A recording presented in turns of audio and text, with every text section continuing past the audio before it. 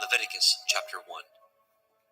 And Yahweh called unto Moshe, and spoke unto him out of the tabernacle of the assembly, saying, Speak unto the children of Yasharel, and say unto them, If any man of you bring an offering unto Yahweh, ye shall bring your offering of the cattle, even of the herd and of the flock. If his offering be a burnt sacrifice of the herd, let him offer a male without blemish. He shall offer it of his own voluntary will, at the door of the tabernacle of the assembly for Yahweh. And he shall put his hand upon the head of the burnt offering, and it shall be accepted for him, to make an atonement for him. And he shall kill the bullock before Yahweh, and the priests, Aharon's sons, shall bring the blood, and sprinkle the blood round about upon the altar that is by the door of the tabernacle of the assembly. And he shall flay the burnt offering, and cut it into his pieces. And the sons of Aharon the priest shall put fire upon the altar, and lay the wood in order upon the fire. And the priests, Aharon's sons, shall lay the parts, the head, the fat, in order upon the wood that is on the fire, which is upon the altar. But his inwards and his legs shall he wash in water, and the priest shall burn all on the altar, to be a burnt sacrifice, an offering made by fire, of sweet savor unto Yahweh. And if his offering be of the flocks, namely of the sheep, or of the goats, for a burnt sacrifice, he shall bring it a male without blemish. And he shall kill it on the side of the altar northward, before Yahweh and the priest. Aharon's sons shall sprinkle his blood round about upon the altar. And he shall cut it into his pieces, with his head and his fat, and the priest shall lay them in order on the wood that is on the fire, which is upon the altar. But he shall wash the inwards of the legs with water, and the priest shall bring it all, and burn it upon the altar. It is a burnt sacrifice, an offering made by fire, of sweet savor unto Yahweh. And if the burnt sacrifice for his offering to Yahweh be of fowls, then he shall bring his offering of turtle doves, or of young pigeons. And the priest shall bring it unto the altar, and wring off his head, and burn it on the altar, and the blood thereof shall be wrung out at the side of the altar. And he shall pluck away his crop with his feathers, and cast it beside the altar on the east part, by the place of the ashes. And he shall cleave it with the wings thereof, but shall not divide it asunder. And the priest shall burn it upon the altar, upon the wood that is upon the fire. It is a burnt sacrifice, an offering made by fire, of sweet savor unto Yahweh. Vayikra, Leviticus chapter 2. And when any will offer a meat offering unto Yahweh, his offering shall be of fine flour, and he shall pour oil upon it, and put frankincense thereon. And he shall bring it to Aharon's sons, the priests, and he shall take thereout his handful of the flour thereof, and of the oil thereof, with all the frankincense thereof. And the priest shall burn the memorial of it upon the altar, to be an offering made by fire, of a sweet savor unto Yahweh. And the remnant of the meat offering shall be Aharon's and his sons. It is a thing most holy of the offerings of Yahweh made by fire. And if you bring an oblation of meat offering, baken in the oven, it shall be matzah cakes of fine flour, mingled with oil, or matzah wafers anointed with oil. And if your oblation be a meat offering, baken in a pan, it shall be of fine flour, unleavened, mingled with oil. You shall part it in pieces, and pour oil thereon. It is a meat offering. And if your oblation be a meat offering, baken in the frying pan, it shall be made of fine flour with oil. And you shall bring the meat offering that is made of these things unto Yahweh. And when it is presented unto the priest, he shall bring it unto the altar. And the priest shall take from the meat offering a memorial thereof, and shall burn it upon the altar. It is an offering made by fire, of sweet savor unto Yahweh. And that which is left of the meat offering shall be Aharon's and his sons. It is a thing most holy of the offerings of Yahweh made by fire. No meat offering which ye shall bring unto Yahweh shall be made with leaven, for ye shall burn no leaven, nor any honey, in any offering of Yahweh made by fire. As for the oblation of the firstfruits, ye shall offer them unto Yahweh, but they shall not be burnt on the altar for a sweet savor. And every oblation of your meat offering shall ye season with salt, neither shall ye suffer the salt of the covenant of your Elohim to be lacking from your meat offering. And all your offerings you shall offer salt. And if you offer a meat offering of your firstfruits unto Yahweh, you shall offer the meat offering of your firstfruits, green ears of grain dried by the fire, even grain beaten out of full ears.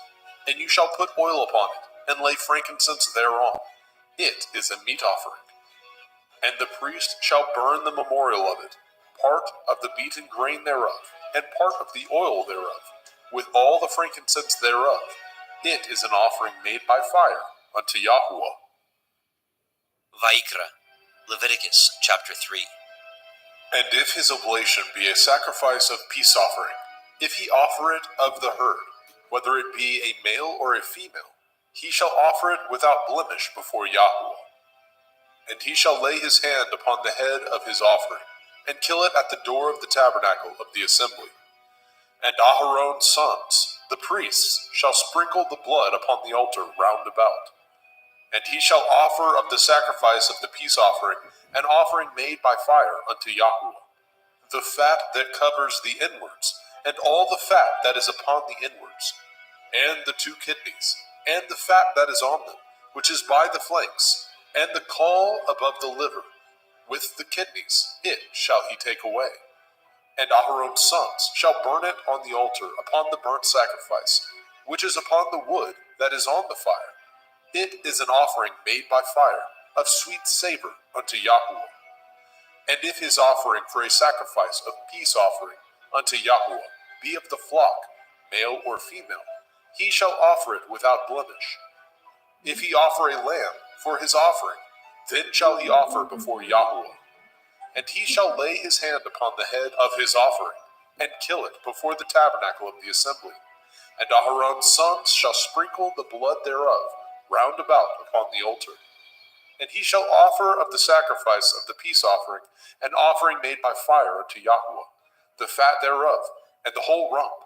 It shall he take off hard by the backbone, and the fat that covers the inwards, and all the fat that is upon the inwards, and the 2 kidneys, and the fat that is upon them, which is by the flanks, and the caul above the liver, and the kidneys, it shall he take away.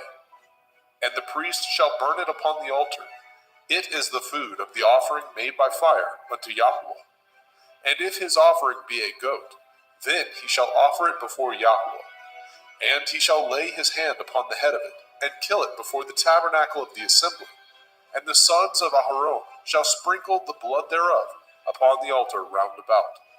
And he shall offer thereof his offering, even an offering made by fire unto Yahweh, the fat that covers the inwards, and all the fat that is upon the inwards, and the 2 kidneys, and the fat that is upon them, which is by the flanks, and the caul above the liver, with the kidneys, it shall he take away. And the priest shall burn them upon the altar. It is the food of the offering, made by fire for a sweet savor. All the fat is Yahweh's. It shall be a perpetual statute for your generations throughout all your dwellings, that ye eat neither fat nor blood. Vayikra, Leviticus chapter 4. And Yahweh spoke unto Moshe, saying, Speak unto the children of Yasharel, saying, If a soul shall sin through ignorance against any of the commandments of Yahweh concerning things which ought not to be done, and shall do against any of them, if the priest that is anointed do sin according to the sin of the people, then let him bring for his sin, which he has sinned, a young bullock, without blemish unto Yahweh, for a sin offering. And he shall bring the bullock unto the door of the tabernacle of the assembly before Yahweh, and shall lay his hands upon the bullock's head, and kill the bullock before Yahweh. And the priest that is anointed shall take of the bullock's blood, and bring it to the tabernacle of the assembly. And the priest shall dip his finger in the blood, and sprinkle of the blood 7 times before Yahweh, before the veil of the sanctuary. And the priest shall put some of the blood upon the horns of the altar of sweet incense before Yahweh, which is in the tabernacle of the assembly, and shall pour all the blood of the bullock at the bottom of the altar of the burnt offering, which is at the door of the tabernacle of the assembly. And he shall take off from it all the fat of the bullock for the sin offering, the fat that covers the inwards, and all the fat that is upon the inwards, and the 2 kidneys, and the fat that is upon them, which is by the flanks, and the caul above the liver, with the kidneys, it shall he take away. As it was taken off from the bullock of the sacrifice of peace offerings, and the priest shall burn them upon the altar of the burnt offering. And the skin of the bullock, and all his flesh, with his head, and with his legs, and his inwards, and his dung, even the whole bullock shall he carry forth without the camp, unto a clean place, where the ashes are poured out, and burn him on the wood with fire. Where the ashes are poured out shall he be burnt.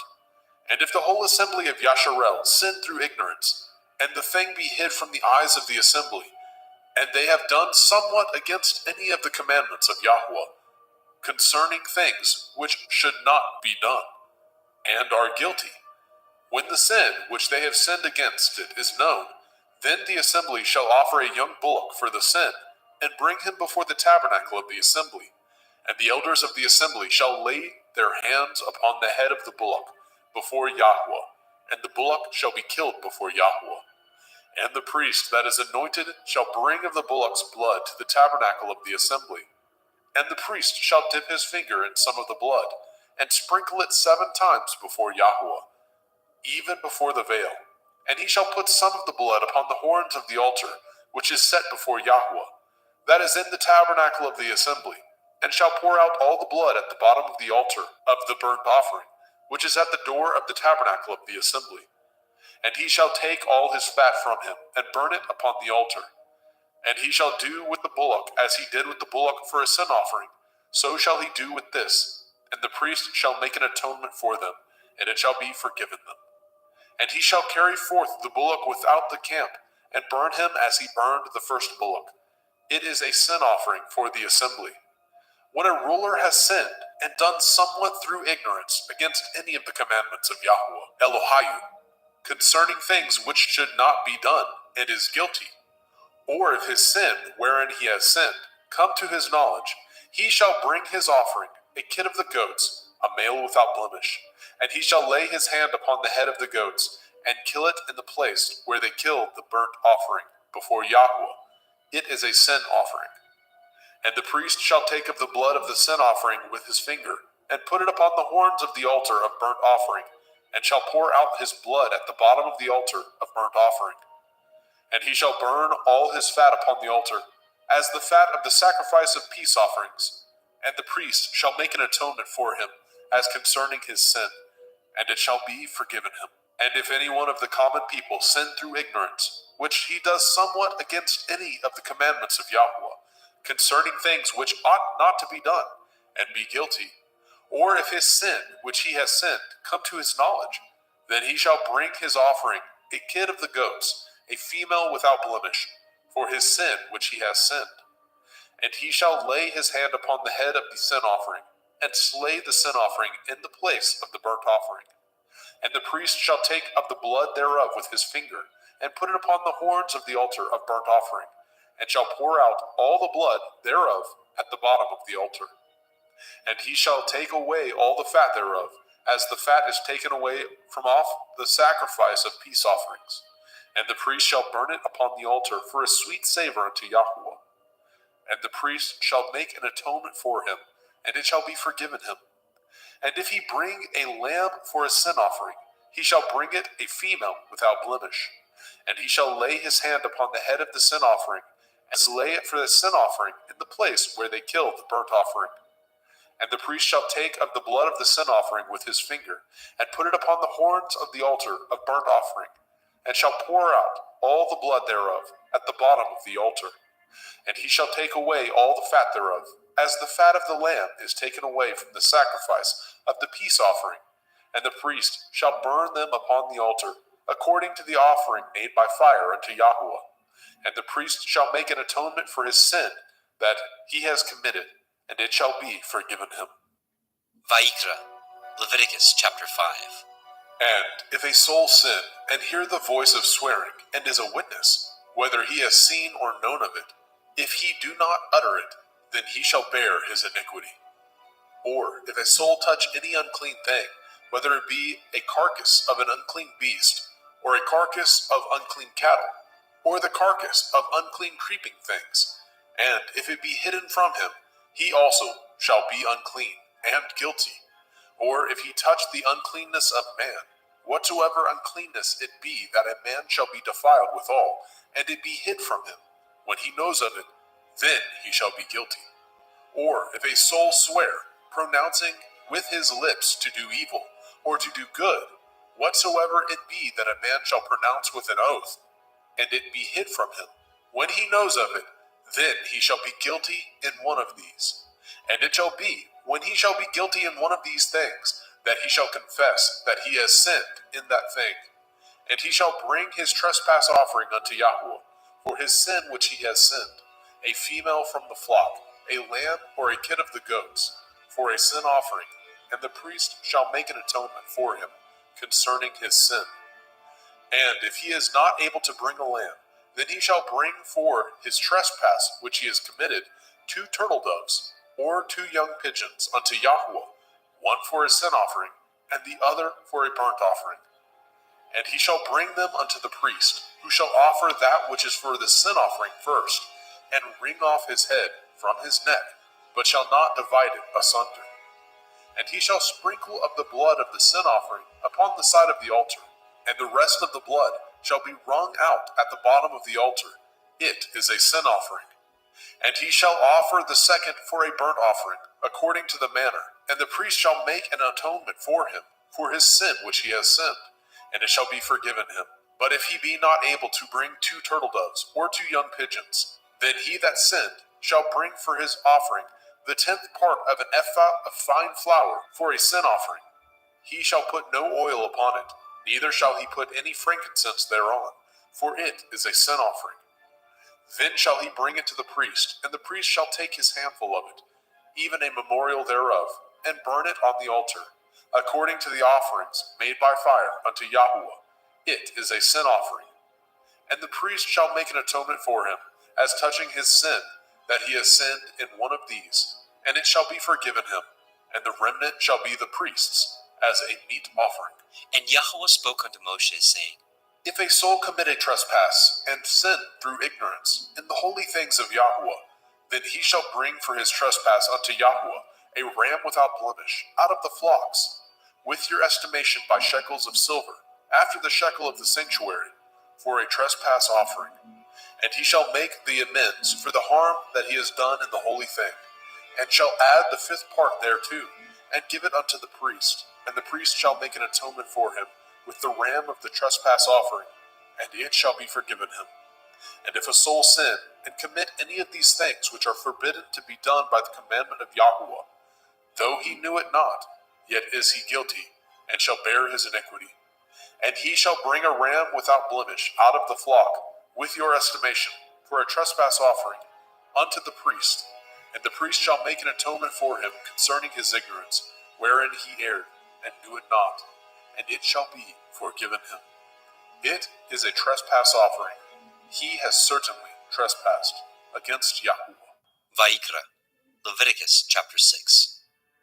And Yahweh spoke unto Moshe, saying, If a soul sin, and commit a transgression against Yahweh, and lie unto his neighbor, in that which was delivered him to keep, or in fellowship, or in a thing taken away by violence, or has deceived his neighbor, or have found that which was lost, and lies concerning it, and swears falsely, in any of these that a man does, sinning therein, then it shall be, because he has sinned and is guilty, that he shall restore that which he took violently away, or the thing which he has deceitfully gotten, or that which was delivered him to keep, or the lost thing which he found, or all that which he has sworn falsely, he shall even restore it in the principal, and shall add the 5th part more thereto, and give it unto him to whom it appertains, in the day of his trespass offering.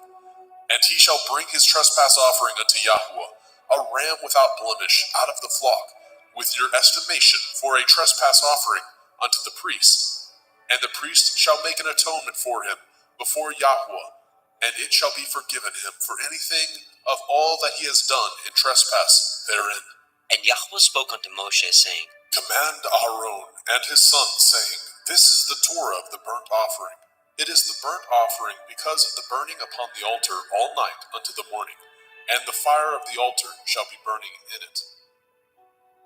And the priest shall put on his linen garment, and his linen breeches shall he put upon his flesh, and take up the ashes which the fire has consumed with the burnt offering on the altar, and he shall put them beside the altar. And he shall put off his garments, and put on other garments, and carry forth the ashes without the camp unto a clean place. And the fire upon the altar shall be burning in it. It shall not be put out. And the priest shall burn wood on it every morning, and lay the burnt offering in order upon it, and he shall burn thereon the fat of the peace offerings. The fire shall ever be burning upon the altar. It shall never go out. And this is the Torah of the meat offering. The sons of Aharon shall offer it before Yahweh, before the altar. And he shall take of it his handful of the flour of the meat offering, and of the oil thereof, and all the frankincense which is upon the meat offering, and shall burn it upon the altar for a sweet savor, even the memorial of it unto Yahweh. And the remainder thereof shall Aharon and his sons eat, with matzah, unleavened bread, shall it be eaten in the holy place, in the court of the tabernacle of the assembly, they shall eat it. It shall not be baken with leaven. I have given it unto them for their portion of my offering made by fire. It is most holy, as is the sin offering, and as the trespass offering. All the males among the children of Aharon shall eat of it. It shall be a statute forever in your generations, concerning the offerings of Yahweh made by fire. Everyone that touches them shall be holy. And Yahweh spoke unto Moshe, saying, This is the offering of Aharon and his sons, which they shall offer unto Yahweh in the day when he is anointed. The 10th part of an ephah of fine flour for a meat offering perpetual, half of it in the morning, and half thereof at night. In a pan it shall be made with oil, and when it is baken, you shall bring it in, and the baken pieces of the meat offering shall you offer for a sweet savor unto Yahweh. And the priest of his sons, that is anointed in his stead, shall offer it. It is a statute forever unto Yahweh. It shall be wholly burnt. For every meat offering for the priest shall be wholly burnt. It shall not be eaten. And Yahweh spoke unto Moshe, saying, Speak unto Aharon and to his sons, saying, This is the Torah of the sin offering. In the place where the burnt offering is killed, shall the sin offering be killed before Yahweh. It is most holy. The priest that offers it for sin shall eat it. In the holy place shall it be eaten, in the court of the tabernacle of the assembly. Whatsoever shall touch the flesh thereof shall be holy. And when there is sprinkled of the blood thereof upon any garment, you shall wash that whereon it was sprinkled in the holy place. But the earthen vessel wherein it was sodden shall be broken. And if it be sodden in a brazen pot, it shall be both scoured and rinsed in water. All the males among the priests shall eat thereof. It is most holy. And no sin offering, whereof any of the blood is brought into the tabernacle of the assembly, to reconcile withal, in the holy place, shall be eaten. It shall be burnt in the fire. Vayikra, Leviticus chapter 7. Likewise, this is the Torah of the trespass offering. It is most holy. In the place where they kill the burnt offering, shall they kill the trespass offering, and the blood thereof shall he sprinkle round about upon the altar. And he shall offer it of all the fat thereof, the rump, the fat that covers the inwards, and the 2 kidneys, and the fat that is on them, which is by the flanks, and the caul that is above the liver, with the kidneys it shall he take away. And the priest shall burn them upon the altar for an offering made by fire unto Yahweh. It is a trespass offering. Every male among the priests shall eat thereof. It shall be eaten in the holy place. It is most holy. As the sin offering is, so is the trespass offering. There is one Torah for them. The priest that makes atonement therewith shall have it. And the priest that offers any man's burnt offering, even the priest shall have to himself the skin of the burnt offering which he has offered. And all the meat offering that is baken in the oven, and all that is dressed in the frying pan, and in the pan, shall be the priest's that offer it. And every meat offering mingled with oil, and dry, shall all the sons of Aharon have, one as much as another. And this is the Torah of the sacrifice of peace offerings, which he shall offer unto Yahweh. If he offer it for thanksgiving, then he shall offer with the sacrifice of thanksgiving matzah, unleavened cakes, mingled with oil, and matzah wafers, anointed with oil, and cakes mingled with oil, of fine flour, fried. Besides the cakes, he shall offer for his offering hametz, leavened bread, with the sacrifice of thanksgiving of his peace offerings. And of it he shall offer one out of the whole oblation, for a heave offering unto Yahweh, and it shall be the priest that sprinkles the blood of the peace offerings. And the flesh of the sacrifice of his peace offerings for thanksgiving shall be eaten the same day that it is offered. He shall not leave any of it until the morning. But if the sacrifice of his offering be a vow, or a voluntary offering, it shall be eaten the same day that he offers his sacrifice. On the morrow also the remainder of it shall be eaten. But the remainder of the flesh of the sacrifice on the third day shall be burnt with fire. And if any of the flesh of the sacrifice of his peace offerings be eaten at all on the third day, it shall not be accepted, neither shall it be imputed unto him that offers it. It shall be an abomination, and the soul that eats of it shall bear his iniquity. And the flesh that touches any unclean thing shall not be eaten. It shall be burnt with fire. And as for the flesh, all that be clean shall eat thereof.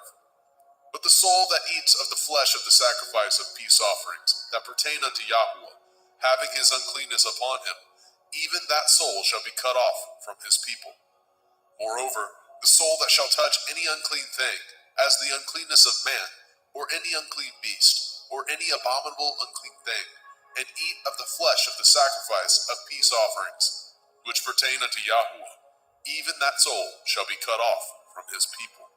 And Yahweh spoke unto Moshe, saying, Speak unto the children of Yasharel, saying, Ye shall eat no manner of fat, of ox, or of sheep, or of goat, and the fat of the beast that dies of itself, and the fat of that which is torn with beast, may be used in any other use, but ye shall in no wise eat of it. For whosoever eats the fat of the beast, of which men offer an offering made by fire unto Yahweh, even the soul that eats it shall be cut off from his people. Moreover, ye shall eat no manner of blood, whether it be of fowl or of beast, in any of your dwellings. Whatsoever soul it be that eats any manner of blood, even that soul shall be cut off from his people. And Yahweh spoke unto Moshe, saying, Speak unto the children of Yasharel, saying, He that offers the sacrifice of his peace offerings unto Yahweh shall bring his oblation unto Yahweh of the sacrifice of his peace offerings. His own hand shall bring the offerings of Yahweh made by fire. The fat with the breast it shall he bring, that the breast may be waved for a wave offering before Yahweh. And the priest shall burn the fat upon the altar, but the breast shall be Aharon's and his sons'. And the right shoulder shall ye give unto the priest for a heave offering of the sacrifices of your peace offerings. He among the sons of Aharon that offers the blood of the peace offerings and the fat shall have the right shoulder for his part. For the wave breast and the heave shoulder have I taken of the children of Yasharel from off the sacrifices of their peace offerings, and have given them unto Aharon the priest, and unto his sons by a statute forever, from among the children of Yasharel. This is the portion of the anointing of Aharon, and of the anointing of his sons, out of the offerings of Yahweh made by fire, in the day when he presented them to minister unto Yahweh in the priest's office, which Yahweh commanded to be given them of the children of Yasharel, in the day that he anointed them, by a statute forever throughout their generations. This is the Torah of the burnt offering, of the meat offering, and of the sin offering, and of the trespass offering, and of the consecrations, and of the sacrifice of the peace offerings. which Yahweh commanded Moshe in Mount Sinai in the day that he commanded the children of Yisrael to offer their oblations unto Yahweh in the wilderness of Sinai. Vayikra, Leviticus chapter 8. And Yahweh spoke unto Moshe, saying, Take Aharon and his sons with him, and the garments, and the anointing oil, and a bullock for the sin offering, and 2 rams, and a basket of matzah, unleavened bread, and gather all the assembly together unto the door of the tabernacle of the assembly. And Moshe did as Yahweh commanded him, and the assembly was gathered together unto the door of the tabernacle of the assembly. And Moshe said unto the assembly, This is the thing which Yahweh commanded to be done. And Moshe brought Aharon and his sons, and washed them with water. And he put upon him the coat, and girded him with the belt, and clothed him with the robe, and put the ephod upon him. And he girded him with the belt of the ephod, and bound it unto him therewith. And he put the breastplate upon him. Also he put in the breastplate the Urim and the Tumim. And he put the turban upon his head. Also upon the turban, even upon his forefront, did he put the golden plate, the holy crown, as Yahweh commanded Moshe. And Moshe took the anointing oil, and anointed the tabernacle, and all that was therein, and sanctified them. And he sprinkled thereof upon the altar 7 times, and anointed the altar and all his vessels, both the laver and his foot, to sanctify them. And he poured of the anointing oil upon Aharon's head, and anointed him, to sanctify him. And Moshe brought Aharon's sons, and put coats upon them, and girded them with belts, and put bonnets upon them, as Yahweh commanded Moshe. And he brought the bullock for the sin offering, and Aharon and his sons laid their hands upon the head of the bullock for the sin offering, and he slew it. And Moshe took the blood, and put it upon the horns of the altar round about with his finger, and purified the altar, and poured the blood at the bottom of the altar, and sanctified it, to make reconciliation upon it. And he took all the fat that was upon the inwards, and the caul above the liver, and the 2 kidneys, and their fat, and Moshe burned it upon the altar. But the bullock, and his hide, and his flesh, and his dung, he burnt with fire without the camp, as Yahweh commanded Moshe.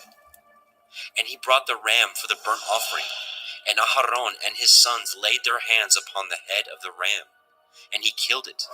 And Moshe sprinkled the blood upon the altar round about.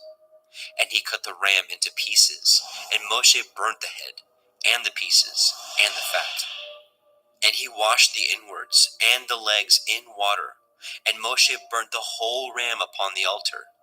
It was a burnt sacrifice for a sweet savor, and an offering made by fire unto Yahweh, as Yahweh commanded Moshe.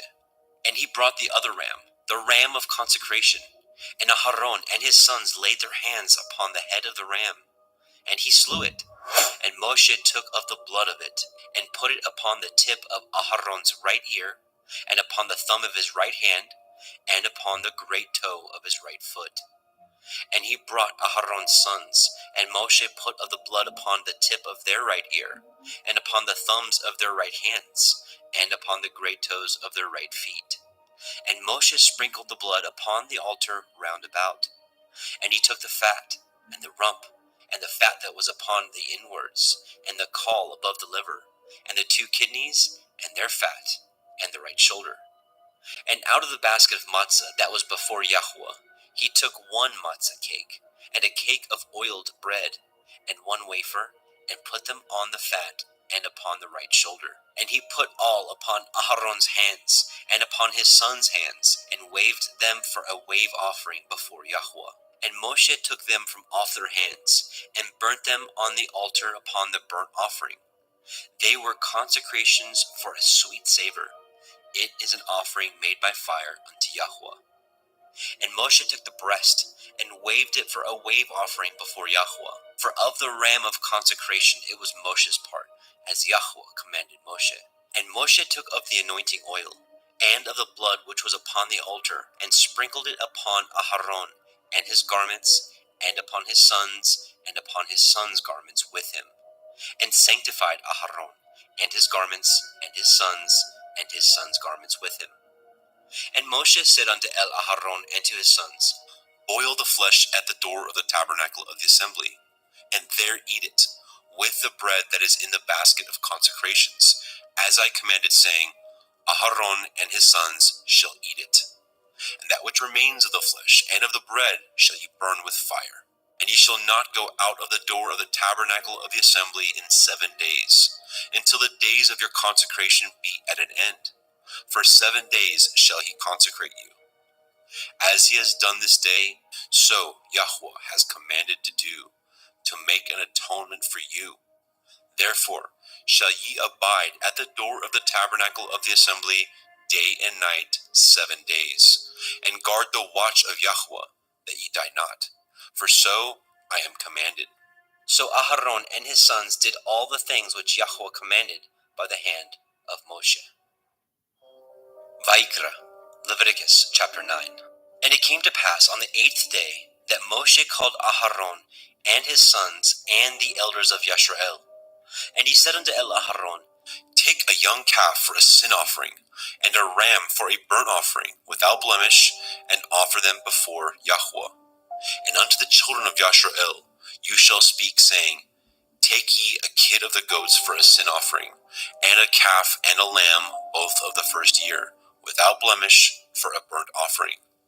Also a bullock and a ram for peace offerings, to sacrifice before Yahweh, and a meat offering mingled with oil. For today Yahweh will appear unto you. And they brought which Moshe commanded before the tabernacle of the assembly. And all the assembly drew near and stood before Yahweh.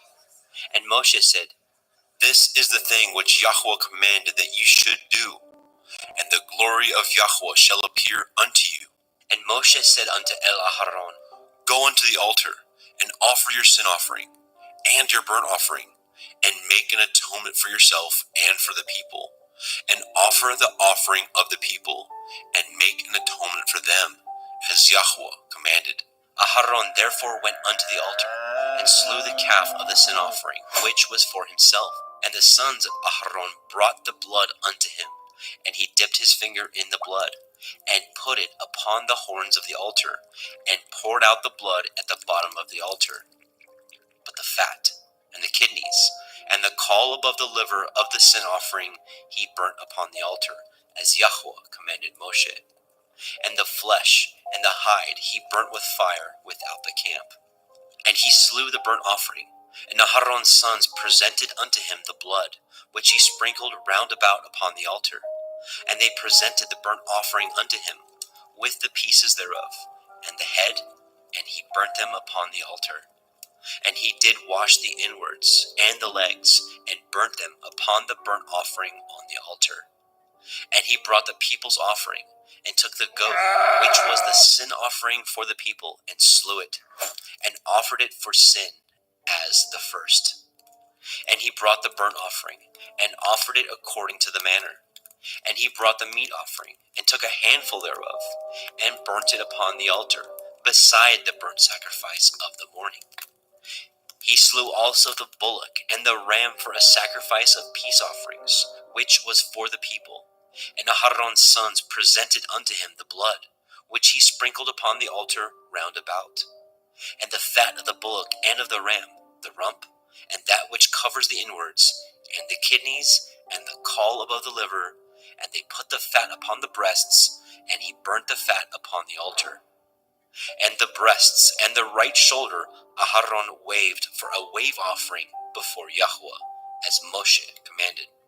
And Aharon lifted up his hand toward the people, and blessed them, and came down from offering of the sin offering, and the burnt offering, and peace offerings. And Moshe and Aharon went into the tabernacle of the assembly, and came out, and blessed the people. And the glory of Yahweh appeared unto all the people. And there came a fire out from before Yahweh, and consumed upon the altar the burnt offering and the fat, which when all the people saw, they shouted and fell on their face. Vaikra, Leviticus chapter 10. And Nadab and Abihu, the sons of Aharon, took either of them his censer, and put fire therein, and put incense thereon, and offered strange fire before Yahweh, which he commanded them not. And there went out fire from Yahweh, and devoured them, and they died before Yahweh. Then Moshe said unto El Aharon, This is that Yahweh spoke, saying, I will be sanctified in them that come nigh me, and before all the people I will be glorified. And Aharon held his peace. And Moshe called Mishael and Elishaphan, the sons of Uzziel, the uncle of Aharon, and said unto them, Come near, carry your brethren from before the sanctuary out of the camp. So they went near, and carried them in their coats out of the camp, as Moshe had said. And Moshe said unto El Aharon, and unto Eleazar, and unto Ithamar his sons, Uncover not your heads, neither rend your clothes, lest ye die, and lest the wrath come upon all the people. But let your brethren, the whole house of Yashrael, bewail the burning which Yahweh has kindled. And ye shall not go out from the door of the tabernacle of the assembly, lest ye die. For the anointing oil of Yahweh is upon you. And they did according to the word of Moshe. And Yahweh spoke unto El Aharon, saying, Do not drink wine, nor strong drink, you nor your sons with you, when ye go into the tabernacle of the assembly, lest ye die. It shall be a statute forever throughout your generations, and that ye may put difference between holy and unholy, and between unclean and clean, and that ye may teach the children of Yasharel all the statutes which Yahweh has spoken unto them by the hand of Moshe. And Moshe spoke unto El Aharon, and unto Eleazar, and unto Ithamar, his sons that were left, Take the meat offering that remains of the offerings of Yahweh made by fire, and eat it without leaven beside the altar, for it is most holy. And ye shall eat it in the holy place, because it is your due, and your sons' due, of the sacrifices of Yahweh made by fire. For so I am commanded.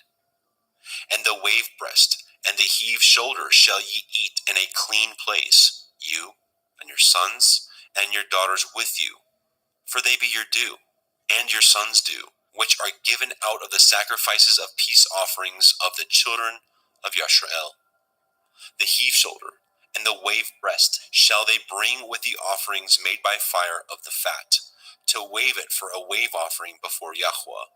And it shall be yours, and your sons with you, by a statute forever, as Yahweh has commanded. And Moshe diligently sought the goat of the sin offering, and behold, it was burnt.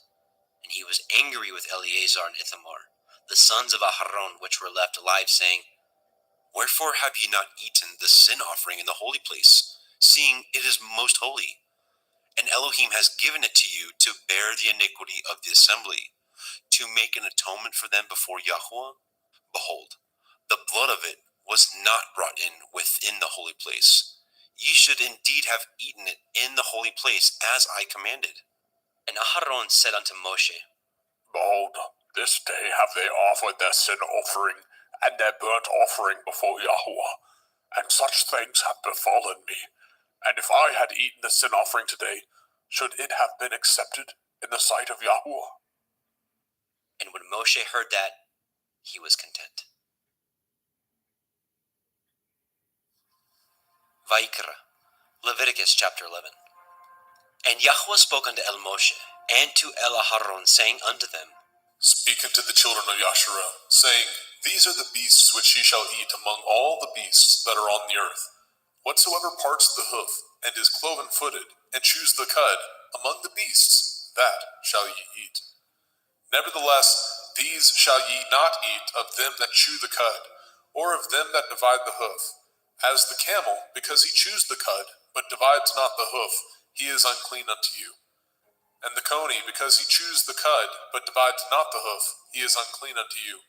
And the hare, because he chews the cud, but divides not the hoof, he is unclean unto you. And the swine, though he divide the hoof, and be cloven-footed, yet he chews not the cud, he is unclean to you. Of their flesh shall ye not eat, and their carcass shall ye not touch, they are unclean to you. These shall ye eat of all that are in the waters. Whatsoever has fins and scales in the waters, in the seas, and in the rivers, them shall you eat. And all that have not fins and scales in the seas and in the rivers, of all that move in the waters, and of any living thing which is in the waters, they shall be an abomination unto you. They shall be even an abomination unto you. Ye shall not eat of their flesh, but ye shall have their carcasses in abomination. Whatsoever has no fins nor scales in the water, that shall be an abomination unto you. And these are they which ye shall have an abomination among the fowls. They shall not be eaten.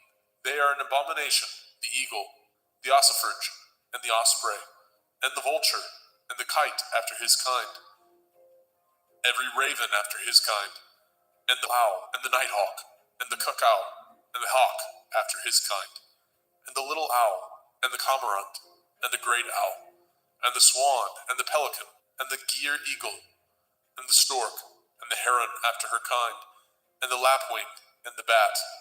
All fowls that creep going upon all four shall be an abomination unto you. Yet these may ye eat of every flying creeping thing that goes upon all four, which have legs above their feet, to leap withal upon the earth. Even these of them ye may eat, the locust after his kind, and the bald locust after his kind, and the beetle after his kind, and the grasshopper after his kind. But all other flying creeping things, which have 4 feet, shall be an abomination unto you. And for these ye shall be unclean. Whosoever touches the carcass of them shall be unclean until the evening. And whosoever bears aught of the carcass of them shall wash his clothes, and be unclean until the evening. The carcass of every beast which divides the hoof, and is not cloven-footed, nor chews the cud, are unclean unto you. Every one that touches them shall be unclean. And whatsoever goes upon his paws, among all manner of beasts that go on all fours, those are unclean unto you. Whoso touches their carcass shall be unclean until the evening. And he that bears the carcass of them shall wash his clothes, and be unclean unto the evening. They are unclean unto you. These also shall be unclean unto you.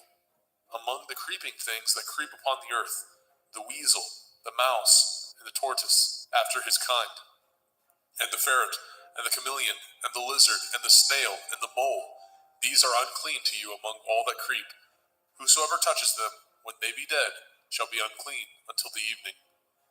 And upon whatsoever any of them, when they are dead, does fall, it shall be unclean, whether it be any vessel of wood, or raiment, or skin, or sack, whatsoever vessel it be, wherein any work is done, it must be put into water, and it shall be unclean until the evening, so it shall be cleansed. And every earthen vessel, where into any of them that falls, whatsoever is in it shall be unclean, and ye shall break it. Of all meat which may be eaten, that on which such water comes shall be unclean, and all drink that may be drunk in every vessel shall be unclean, and everything whereupon any part of their carcass falls shall be unclean, whether it be oven or range for pots, they shall be broken down, for they are unclean, and shall be unclean unto you. Nevertheless, a fountain or pit, wherein there is plenty of water, shall be clean, but that which touches their carcass shall be unclean. And if any part of their carcass falls upon any sowing seed which is to be sown, it shall be clean. But if any water be put upon the seed, and any part of their carcass fall thereon, it shall be unclean unto you. And if any beast of which ye may eat die, he that touches the carcass thereof shall be unclean until the evening. And he that eats of the carcass of it shall wash his clothes, and be unclean until the evening. He also that bears the carcass of it shall wash his clothes, and be unclean until the evening. And every creeping thing that creeps upon the earth shall be an abomination. It shall not be eaten. Whatsoever goes upon the belly, and whatsoever goes upon all fours, or whatsoever has more feet among all creeping things that creep upon the earth, them shall ye not eat, for they are an abomination. Ye shall not make yourselves abominable with any creeping thing that creeps, neither shall ye make yourselves unclean with them, that ye should be defiled thereby. For I am Yahuwah Elohim. Ye shall therefore sanctify yourselves, and ye shall be holy, for I am holy. Neither shall ye defile yourselves with any manner of creeping thing that creeps upon the earth. For I am Yahuwah, that brings you up out of the land of Mitzrayim, to be your Elohim. Ye shall therefore be holy, for I am holy.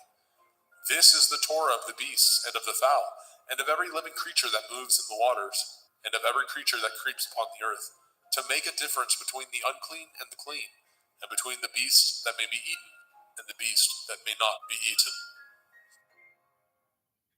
Vaikra, Leviticus chapter 12. And Yahweh spoke unto Moshe, saying, Speak unto the children of Yasharel, saying, If a woman have conceived seed, and born a male child, then she shall be unclean 7 days. According to the days of the separation for her infirmity shall she be unclean. And in the 8th day the flesh of his foreskin shall be circumcised. And she shall then continue in the blood of her purifying 33 days. She shall touch no hallowed thing, nor come into the sanctuary, until the days of her purifying be fulfilled. But if she bear a female child, then she shall be unclean 2 weeks, as in her separation, and she shall continue in the blood of her purifying 66 days. And when the days of her purifying are fulfilled, for a son or for a daughter, she shall bring a lamb of the first year for a burnt offering, and a young pigeon or a turtle dove for a sin offering, unto the door of the tabernacle of the assembly, unto the priest, who shall offer it before Yahweh, and make an atonement for her, and she shall be cleansed from the issue of her blood. This is the Torah for her that has borne a male or a female. And if she be not able to bring a lamb, then she shall bring 2 turtle doves or 2 young pigeons, the one for the burnt offering, and the other for a sin offering. And the priest shall make an atonement for her, and she shall be clean. Vaikra, Leviticus chapter 13. And Yahweh spoke unto El Moshe and El Aharon, saying, When a man shall have in the skin of his flesh a rising, a scab, or a bright spot, and it be in the skin of his flesh, like the plague of leprosy, then he shall be brought unto El Aharon the priest, or unto one of his sons the priests. And the priest shall look on the plague in the skin of the flesh, and when the hair in the plague is turned white, and the plague in sight be deeper than the skin of his flesh, it is a plague of leprosy, and the priest shall look on him and pronounce him unclean. If the bright spot be white in the skin of his flesh, and in sight be not deeper than the skin, and the hair thereof be not turned white, then the priest shall shut up him that has the plague 7 days. And the priest shall look on him the 7th day, and behold, if the plague in his sight be at a stay, and the plague spread not in the skin, then the priest shall shut him up 7 days more. And the priest shall look on him again the 7th day, and behold, if the plague be somewhat dark, and the plague spread not in the skin, the priest shall pronounce him clean. It is but a scab, and he shall wash his clothes and be clean.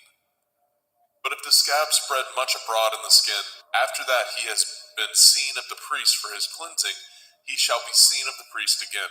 And if the priest see that, behold, the scab spreads in the skin, then the priest shall pronounce him unclean. It is a leprosy. When the plague of leprosy is in a man, then he shall be brought unto the priest. And the priest shall see him, and behold, if the rising be white in the skin, and it have turned the hair white, and there be quick raw flesh in the rising, it is an old leprosy in the skin of his flesh, and the priest shall pronounce him unclean, and shall not shut him up, for he is unclean. And if a leprosy break out abroad in the skin, and the leprosy cover all the skin of him that has the plague from his head even to his foot, wheresoever the priest looks, then the priest shall consider, and behold, if the leprosy have covered all his flesh, he shall pronounce him clean that has the plague. It is all turned white, he is clean. But when raw flesh appears in him, he shall be unclean. And the priest shall see the raw flesh and pronounce him to be unclean. For the raw flesh is unclean, it is a leprosy. Or if the raw flesh turn again, and be changed unto white, he shall come unto the priest. And the priest shall see him, and behold, if the plague be turned unto white, then the priest shall pronounce him clean that has the plague. He is clean. The flesh also, in which even in the skin thereof was a boil, and is healed. And in the place of the boil, where there be a white rising, or a bright spot, white, and somewhat reddish, and it be showed to the priest. And if, when the priest sees it, behold, it be in sight lower than the skin, and the hair thereof be turned white, the priest shall pronounce him unclean. It is a plague of leprosy, broken out of the boil. But if the priest look on it, and behold, there be no white hairs therein, and if it be not lower than the skin, but be somewhat dark, then the priest shall shut him up 7 days. And if it spread much abroad in the skin, then the priest shall pronounce him unclean. It is a plague. But if the bright spot stay in his place, and spread not, it is a burning boil, and the priest shall pronounce him clean. Or if there be any flesh in the skin whereof there is a hot burning, and the quick flesh that burns have a white bright spot, somewhat reddish or white, then the priest shall look upon it, and behold, if the hair in the bright spot be turned white, and it be in sight deeper than the skin, it is a leprosy broken out of the burning, wherefore the priest shall pronounce him unclean. It is the plague of leprosy. But if the priest look on it, and behold, there be no white hair in the bright spot, and it be no lower than the other skin, but be somewhat dark, then the priest shall shut him up 7 days. And the priest shall look upon him the 7th day, and if it be spread much abroad in the skin, then the priest shall pronounce him unclean. It is the plague of leprosy. And if the bright spot stay in his place, and spread not in the skin, but it be somewhat dark, it is a rising of the burning, and the priest shall pronounce him clean, for it is an inflammation of the burning. If a man or woman have a plague upon the head or the beard, then the priest shall see the plague, and behold, if it be in sight deeper than the skin, and there be in it a yellow thin hair, then the priest shall pronounce him unclean. It is a dry skull, even a leprosy upon the head or beard. And if the priest shall look on the plague of the skull, and behold, it be not in sight deeper than the skin, and that there is no black hair in it, then the priest shall shut up him that has the plague of the skull 7 days. And in the 7th day the priest shall look on the plague, and behold, if the skull spread not, and there be in it no yellow hair, and the skull be not in sight deeper than the skin, he shall be shaven, and the skull shall he not shave, and the priest shall shut him up that has the skull 7 days more. And in the 7th day the priest shall look on the skull, and behold, if the skull be not spread in the skin, nor be in sight deeper than the skin, then the priest shall pronounce him clean, and he shall wash his clothes and be clean. But if the skull spread much in the skin after his cleansing, then the priest shall look on him, and behold, if the skull be spread in the skin, the priest shall not seek for yellow hair, he is unclean. But if the skull be in his sight at a stay, and that there is a black hair grown up therein, the skull is healed, he is clean, and the priest shall pronounce him clean. If a man also or a woman have in the skin of their flesh bright spots, even white bright spots, then the priest shall look, and behold, if the bright spot in the skin of their flesh be darkish white, it is a freckled spot that grows in the skin, he is clean. And the man whose hair is fallen off his head, he is bald, yet is he clean. And he that has his hair fallen off from the part of his head towards his face, he is forehead bald, yet he is clean. And if there be in the bald head or bald forehead a white reddish sore, it is a leprosy sprung up in his bald head or his bald forehead. Then the priest shall look upon it, and behold, if the rising of the sore be white reddish in the bald head or in his bald forehead, as the leprosy appears in the skin of the flesh, he is a leprous man, he is unclean. The priest shall pronounce him utterly unclean, his plague is in his head. And the leper in whom the plague is, his clothes shall be rent, and his head bare, and he shall put a covering upon his upper lip, and shall cry, unclean, unclean. All the days wherein the plague shall be in him shall he be defiled. He is unclean. He shall dwell alone, without the camp shall his habitation be. The garment also that the plague of leprosy is in, whether it be a woolen garment or a linen garment, whether it be in the woof of linen, or of woolen, whether in a skin, or anything made of skin. And if the plague be greenish or reddish in the garment, or in the skin, either in the warp, or in the woof, or in anything of skin, it is a plague of leprosy, and shall be showed unto the priest. And the priest shall look upon the plague, and shut up it that has the plague 7 days. And he shall look on the plague on the 7th day. If the plague be spread in the garment, either in the warp, or in the woof, or in a skin, or in any work that is made of skin. The plague is a fretting leprosy. It is unclean. He shall therefore burn that garment, whether warp or woof, in woolen or in linen, anything of skin wherein the plague is, for it is a fretting leprosy. It shall be burnt in the fire. And if the priest shall look, and behold, the plague be not spread in the garment, either in the warp or in the woof, or in anything of skin, then the priest shall command that they wash the thing wherein the plague is, and he shall shut it up 7 days more. And the priest shall look on the plague after that it is washed. And behold, if the plague have not changed his color, and the plague be not spread, it is unclean. You shall burn it in the fire. It is a fret inward, whether it be bare within or without. And if the priest look, and behold the plague be somewhat dark after the washing of it, then he shall rend it out of the garment, or out of the skin, or out of the warp, or out of the woof. And if it appear still in the garment, either in the warp or in the woof, or in anything of skin, it is a spreading plague. You shall burn that wherein the plague is with fire. And the garment, either warp or woof, or whatsoever thing of skin it be, which you shall wash, if the plague be departed from them, then it shall be washed the second time, and shall be clean. This is the Torah of the plague of leprosy, in a garment of woolen or linen, either in warp or woof, or in anything of skins, to pronounce it clean, or to pronounce it unclean. Vaikra, Leviticus chapter 14. And Yahweh spoke unto Moshe, saying, This shall be the Torah of the leper in the day of his cleansing. He shall be brought unto the priest, and the priest shall go forth out of the camp. And the priest shall look, and behold, if the plague of leprosy be healed in the leper, then shall the priest command to take for him that is to be cleansed 2 birds alive and clean, and cedar wood, and scarlet, and hyssop. And the priest shall command that one of the birds be killed in an earthen vessel over running water. As for the living bird, he shall take it, and the cedar wood, and the scarlet, and the hyssop, and shall dip them, and the living bird in the blood of the bird that was killed over the running water.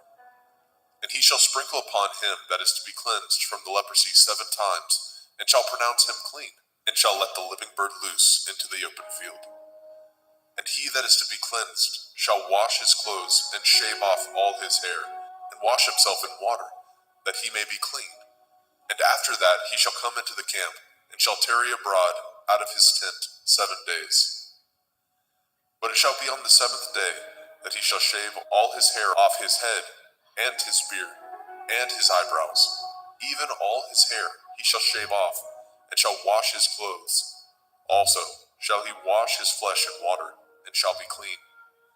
And on the 8th day he shall take 2 he-lambs without blemish, and 1 ewe-lamb of the first year without blemish, and 3/10 deal of fine flour for a meat offering, mingled with oil, and 1 log of oil. And the priest that makes him clean shall present the man that is to be made clean, and those things before Yahweh at the door of the tabernacle of the assembly. And the priest shall take 1 he-lamb, and offer him for a trespass offering, and the log of oil, and wave them for a wave offering before Yahweh. And he shall slay the lamb in the place where he shall kill the sin offering, and the burnt offering, in the holy place. For as the sin offering is the priest's, so is the trespass offering. It is most holy. And the priest shall take some of the blood of the trespass offering, and the priest shall put it upon the tip of the right ear of him that is to be cleansed, and upon the thumb of his right hand, and upon the great toe of his right foot. And the priest shall take some of the log of oil, and pour it into the palm of his own left hand. And the priest shall dip his right finger in the oil that is in his left hand, and shall sprinkle of the oil with his finger 7 times before Yahweh. And of the rest of the oil that is in his hand shall the priest put upon the tip of the right ear of him that is to be cleansed, and upon the thumb of his right hand, and upon the great toe of his right foot, upon the blood of the trespass offering. And the remnant of the oil that is in the priest's hand he shall pour upon the head of him that is to be cleansed, and the priest shall make an atonement for him before Yahweh. And the priest shall offer the sin offering, and make an atonement for him that is to be cleansed from his uncleanness, and afterwards he shall kill the burnt offering. And the priest shall offer the burnt offering and the meat offering upon the altar, And the priest shall make an atonement for him, and he shall be clean.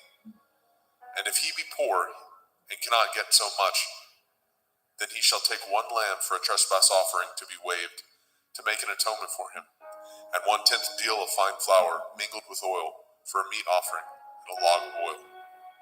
And 2 turtle doves, or 2 young pigeons, such as he is able to get. And the one shall be a sin offering, and the other a burnt offering. And he shall bring them on the 8th day for his cleansing unto the priest, unto the door of the tabernacle of the assembly before Yahuwah.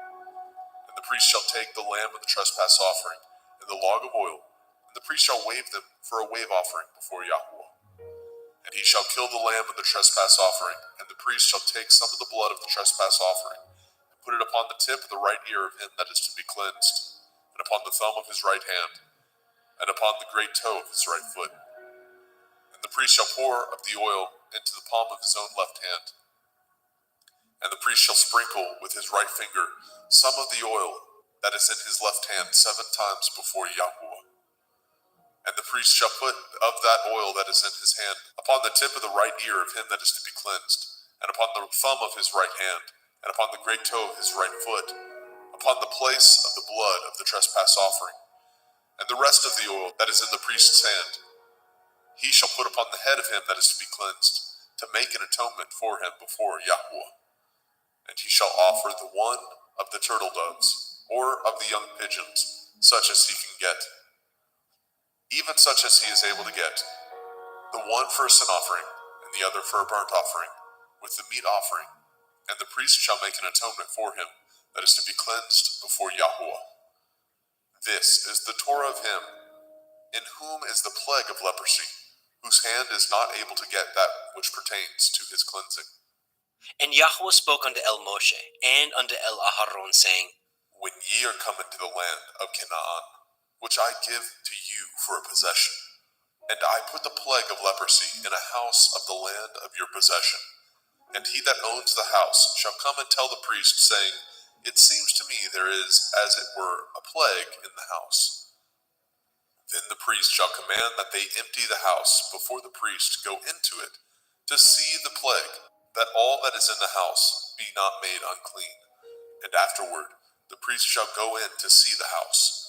And he shall look on the plague, and behold, if the plague be in the walls of the house, with hollow strakes, greenish or reddish, which in sight are lower than the wall, then the priest shall go out of the house to the door of the house, and shut up the house 7 days.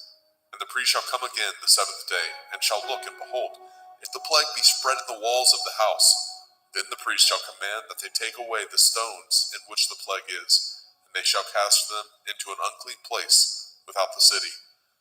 And he shall cause the house to be scraped within round about, and they shall pour out the dust that they scrape off without the city into an unclean place.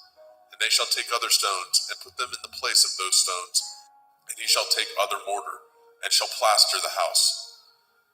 And if the plague come again, and break out in the house, after that he has taken away the stones, and after he has scraped the house, and after it is plastered, then the priest shall come and look, and behold, if the plague be spread in the house, it is a fretting leprosy in the house, it is unclean. And he shall break down the house, the stones of it, and the timber thereof, and all the mortar of the house, and he shall carry them forth out of the city into an unclean place. Moreover, he that goes into the house all the while that it is shut up shall be unclean until the evening. And he that lies in the house shall wash his clothes, and he that eats in the house shall wash his clothes. And if the priest shall come in and look upon it, and behold, the plague has not spread in the house, after the house was plastered, then the priest shall pronounce the house clean, because the plague is healed. And he shall take to cleanse the house 2 birds, and cedar wood, and scarlet, and hyssop. And he shall kill the one of the birds in an earthen vessel over running water. And he shall take the cedar wood, and the hyssop, and the scarlet, and the living bird, and dip them in the blood of the slain bird, and in the running water, and sprinkle the house 7 times. And he shall cleanse the house with the blood of the bird, and with the running water, and with the living bird, and with the cedar wood, and with the hyssop, and with the scarlet. But he shall let go of the living bird out of the city into the open field, and make an atonement for the house, and it shall be clean. This is the Torah for all manner of plague, of leprosy and scald, and for the leprosy of a garment and of a house, and for a rising, and for a scab, and for a bright spot, to teach when it is unclean and when it is clean. This is the Torah of leprosy.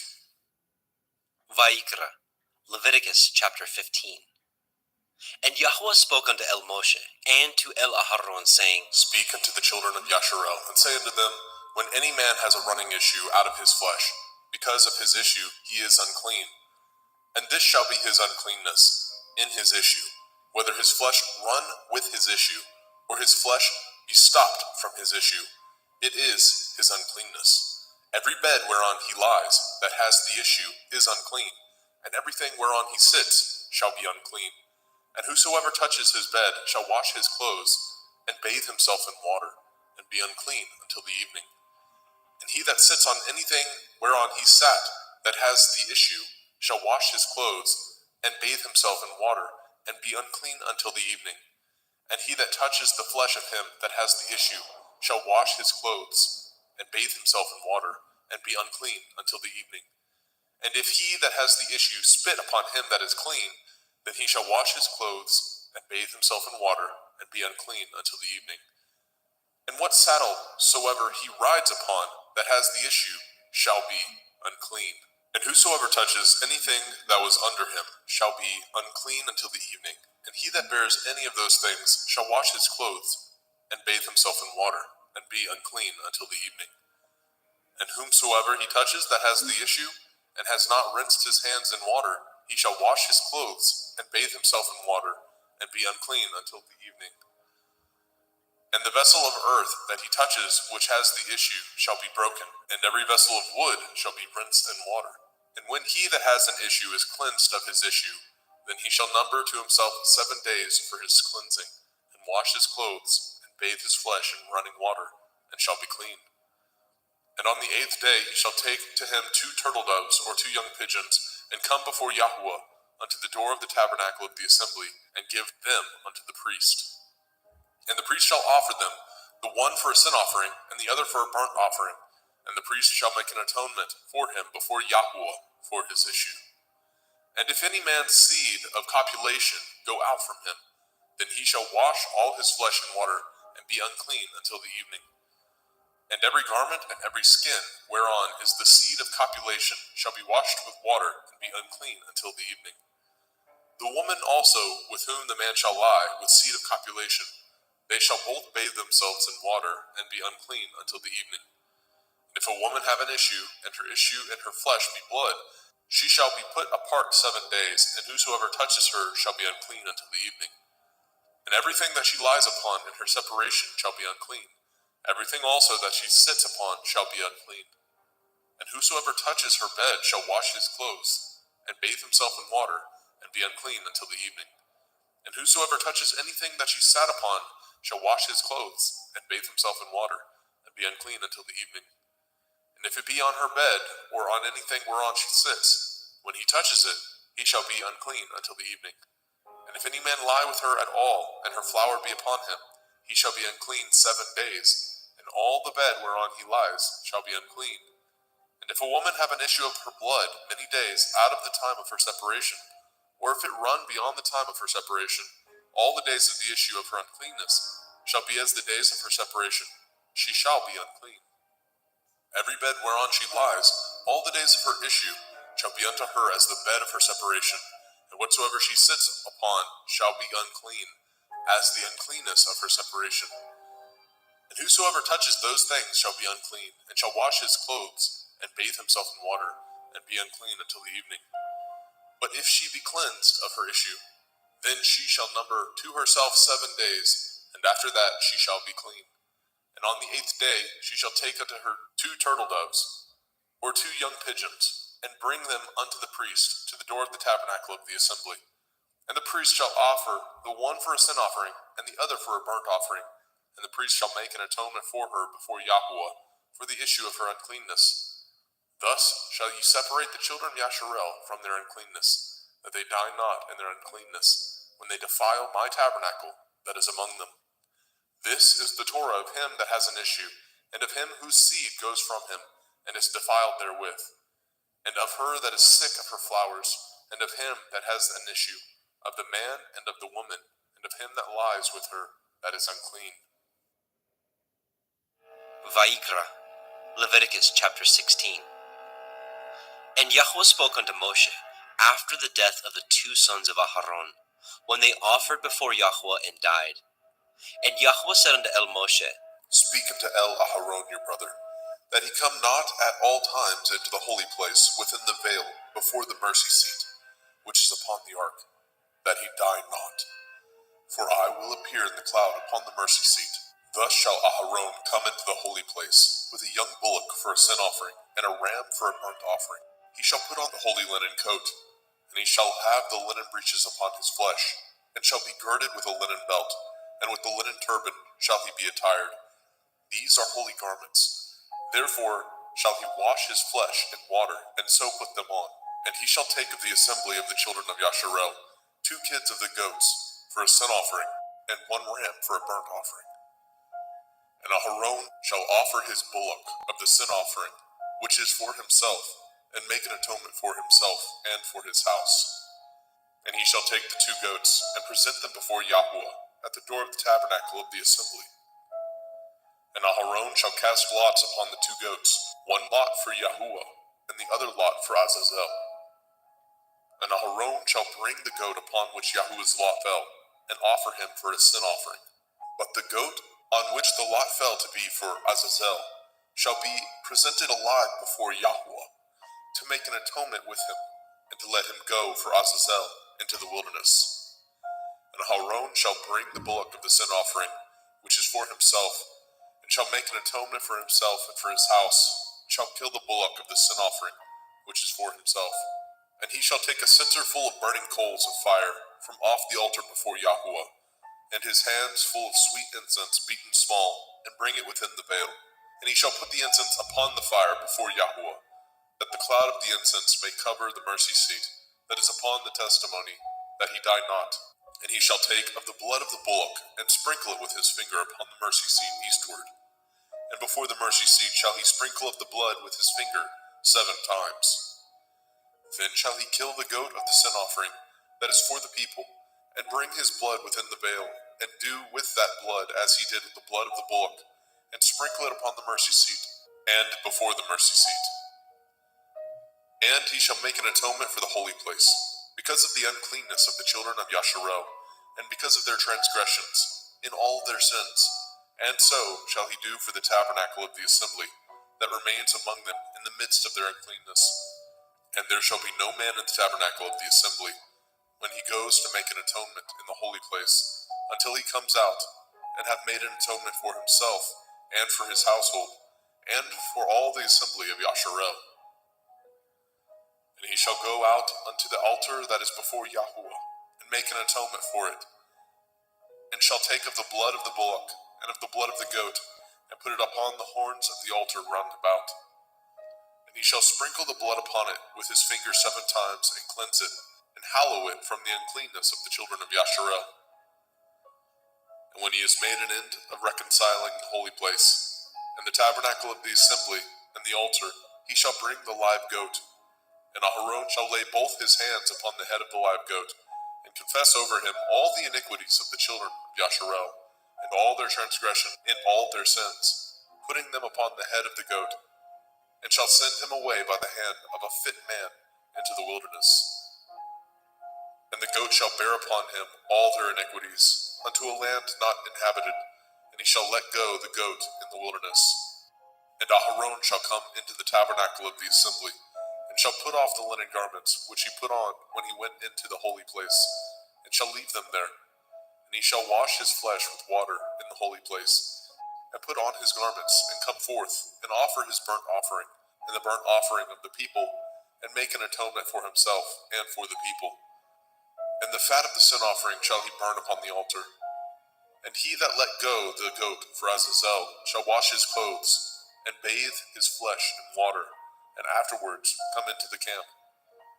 And the bullock for the sin offering, and the goat for the sin offering, and whose blood was brought in to make an atonement in the holy place, shall one carry forth without the camp, and they shall burn in the fire their skins, and their flesh, and their dung. And he that burns them shall wash his clothes, and bathe his flesh in water, and afterwards he shall come into the camp. And this shall be a statute forever unto you, that in the 7th month, on the 10th day of the month, ye shall afflict your souls, and do no work at all, whether it be one of your own country, or a stranger that sojourns among you. For on that day shall the priest make an atonement for you, to cleanse you, that ye may be clean from all your sins before Yahweh. It shall be a Sabbath of rest unto you, and ye shall afflict your souls by a statute forever. And the priest, whom he shall anoint, and whom he shall consecrate to minister in the priest's office in his father's stead, shall make the atonement, and shall put on the linen clothes, even the holy garments.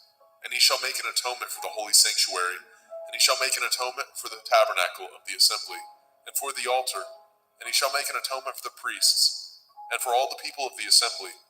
And this shall be an everlasting statute unto you, to make an atonement for the children of Yasharel for all their sins once a year. And he did as Yahweh commanded Moshe.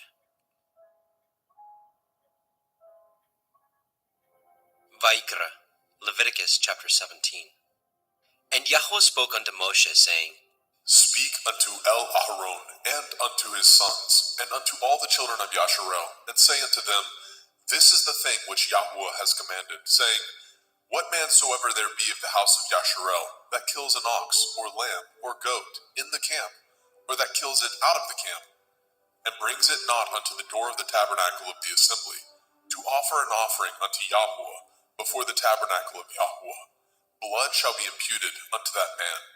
He has shed blood, and that man shall be cut off from among his people. To the end that the children of Yasharel may bring their sacrifices, which they offer in the open field, even that they may bring them unto Yahweh, unto the door of the tabernacle of the assembly, unto the priest, and offer them for peace offerings unto Yahweh. And priests shall sprinkle the blood upon the altar of Yahweh at the door of the tabernacle of the assembly, and burn the fat for a sweet savor unto Yahweh. And they shall no more offer their sacrifices unto devils, after whom they have gone a-whoring.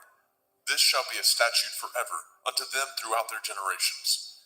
And ye shall say unto them, Whatsoever man there be of the house of Yasharel, or of the strangers which sojourn among you, that offers a burnt offering or sacrifice, and brings it not unto the door of the tabernacle of the assembly, to offer it unto Yahweh, even that man shall be cut off from among his people. And whatsoever man there be of the house of Yasharel, or of the strangers that sojourn among you, that eats any manner of blood, I will even set my face against that soul that eats the blood, and will cut him off from among his people. For the soul of the flesh is in the blood. He and I have given it to you upon the altar to make an atonement for your souls. For it is the blood of him that makes an atonement in the soul. Therefore I said unto the children of Yasharel, No soul of you shall eat blood, neither shall any stranger that sojourns among you eat blood. And whatsoever man there be of the children of Yasharel, or of the strangers that sojourn among you, which hunts and catches a beast or fowl that may be eaten, he shall even pour out the blood thereof, and cover it with dust. For it is the life of all flesh, the blood of it is for the life thereof. Therefore I said unto the children of Yasharel, Ye shall eat the blood of no manner of flesh, for the life of all flesh is the blood thereof. Whosoever eats it shall be cut off. And every soul that eats that which died of itself, or that which was torn with beasts, whether it be one of your own country or a stranger, he shall both wash his clothes and bathe himself in water, and be unclean until the evening. Then shall he be clean. But if he wash them not, nor bathe his flesh, then he shall bear his iniquity.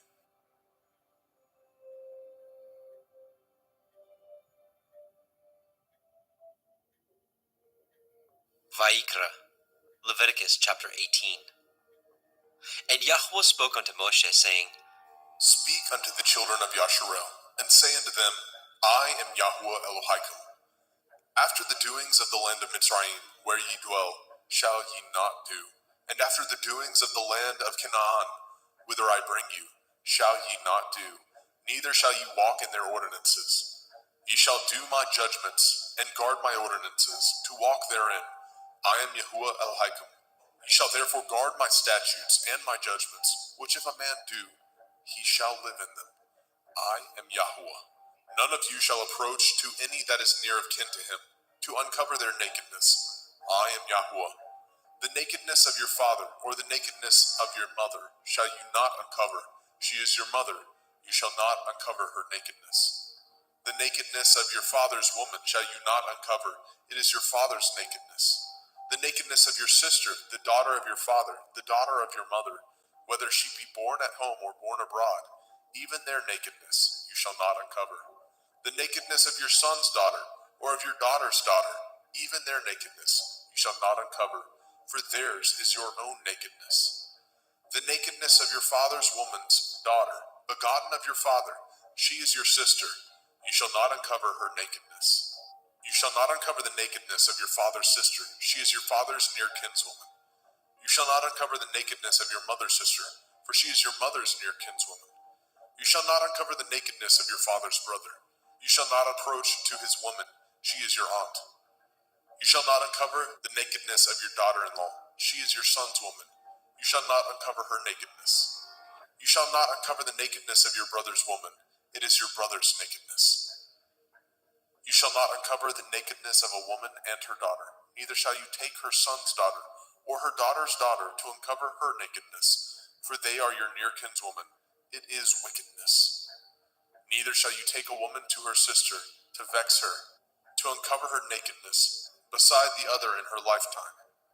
Also, you shall not approach unto a woman to uncover her nakedness, as long as she is put apart for her uncleanness. Moreover, you shall not lie carnally with your neighbor's woman to defile yourself with her. And you shall not let any of your seed pass through the fire to Molech, neither shall you profane the name of your Elohim. I am Yahuwah. You shall not lie with mankind as with womankind. It is an abomination. Neither shall you lie with any beast to defile yourself therewith. Neither shall any woman stand before a beast to lie down thereto. It is confusion. Defile not ye yourselves in any of these things, for in all these the nations are defiled, which I cast out before you. And the land is defiled, therefore I do visit the iniquity thereof upon it, and the land itself vomits out her inhabitants. Ye shall therefore guard my statutes and my judgments, and shall not commit any of these abominations, neither any of your own nation, nor any stranger that sojourns among you. For all these abominations have the men of the land done, which were before you, and the land is defiled, that the land spew not you out also, when ye defile it, as it spewed out the nations that were before you. For whosoever shall commit any of these abominations, even the souls that commit them shall be cut off from among their people. Therefore shall ye guard my ordinance, that ye commit not any of these abominable customs, which were committed before you, and that ye defile not yourselves therein. I am Yahuwah Elohim.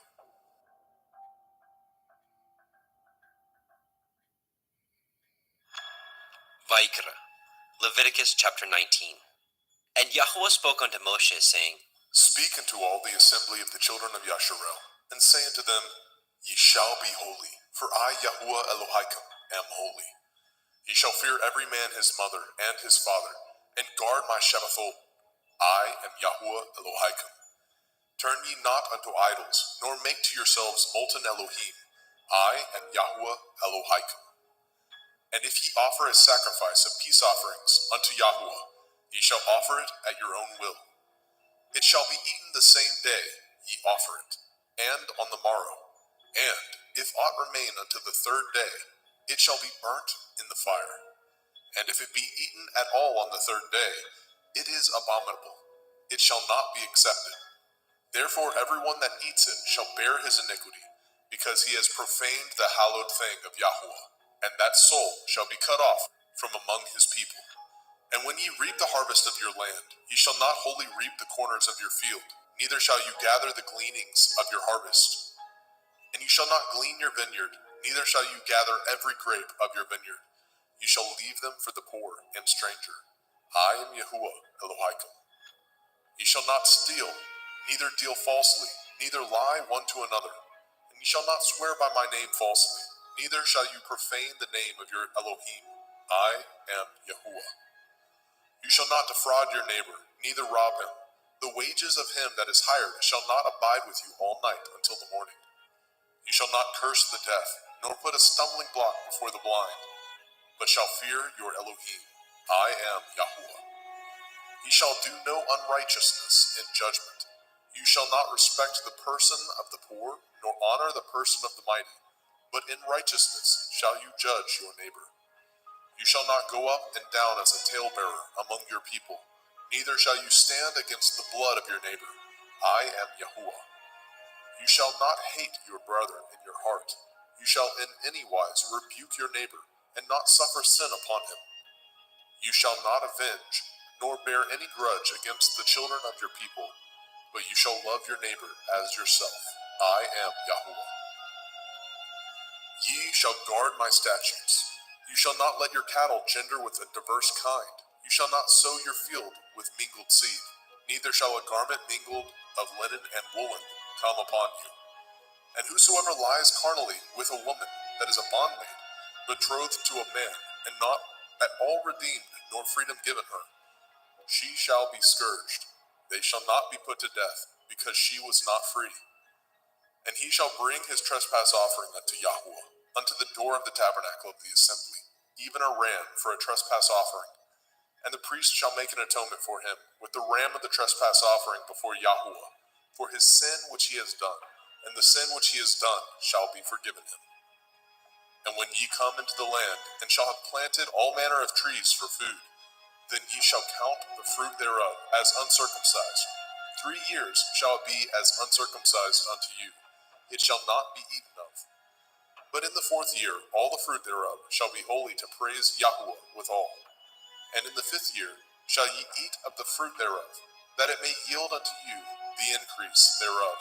I am Yahuwah Elohim. Ye shall not eat anything with the blood, neither shall ye use enchantment, nor practice sorcery. You shall not round the corners of your heads, neither shall you mar the corners of your beard.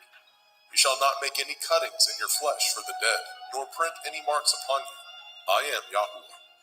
Do not prostitute your daughter, to cause her to be a whore, lest the land fall to whoredom, and the land become full of wickedness. Ye shall guard my Shabbatot, and reverence my sanctuary.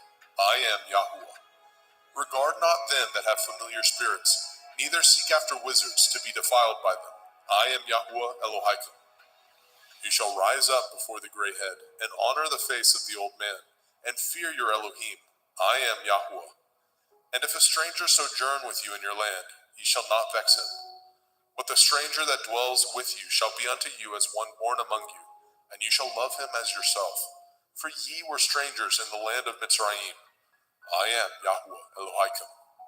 Ye shall do no unrighteousness in judgment, in meat yard, in weight, or in measure. Just balances, just weights, a just ephah, and a just hin shall ye have. I am Yahuwah Elohim, which brought you out of the land of Mitzrayim. Therefore shall ye guard all my statutes, and all my judgments, and do them. I am Yahuwah.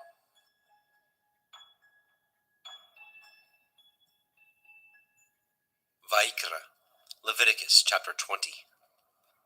And Yahuwah spoke unto Moshe, saying, Again you shall say to the children of Yasharel, whosoever he be of the children of Yasharel, or of the strangers that sojourn in Yasharel, that gives any of his seed unto Molech, he shall surely be put to death.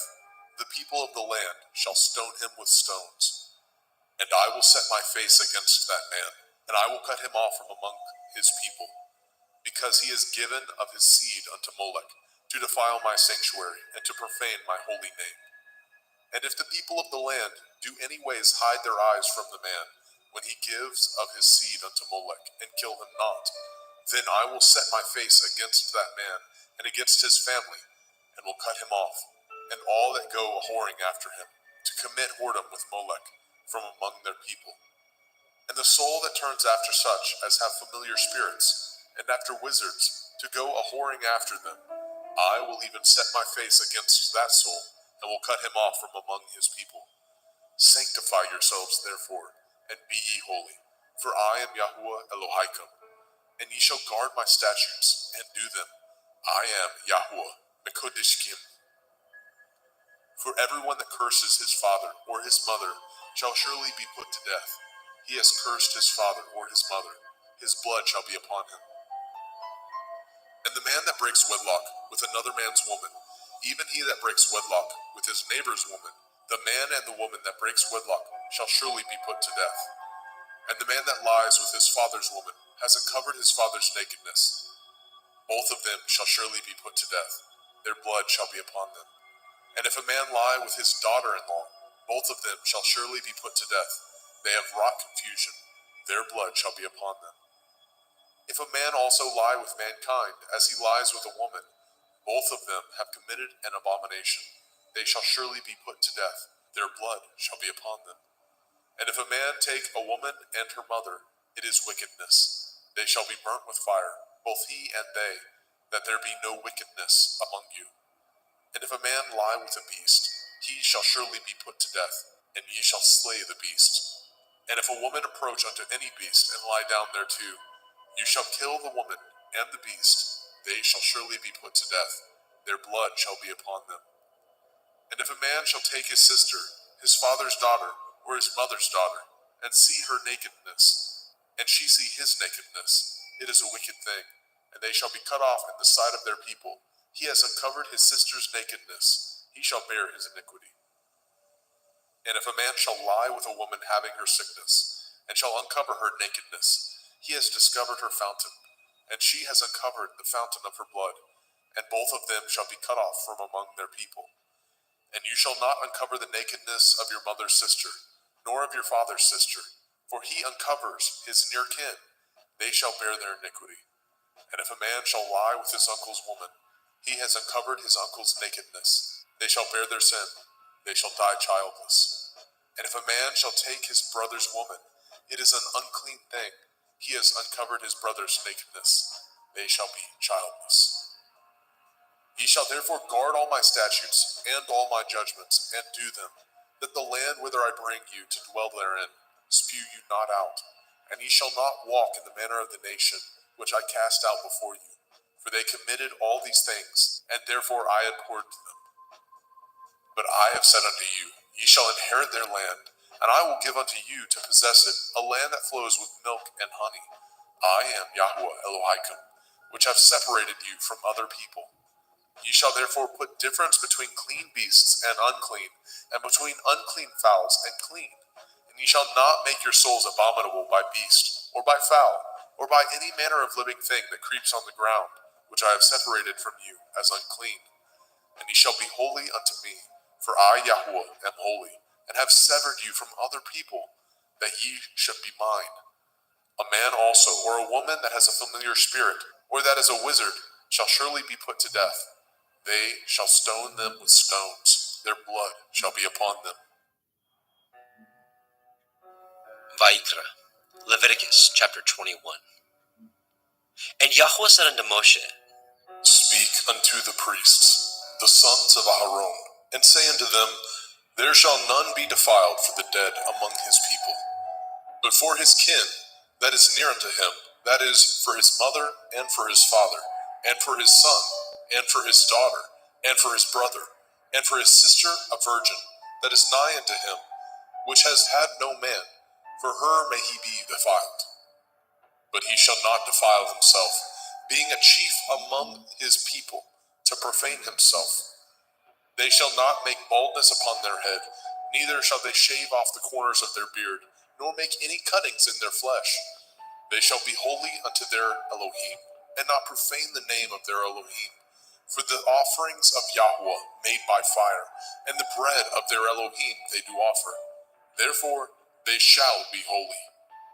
They shall not take a woman that is a whore, or profane, neither shall they take a woman put away from her man, for he is holy unto his Elohim. You shall sanctify him therefore, for he offers the bread of your Elohim. He shall be holy unto you, for I, Yahweh, which sanctify you, am holy. And the daughter of any priest, if she profane herself by playing the whore, she profanes her father, she shall be burnt with fire. And he that is high priest among his brethren, upon whose head the anointing oil was poured, and that is consecrated to put on the garments, shall not uncover his head, nor rend his clothes. Neither shall he go in to any dead body, nor defile himself for his father, or for his mother.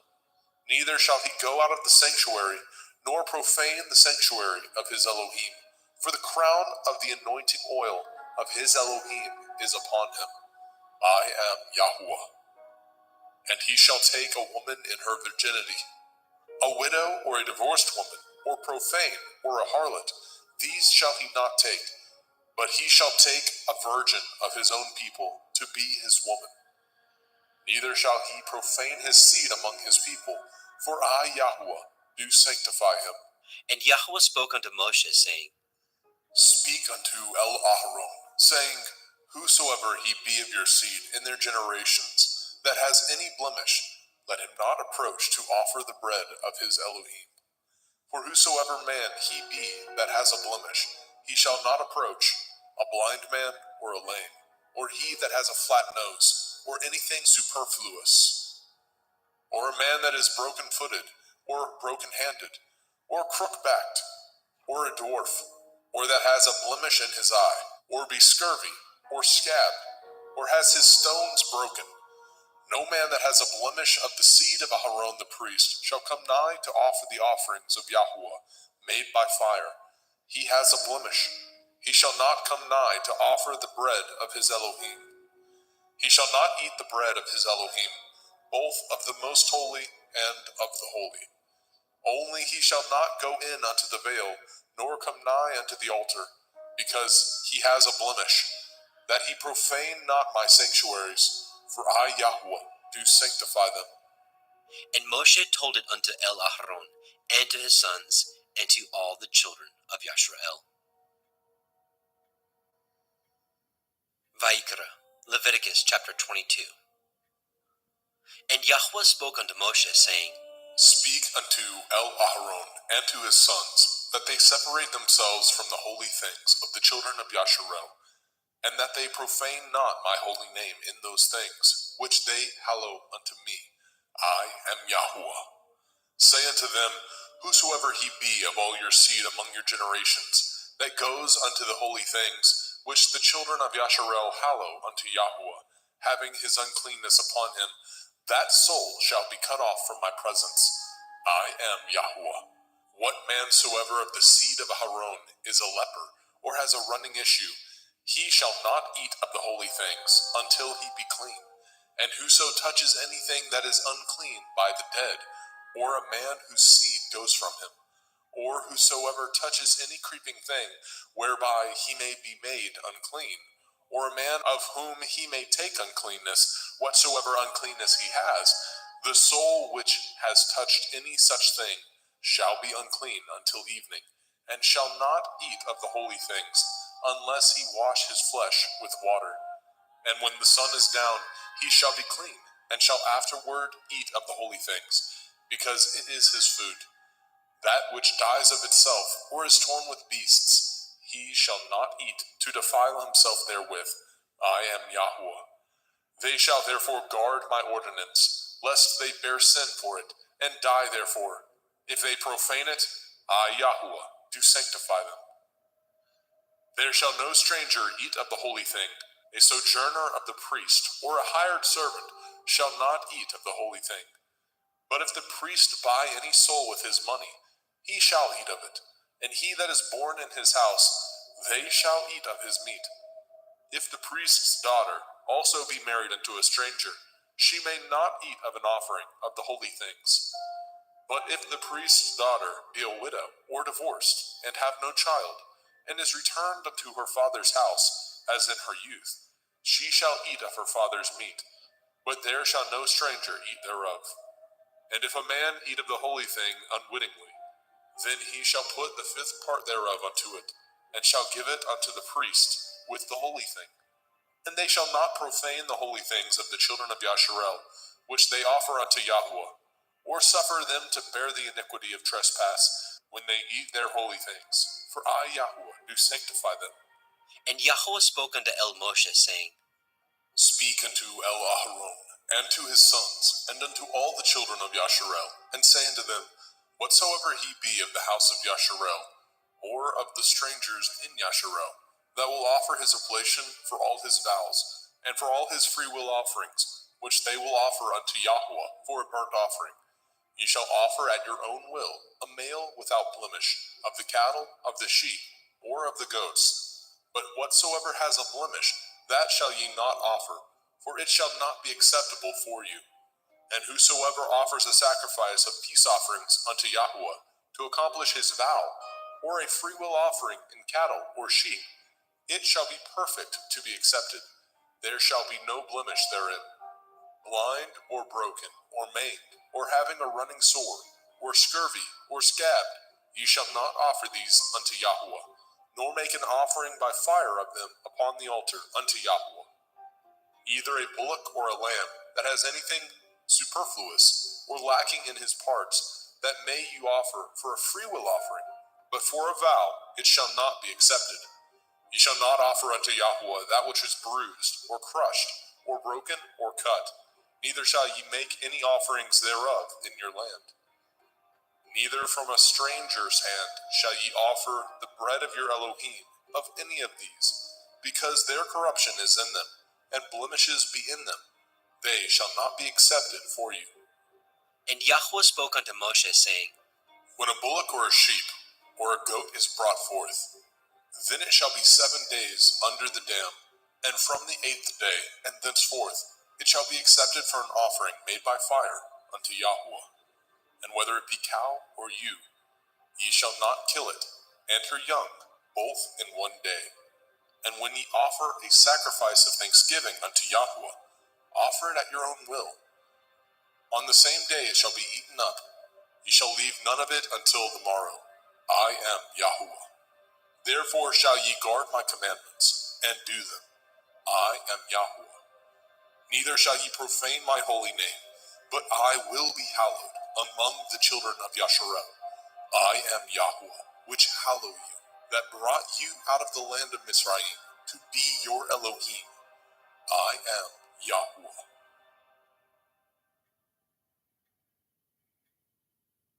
Vayikra, Leviticus chapter 23. And Yahweh spoke unto Moshe, saying, Speak unto the children of Yasharel, and say unto them concerning the feasts of Yahweh, which ye shall proclaim to be holy assemblies. Even these are my feasts. 6 days shall work be done, but the 7th day is the Sabbath of rest, a holy assembly.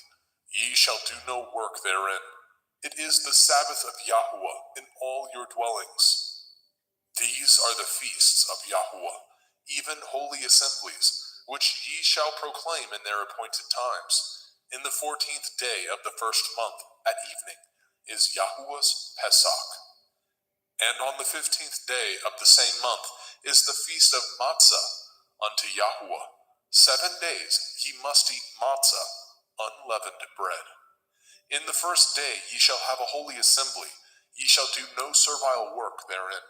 But ye shall offer an offering made by fire unto Yahweh 7 days. In the 7th day is a holy assembly. Ye shall do no servile work therein. And Yahweh spoke unto Moshe, saying, Speak unto the children of Yasharel, and say unto them, When ye are come into the land which I give unto you, and shall reap the harvest thereof, then ye shall bring a sheaf of the first fruits of your harvest unto the priest. And he shall wave the sheaf before Yahweh, to be accepted for you. On the morrow after the Sabbath, the priest shall wave it. And ye shall offer that day when ye wave the sheaf, a he-lamb without blemish, of the 1st year, for a burnt offering unto Yahweh. And the meat offering thereof shall be 2/10 deals of fine flour mingled with oil, an offering made by fire unto Yahweh, for a sweet savor. And the drink offering thereof shall be of wine, the 4th part of a hin. And ye shall eat neither bread nor parched grain, nor green ears, until the selfsame day that ye have brought an offering unto your Elohim. It shall be a statute forever throughout your generations, in all your dwellings. And ye shall count unto you from the morrow after the Sabbath, from the day that ye brought the sheaf of the wave offering, 7 Shavuot. Sabbaths shall be complete. Even unto the morrow after the 7th Sabbath shall ye number 50 days, and ye shall offer a new meat offering unto Yahweh. Ye shall bring out of your habitations 2 wave loaves of 2 tenths deals. They shall be of fine flour. They shall be baken with leaven. They are the first fruits unto Yahweh. And ye shall offer with the bread 7 lambs, without blemish of the first year, and 1 bullock, and 2 rams. They shall be for a burnt offering unto Yahweh, with their meat offering, and their drink offerings, even an offering made by fire of sweet savor unto Yahweh. Then ye shall sacrifice 1 kid of the goats for a sin offering, and 2 lambs of the first year for a sacrifice of peace offerings. And the priest shall wave them with the bread of the first fruits for a wave offering before Yahweh. With the 2 lambs, they shall be holy to Yahweh for the priest. And ye shall proclaim on the selfsame day, that it may be a holy assembly unto you. Ye shall do no servile work therein. It shall be a statute forever in your dwellings throughout your generations. And when ye reap the harvest of your land, you shall not make clean riddance of the corners of your field when you reap. Neither shall you gather any gleanings of your harvest. You shall leave them unto the poor, and to the stranger. I am Yahweh Elohim. And Yahweh spoke unto Moshe, saying, Speak unto the children of Yasharel, saying, In the 7th month, on the first day of the month, shall ye have a Sabbath, a memorial of blowing of shofarot, Yom Teruah, the feast of trumpets, the day of the awakening blast, a holy assembly. Ye shall do no servile work therein, but ye shall offer an offering made by fire unto Yahweh. And Yahweh spoke unto Moshe, saying, Also on the 10th day of this 7th month is Yom Kippurim, the day of atonement. It shall be a holy assembly unto you, and ye shall afflict your souls, and offer an offering made by fire unto Yahweh. And ye shall do no work in that same day, for it is Yom Kippurim, to make an atonement for you before Yahweh Elohim. For whatsoever soul it be that shall not be afflicted in that same day, he shall be cut off from among his people. And whatsoever soul it be that does any work in that same day, the same soul will I destroy from among his people. Ye shall do no manner of work. It shall be a statute forever throughout your generations, in all your dwellings. It shall be unto you a Sabbath of rest, and ye shall afflict your souls in the 9th day of the month at evening. From evening unto evening shall ye celebrate your Sabbath. And Yahweh spoke unto Moshe, saying, Speak unto the children of Yasharel, saying, The 15th day of this 7th month shall be the feast of Sukkot, tabernacles, for 7 days unto Yahweh. On the first day shall be a holy assembly. Ye shall do no servile work therein. 7 days ye shall offer an offering made by fire unto Yahweh. On the 8th day shall be a holy assembly unto you, and ye shall offer an offering made by fire unto Yahweh. It is a solemn assembly, and ye shall do no servile work therein. These are the feasts of Yahweh, which ye shall proclaim to be holy assemblies, to offer an offering made by fire unto Yahweh, a burnt offering and a meat offering, a sacrifice and drink offerings, everything upon his day. Besides the Shavuot, Sabbaths of Yahweh, and beside your gifts, and beside all your vows, and beside all your freewill offerings, which ye give unto Yahweh. Also in the 15th day of the 7th month, when ye have gathered in the fruit of the land, ye shall keep a feast unto Yahweh 7 days. On the first day shall be a Sabbath, and on the 8th day shall be a Sabbath. And ye shall take you on the first day the boughs of goodly trees, branches of palm trees, and the boughs of thick trees, and willows of the brook, and ye shall rejoice before Yahweh Elohim 7 days. And ye shall keep it a feast unto Yahweh 7 days in the year. It shall be a statute forever in your generations. Ye shall celebrate it in the 7th month. Ye shall dwell in sukkahs, booths, 7 days. All that are Yasharel born shall dwell in sukkahs. That your generations may know that I made the children of Yasharel to dwell in sukkahs, when I brought them out of the land of Mitzrayim. I am Yahweh Elohim. And Moshe declared unto the children of Yashrael the feasts of Yahweh.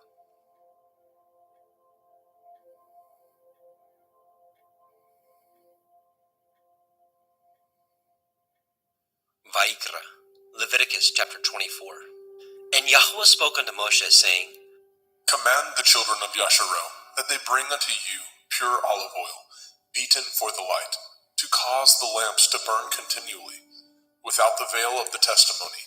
In the tabernacle of the assembly shall Aharon order it from the evening unto the morning before Yahweh continually. It shall be a statute forever in your generations. He shall order the lamps upon the pure menorah, 7-branched candlestick, before Yahweh continually. And you shall take fine flour, and bake 12 cakes thereof. 2/10 deals shall be in 1 cake. And you shall set them in 2 rows, 6 on a row, upon the pure table before Yahweh. And you shall put pure frankincense upon each row, that it may be on the bread for a memorial, even a memorial made by fire unto Yahweh. Every Sabbath he shall set it in order before Yahweh continually, being taken from the children of Yasharel by an everlasting covenant. And it shall be Aharon and his sons, and they shall eat it in the holy place, for it is most holy unto him of the offerings of Yahweh made by fire, by a perpetual statute. And the son of a Yashraeliteth woman, whose father was a Mitzri, went out among the children of Yashrael. And this son of the Yashraeliteth woman and a man of Yashrael strove together in the camp. And the Yashraeliteth woman's son blasphemed the name of Yahweh, and cursed. And they brought him unto Moshe, and his mother's name was Shelomith, the daughter of Divri, of the tribe of Dan. And they put him in ward, that the mind of Yahweh might be showed them. And Yahweh spoke unto Moshe, saying, Bring forth him that has cursed without the camp, and let all that heard him lay their hands upon his head, and let all the assembly stone him. And you shall speak unto the children of Yasharel, saying, Whosoever curses his Elohim shall bear his sin. And he that blasphemes the name of Yahweh, he shall surely be put to death. And all the assembly shall certainly stone him, as well the stranger, as he that is born in the land, when he blasphemes the name of Yahweh, shall be put to death. And he that kills any man shall surely be put to death. And he that kills a beast shall make it good, beast for beast. And if a man cause a blemish in his neighbor, as he has done, so shall it be done to him. Breach for breach, eye for eye, tooth for tooth. As he has caused a blemish in a man, so shall it be done to him again. And he that kills a beast, he shall restore it. And he that kills a man, he shall be put to death. Ye shall have one manner of law, as well for the stranger, as for one of your own country. For I am Yahweh Elohaikum. And Moshe spoke to the children of Yashrael, that they should bring forth him that had cursed out of the camp, and stone him with stones. And the children of Yashrael did as Yahweh commanded Moshe.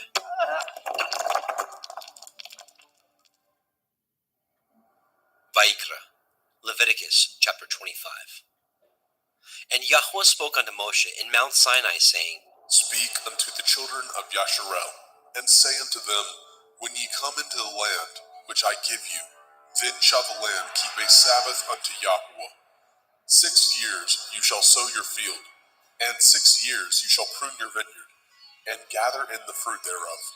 But in the 7th year shall be a Sabbath of rest unto the land, a Sabbath for Yahweh. You shall neither sow your field, nor prune your vineyard. That which grows of its own accord of your harvest you shall not reap, neither gather the grapes of your vine undressed, for it is a year of rest unto the land. And the Sabbath of the land shall be food for you and for your servant, and for your maid, and for your hired servant, and for your stranger that sojourns with you, and for your cattle, and for the beasts that are in your land, shall all the increase thereof be meat. And you shall number 7 Shabbathot, Sabbaths of years unto you. 7 times 7 years And the space of the 7 Shabbathot of years shall be unto you 49 years. Then shall you cause the shofar of the Jubilee to sound on the 10th day of the 7th month. In Yom Kippurim, the Day of Atonement, shall ye make the shofar sound throughout all your land. And ye shall hallow the 50th year, and proclaim liberty throughout all the land unto all the inhabitants thereof. It shall be a jubilee unto you, and ye shall return every man unto his possession, and ye shall return every man unto his family. A jubilee shall that 50th year be unto you. Ye shall not sow, neither reap that which grows of itself in it, nor gather the grapes in it of your vine undressed. For it is the jubilee, it shall be holy unto you. Ye shall eat the increase thereof out of the field. In the year of this jubilee, ye shall return every man unto his possession. And if ye sell aught unto your neighbor, or buy aught of your neighbor's hand, ye shall not oppress one another. According to the number of years after the jubilee, you shall buy of your neighbor, and according unto the number of years of the fruits, he shall sell unto you. According to the multitude of years, you shall increase the price thereof, and according to the fewness of years, you shall diminish the price of it. For according to the number of the years of the fruits, he sells unto you. Ye shall not therefore oppress one another, but you shall fear your Elohim, for I am Yahuwah Elohaikum. Wherefore ye shall do my statutes, and guard my judgments, and do them, and ye shall dwell in the land in safety.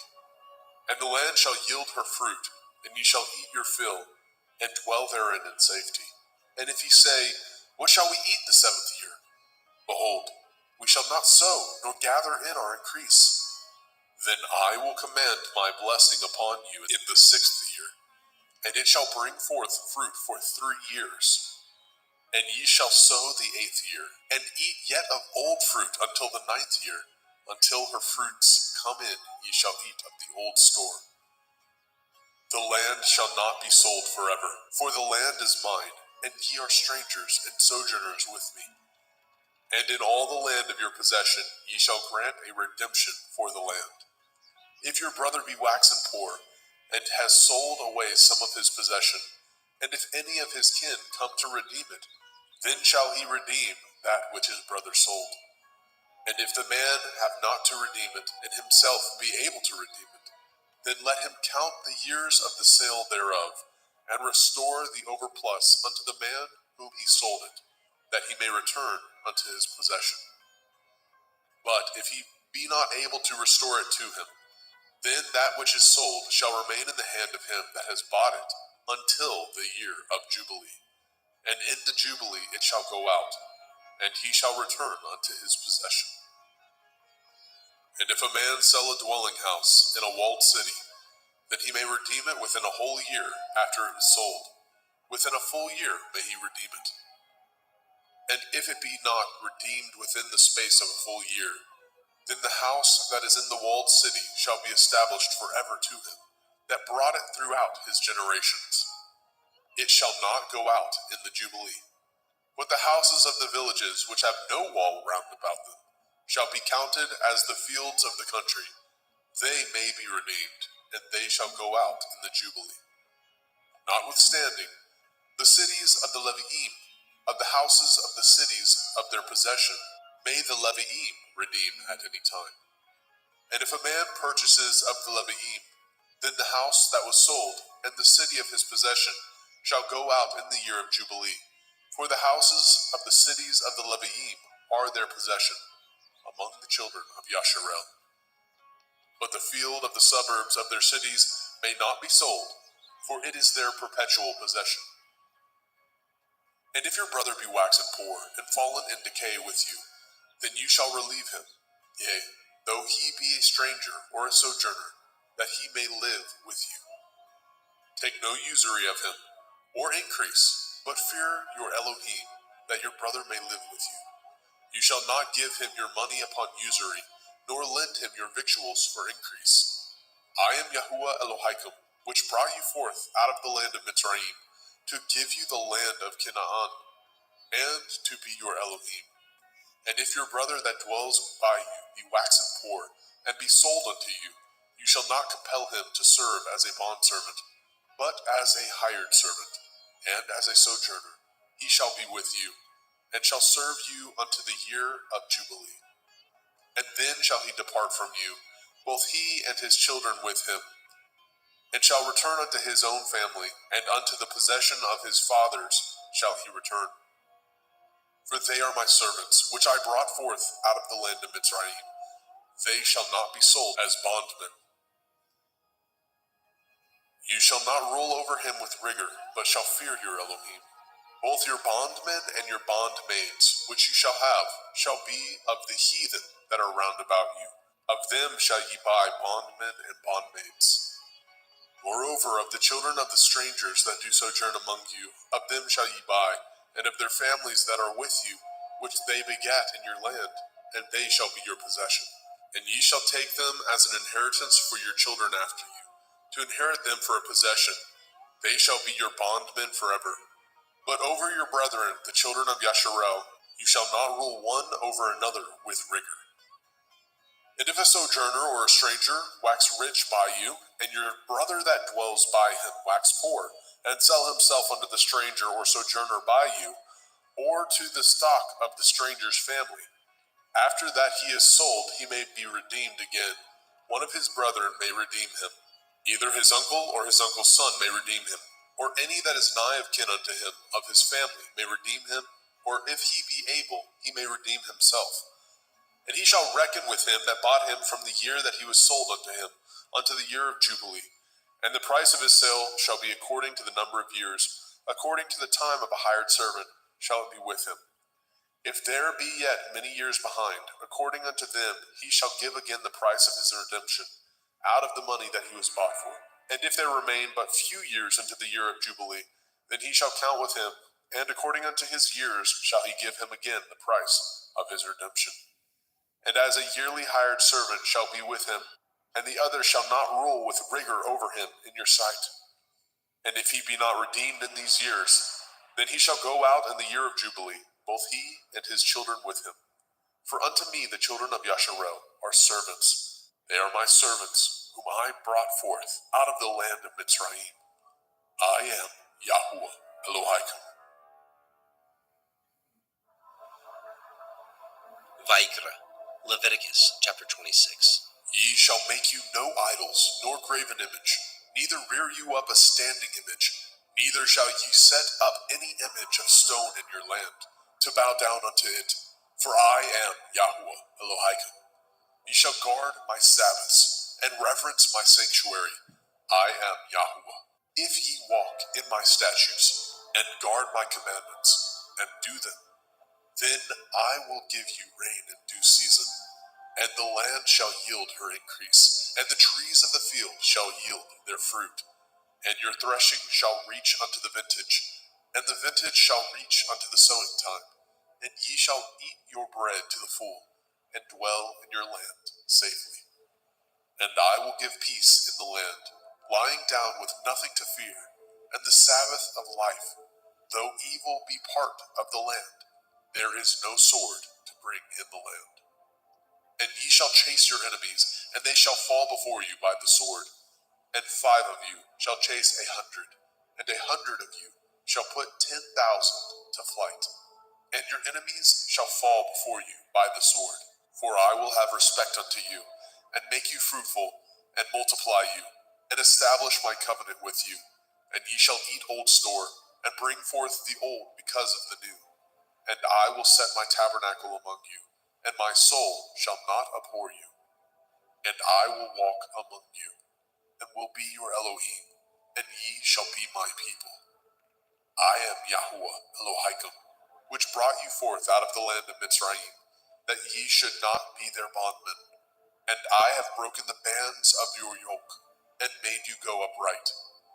But if ye will not hearken unto me, and will not do all these commandments, and if ye shall despise my statutes, or if your soul abhor my judgments, so that ye will not do all my commandments, but that ye break my covenant, I also will do this unto you. I will even appoint over you terror, consumption, and the burning ague, that shall consume the eyes, and cause sorrow of heart, and ye shall sow your seed in vain, for your enemies shall eat it. And I will set my face against you, and ye shall be slain before your enemies. They that hate you shall reign over you, and ye shall flee when none pursues you. And if ye will not yet for all this hearken unto me, then I will punish you 7 times more for your sins. And I will break the pride of your power, and I will make your heaven as iron, and your earth as brass.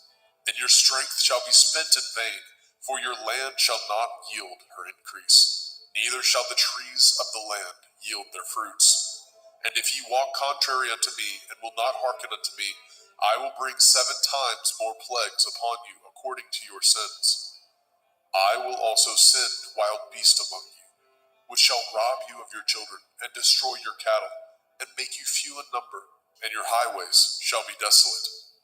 And if ye will not be reformed by me by these things, but will walk contrary unto me, then will I walk contrary unto you, and will punish you yet 7 times for your sins.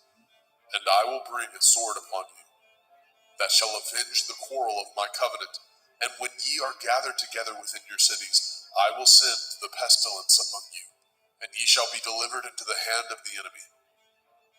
And when I have broken the staff of your bread, 10 women shall bake your bread in one oven, and they shall deliver you your bread again by weight, and ye shall eat and not be satisfied. And if ye will not for all this hearken unto me, but walk contrary unto me, then I will walk contrary unto you also in fury, and I, even I, will chastise you 7 times for your sins. And ye shall eat the flesh of your sons, and the flesh of your daughters shall ye eat. And I will destroy your high places, and cut down your images, and cast your carcasses upon the carcasses of your idols, and my soul shall abhor you. And I will make your cities waste, and bring your sanctuaries unto desolation. And I will not smell the savor of your sweet odors. And I will bring the land unto desolation, and your enemies which dwell therein shall be astonished at it. And I will scatter you among the heathen, and will draw out my sword after you, and your land shall be desolate, and your cities waste. Then shall the land enjoy her Shabbathot, as long as it lies desolate, and ye be in your enemy's land. Even then shall the land rest, and enjoy her Shabbathot. As long as it lies desolate, it shall rest, because it did not rest in your Shabbathot, when ye dwelt upon it. And upon them that are left alive of you, I will send a faintness into their hearts, in the land of their enemies, and the sound of a shaken leaf shall chase them, and they shall flee as fleeing from a sword, and they shall fall when none pursues. And they shall fall one upon another, as it were before a sword, when none pursues. And ye have no power to stand before your enemies. And ye shall perish among the heathen, and the land of your enemies shall eat you up. And they that are left of you shall pine away in their iniquity, in your enemies' lands, and also in the iniquities of their fathers shall they pine away with them.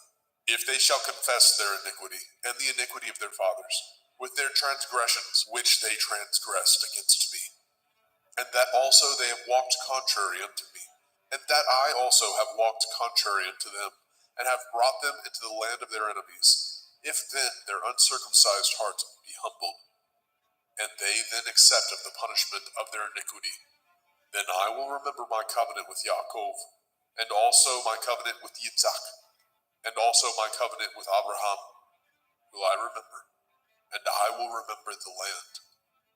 The land also shall be left of them, and shall enjoy her Shabbathot, while she lies desolate without them.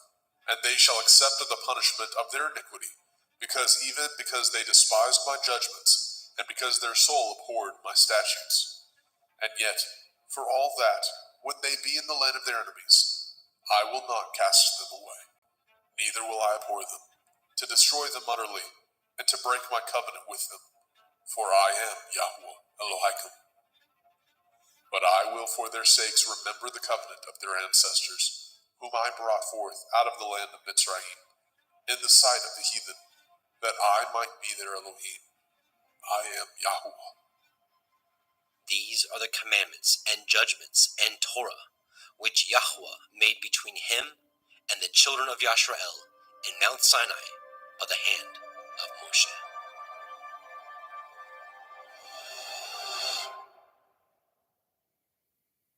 Vayikra, Leviticus chapter 27. And Yahuwah spoke unto Moshe, saying, Speak unto the children of Yasharel, and say unto them, When a man shall make a singular vow, the persons shall be for Yahuwah by your estimation. And your estimation shall be of the male from 20 years old, even unto 60 years old. Even your estimation shall be 50 shekels of silver, after the shekel of the sanctuary. And if it be a female, then your estimation shall be 30 shekels. And if it be from 5 years old, even unto 20 years old, then your estimation shall be of the male 20 shekels, and for the female 10 shekels. And if it be from a month old, even unto 5 years old, then your estimation shall be of the male 5 shekels of silver, and for the female your estimation shall be 3 shekels of silver. And if it be from 60 years old and above, if it be a male, then your estimation shall be 15 shekels, and for the female 10 shekels. But if he be poorer than your estimation, then he shall present himself before the priest, and the priest shall value him according to his ability.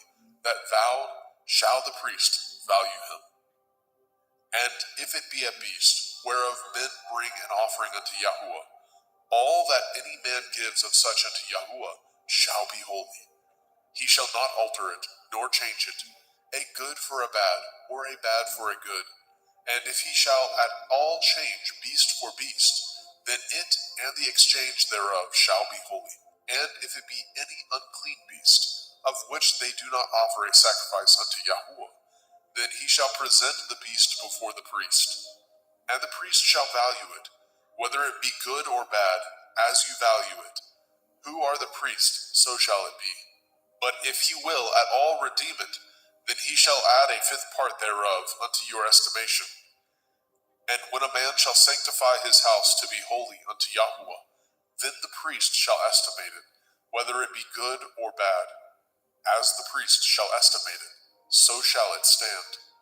And if he that sanctified it will redeem his house, then he shall add the 5th part of the money of your estimation unto it, and it shall be his. And if a man shall sanctify unto Yahuwah some part of a field of his possession, then your estimation shall be according to the seed thereof.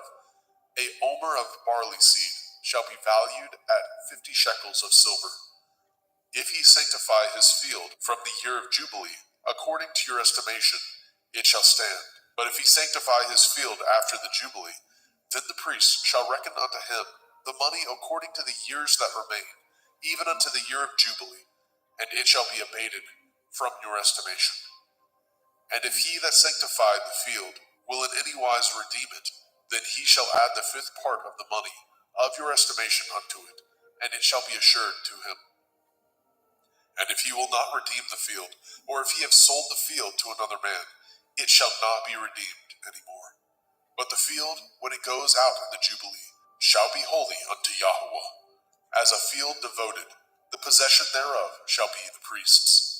And if a man sanctify unto Yahuwah a field which he has bought, which is not of the fields of his possession, then the priest shall reckon unto him the worth of your estimation, even unto the year of the Jubilee.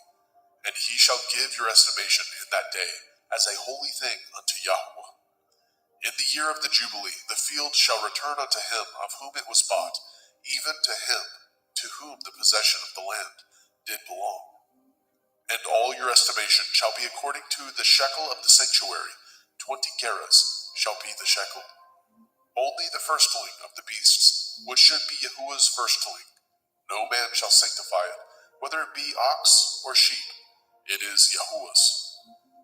And if it be of an unclean beast, and he shall redeem it according to your estimation, and shall add a 5th part of it thereto, or if it be not redeemed, then it shall be sold according to your estimation.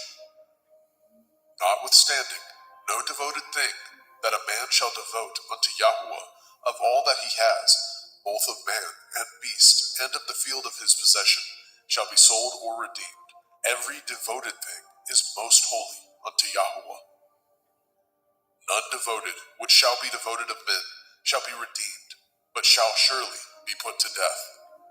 And all the tithe of the land, whether of the seed of the land, or of the fruit of the tree, is Yahuwah's. It is holy unto Yahuwah.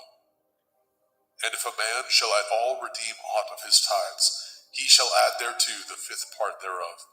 And concerning the tithe of the herd, or of the flock, even of whatsoever passes under the rod, the tenth shall be holy unto Yahuwah. He shall not search whether it be good or bad, neither shall he change it. And if he change it at all, then both it and the change thereof shall be holy. It shall not be redeemed. These are the commandments which Yahweh commanded Moshe for the children of Yisrael in Mount Sinai.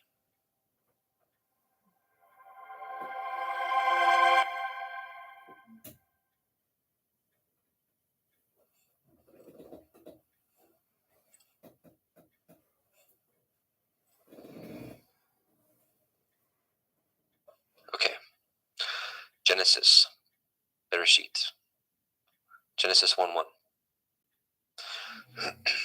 In the beginning, Elohim created the heavens and the earth was without form and void, and darkness was upon the face of the deep, and the Ruach Elohim moved upon the face of the waters. And Elohim said, "Let there be light," and there was light. And Elohim saw the light, that it was good. And Elohim divided the light from the darkness. And Elohim called the light day, and the darkness he called night. And the evening and the morning were the first day.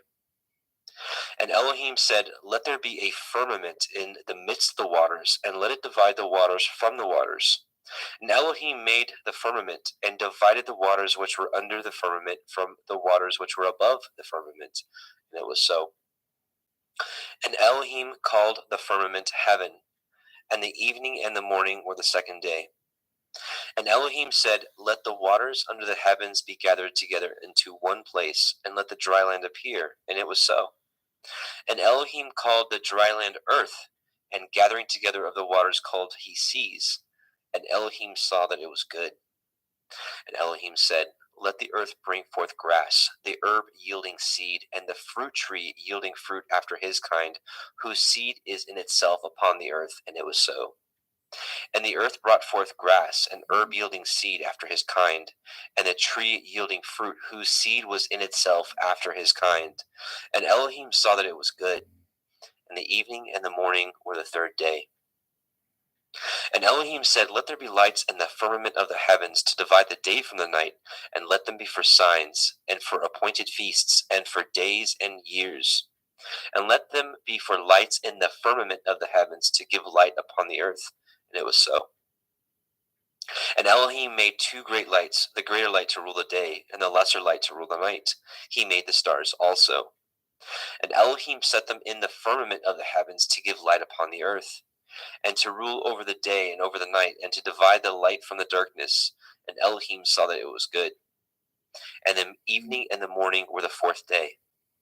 And Elohim said, "Let the waters bring forth abundantly the moving creature that has life, and the fowl that may fly above the earth in the open firmament of heaven."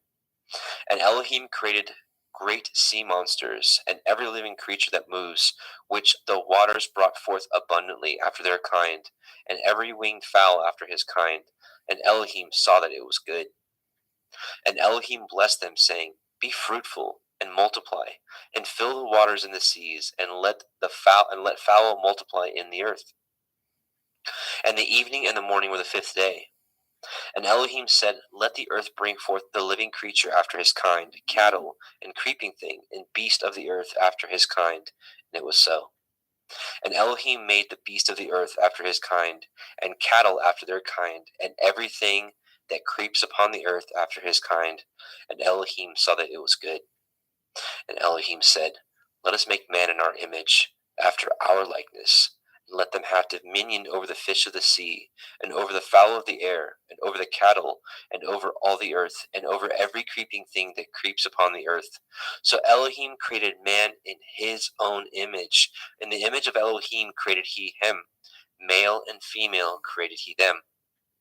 And Elohim blessed them. And Elohim said unto them, Be fruitful, and multiply, and replenish the earth, and subdue it, and have dominion over the fish of the sea, and over the fowl of the air, and over every living thing that moves upon the earth. And Elohim said, Behold, I have given you every herb bearing seed which is upon the face of all the earth, and every tree which is in the fruit of a tree yielding seed. To you it shall be for food. And to every beast of the earth, and to every fowl of the air, and to everything that creeps upon the earth, wherein there is life, I have given every green herb for food. And it was so. And Elohim saw everything that he had made, and behold, it was very good. And the evening and the morning were the sixth day. Genesis 2. Thus the heavens and the earth were finished, and all the host of them. And on the seventh day Elohim ended his work which he had made, and he rested on the seventh day from all his work which he had made. And Elohim blessed the seventh day, and sanctified it, because in it he had rested from all his work which Elohim created and made. These are the generations of the heavens and the earth, when they were created, in the day that Yahweh Elohim made the earth and the heavens. And every plant of the field before it was in the earth, and every herb of the field before it grew. For Yahweh Elohim had not caused it to rain upon the earth, and there was not a man to till the ground. But there went up a mist from the earth, and watered the whole face of the ground. And Yahweh Elohim formed the man of the dust of the ground, and breathed into his nostrils the breath of life, and man became a living soul. And Yahweh Elohim planted a garden eastward in Eden, and there he put the man whom he had formed. And out of the ground made Yahweh Elohim to grow every tree that is pleasant to the sight and good for food, the tree of life also in the midst of the garden, and the tree of knowledge of good and evil.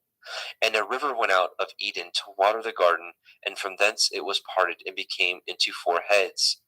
The name of the first is Pishon, that is, which compasseth the whole land of Havilah, where there is gold. And the gold of that land is good, and there is Delim and the onyx stone. And the name of the second river is Gihon, the same it is that compasseth the whole land of Cush. And the name of the third river is Hiddekel, that is, which goes toward the east of Ashur. And the fourth river is Perath. And Yahweh Elohim took the man and put him into the garden of Eden to dress it and to guard it. And Yahweh Elohim commanded man, saying, Of every tree of the garden you may freely eat, but of the tree of the knowledge of good and evil you shall not eat of it. From the day that you eat thereof you shall surely die. Yahweh Elohim said, It is not good that the man should be alone. I will make him a helpmeet for him. And out of the ground Yahweh Elohim formed every beast of the field, and every fowl of the air, and brought them unto the man to see what he would call them. And whatsoever the man called every living creature, that was the name thereof. And the man gave names to all cattle, and to the fowl of the air, and to every beast of the field. But for the man there is not found a helpmeet for him. And Yahweh Elohim caused a deep sleep to fall upon the man, and he slept. And he took one of his ribs, and closed up the flesh instead thereof. And the rib which Yahweh Elohim had taken from man made he a woman, and brought her unto the man. And the man said, This is now bone of my bones, and flesh of my flesh. She shall be called woman, because she was taken out of man. Therefore shall a man leave his father and his mother, and shall cleave unto his woman, and they shall be one flesh. And they were both naked, and the man and his woman were not ashamed. Genesis 3. Now the serpent was more subtle than any beast of the field which Yahweh Elohim had made. And he said unto the woman, Yea, as Elohim said, Ye shall not eat of every tree of the garden. And the woman said unto the serpent, We may eat of the fruit of the trees of the garden, but of the fruit of the tree which is in the midst of the garden, Elohim hath said, Ye shall not eat of it, neither shall ye touch it, lest ye die. And the serpent said unto the woman, Ye shall not surely die. For Elohim knows that in the day that you eat thereof, then your eyes shall be opened, and you shall be as Elohim, knowing good and evil.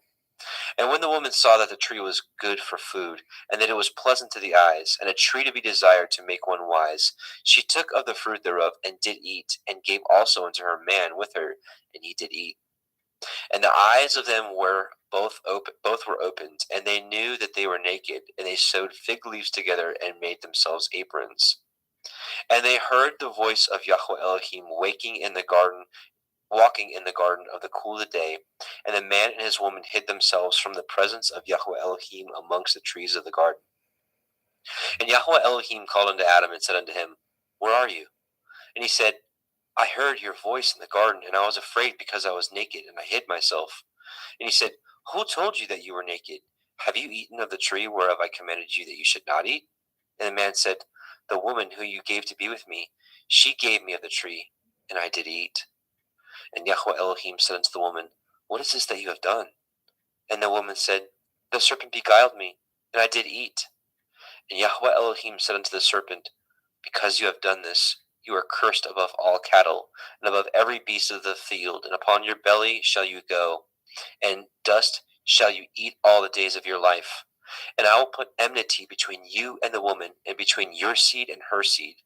It shall bruise your head, and you shall bruise his heel. Unto the woman he said, I will greatly multiply your sorrow and your conception. In sorrow shall you bring forth children, and your desire shall be to your man, and he shall rule over you. But unto Adam he said, Because you have hearkened unto the voice of your woman, and have eaten of the tree which of I commanded you, saying, Ye shall not eat of it, cursed is the ground for your sake. In sorrow shall you eat of it all the days of your life. Thorns also and thistles shall it bring forth to you, and ye shall eat the herb of the field. And the sweat of your face shall you eat bread, till you return unto the ground. For out of it you were taken, for dust you are, and unto dust shall you return. And Adam called his woman's name Hua, because she was the mother of all living. And unto Adam also and to his woman did Yahweh Elohim make coats of skins, and clothe them. And Yahweh Elohim said, Behold, the man is become as one of us, to know good and evil. And now, lest he put forth his hand, and take also of the tree of life, and eat, and live forever. Therefore Yahweh Elohim sent him forth from the Garden of Eden to till the ground from whence he was taken. So he drove out the man, and he placed at the east of the Garden of Eden cherubim, and a flaming sword with which turned every way to guard the way of the tree of life. Genesis 4. And Adam knew Hua his woman, and she conceived and bore Cain, and said, I have gotten a man from Yahweh. And she again bore his brother Havel, and Havel was a keeper of sheep, but Cain was a tiller of the ground. And in process of time it came to pass that Cain brought of the fruit of the ground an offering unto Yahweh. And Havel also brought of the firstlings of his flock and the fat thereof. Yahweh had respect unto Havel and to his offering. But unto Cain and his offering he had not respect. And Cain was very wroth, and his countenance fell.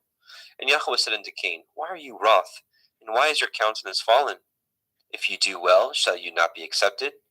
And if you do not well, sin lies at the door. And unto you shall be his desire, and you shall rule over him. And Cain talked with Havel his brother. And it came to pass, when they were in the field, that Cain rose up against Havel his brother, and slew him. And Yahweh said unto Cain, Where is Havel your brother? And he said, I know not. Am I to guard my brother? And he said, What have you done? The voice of your brother's blood cries unto me from the ground.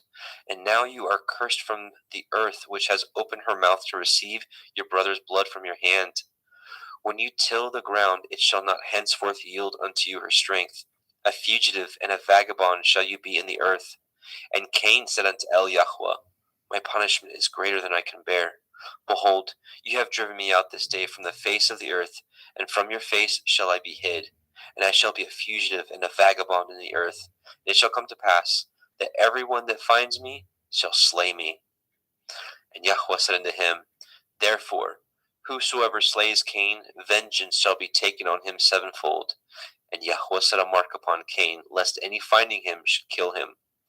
And Cain went out from the presence of Yahweh, and dwelt in the land of Nod, on the east of Eden.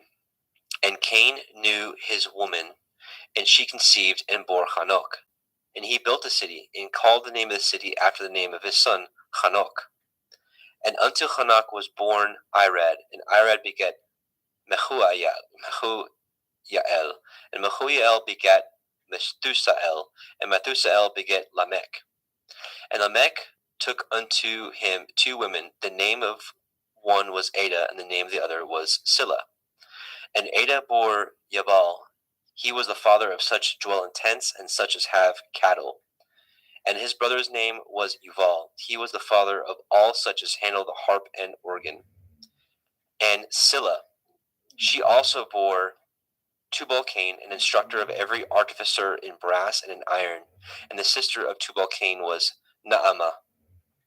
And Lamech said unto his woman, Ada and Zillah, hear my voice, you women of Lamech, hearken unto my speech. For I have slain a man to my wounding, and a young man to my hurt. If Cain shall be avenged 7-fold, truly Lamech 70 and 7-fold. And Adam knew his woman again, and she bore a son, and called his name Seth. For Elohim said she, has appointed me another seed instead of Havel, whom Cain slew. And to Seth, to him also there was born a son, and he called his name Enosh. Then began men to call upon the name of Yahweh. Genesis 5. This is the Sefer of the generations of Adam. In the day that Elohim created man, in the likeness of Elohim made he him.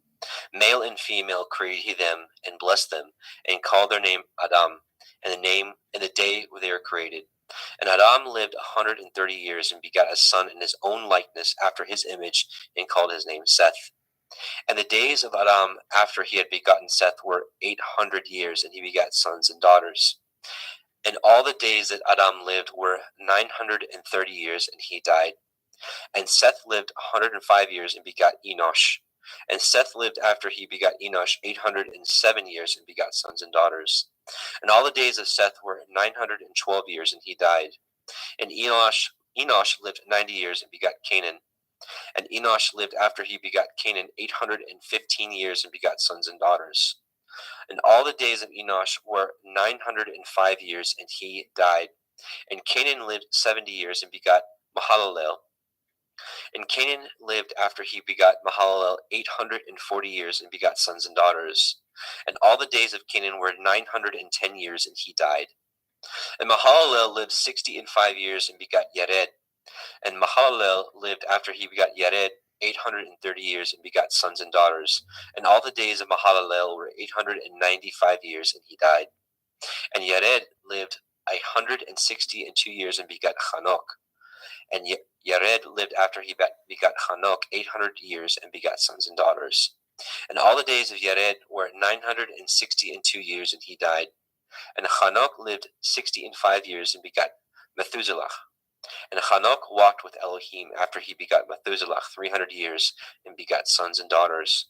All the days of Hanok were 365 years. And Hanok walked with Elohim, and he was not, for Elohim took him. And Methuselah lived 807 years, and begot Lamech. And Methuselah lived after he begot Lamech 782 years, and begot sons and daughters. And all the days of Methuselah were 969 years, and he died. And Lamech lived 182 years, and begot a son. And he called his name Noah, saying, the same shall comfort us concerning our work and toil of our hands, because of the ground which Yahweh has cursed. And Lamech lived after he begot Noah 595 years, and begot sons and daughters. And all the days of Lamech were 777 years, and he died. And Noah was 500 years old, and Noah begot Shem, Ham, and Japheth. All right, Genesis 6. And it came to pass, when men began to multiply on the face of the earth, and daughters were born unto them, that the sons of Elohim saw the daughters of men, that they were fair, and they took them women of all which they chose.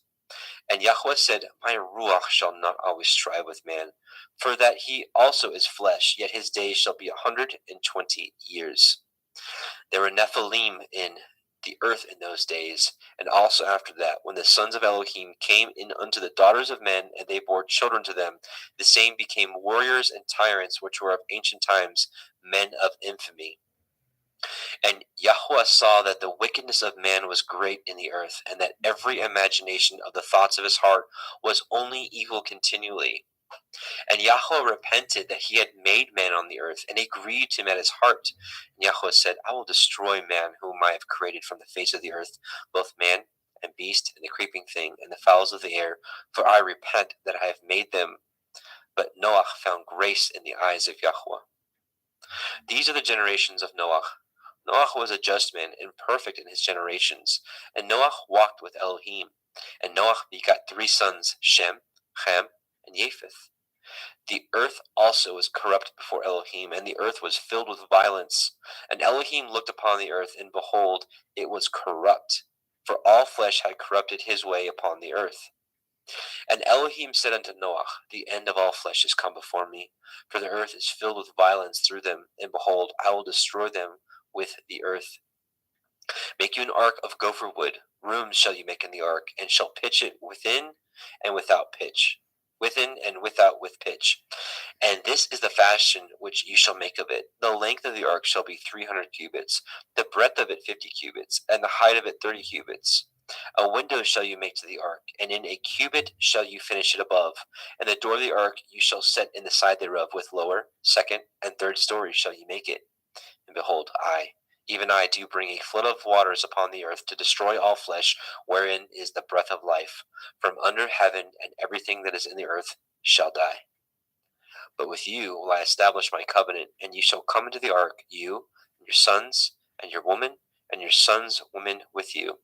And of every living thing of all flesh, 2 of every sort shall you bring into the ark, to keep them alive with you. They shall be male and female. Of fowls after their kind, and of cattle after their kind, of every creeping thing of the earth after his kind, 2 of every sort shall come unto you, to keep them alive. And take unto you of all the food that is eaten, and ye shall gather it to you, and it shall be for food for you and for them. Thus did Noah according to all that Elohim commanded him, so did he. Genesis 7. And Yahweh said unto Noah, Come you and all your house into the ark, for you have I seen righteous before me in this generation. Of every clean beast ye shall take to you by 7s, the male and his female, and of beasts that are not clean by 2, the male and his female. Of fowls also of the air by 7s, the male and female, to keep seed alive upon the face of all the earth. For yet 7 days I will cause it to rain upon the earth, 40 days and 40 nights. Every living substance that I have made will I destroy from off the face of the earth. And Noah did according unto all that Yahweh commanded him. And Noah was 600 years old when the flood of the waters was upon the earth. And Noah went in, and his sons, and his woman, and his sons' women with him, into the ark, because of the waters of the flood. Of clean beasts, and of beasts that are not clean, and of fowls, and of everything that creeps upon the earth. There went in 2 and 2 unto Noah into the ark, the male and the female, as Elohim had commanded Noah. And it came to pass after 7 days that the waters of the flood were upon the earth. In the 600th year of Noah's life, in the 2nd month, in the 17th day of the month, the same day were all the fountains of the great deep broken up, and the windows of heaven were opened. And there rain was upon the earth 40 days and 40 nights, and the selfsame day entered Noah, and Shem, and Ham, and Japheth, the sons of Noah, Noah's woman, and the 3 women of his sons with them into the ark.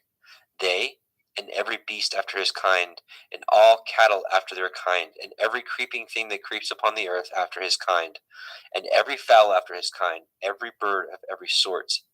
And they went in unto Noah into the ark, 2 and 2 of all flesh, wherein is the breath of life. And they that went in male and female of all flesh, as Elohim had commanded him, and Yahweh shut him in. And the flood was 40 days upon the earth, and the waters increased, and bore up the ark, and it was lift up above the earth. And the waters prevailed, and were increased greatly upon the earth, and the ark went upon the face of the waters. And the waters prevailed exceedingly upon the earth, and all the high hills that were under the whole heaven were covered. 15 cubits upward did the waters prevail, and the mountains were covered.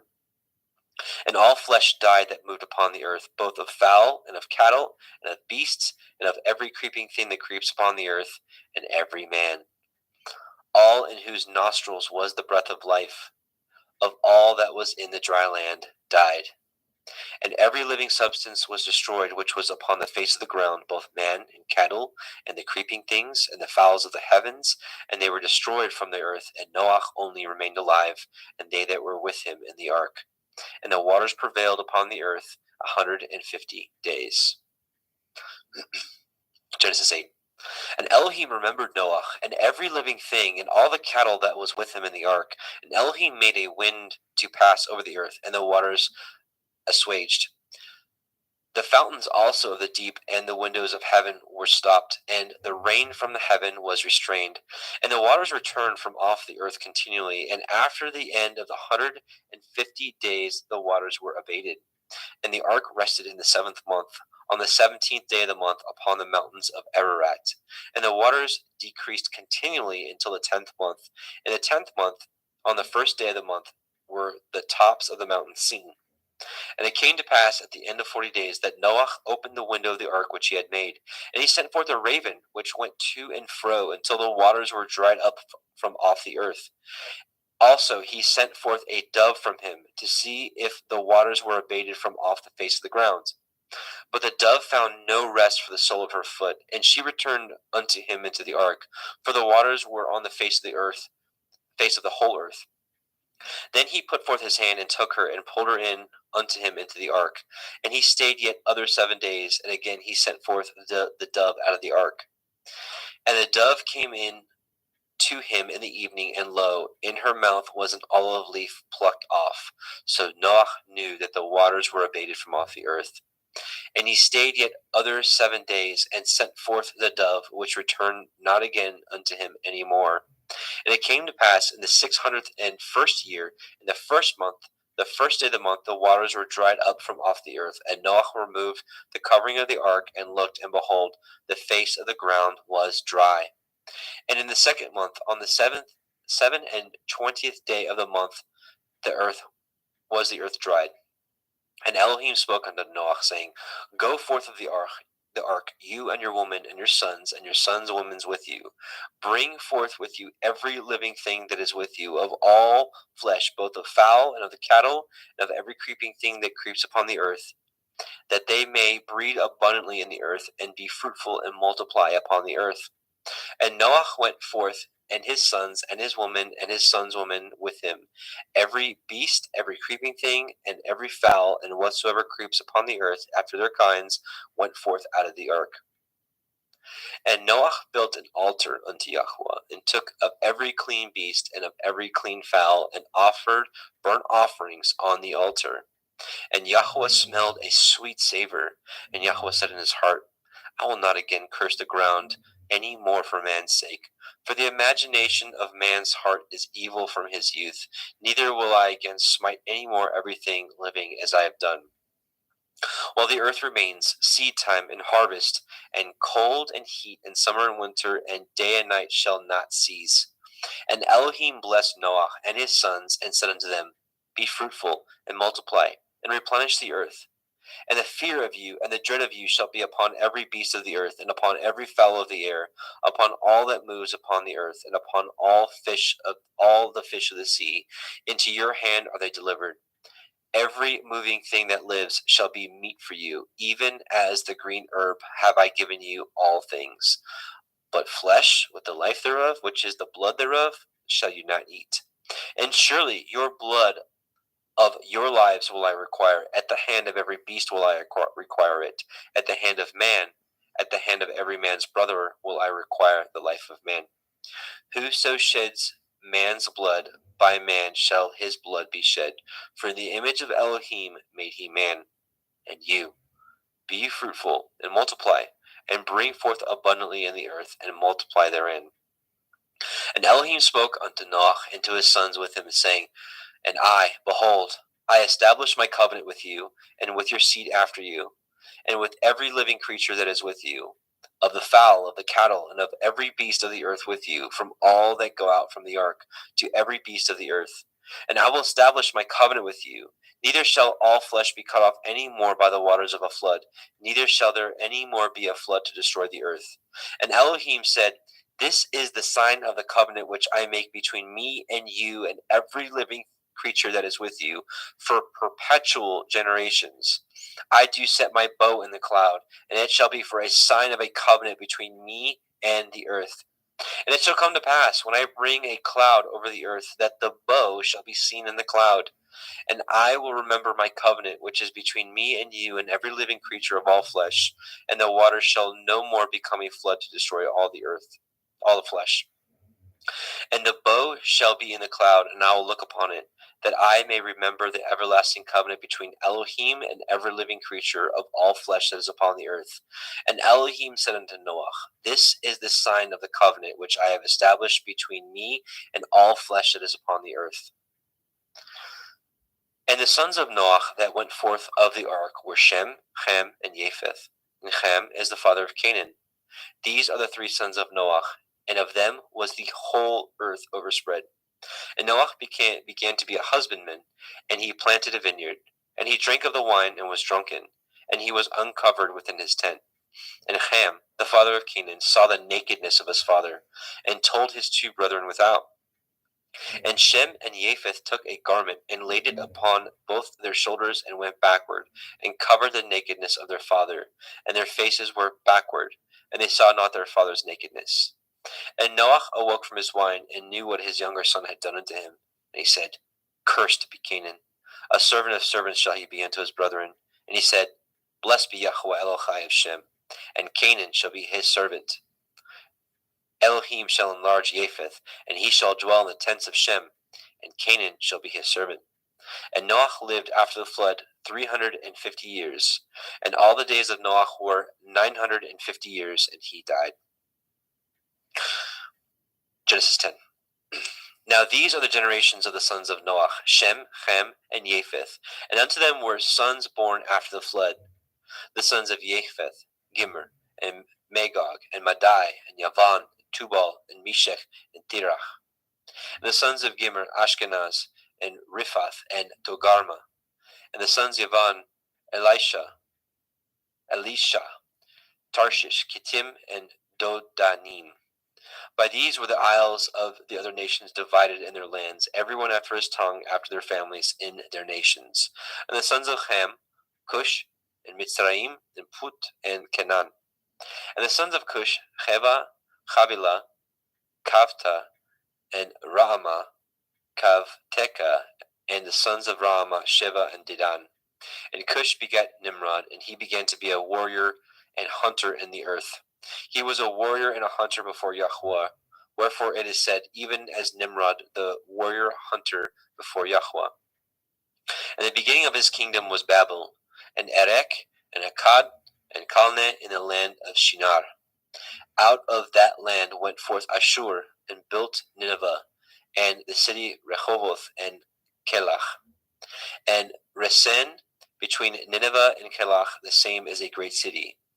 And Mitzrayim begat Ludim, and Anamim, and Lehavim, and Naphtuchim, and Pathrusim, and Kalusim, out of whom came Pelishtim, and Kaphtorim. And Canaan begat Sidon, his firstborn, and Heth, and the Yebusi, and the Emori, and the Girgashi, and the Chevi, and the Arki, and the Chini, and the Arvadi, and the Tsemari, and the Hamati. And afterward were the families of the Canaanim spread abroad.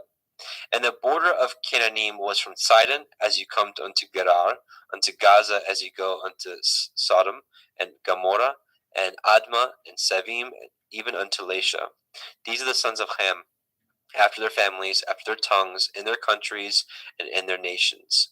And unto Shem also, the father of all the children of Eber, the brother of Japheth, the elder, even to him were children born.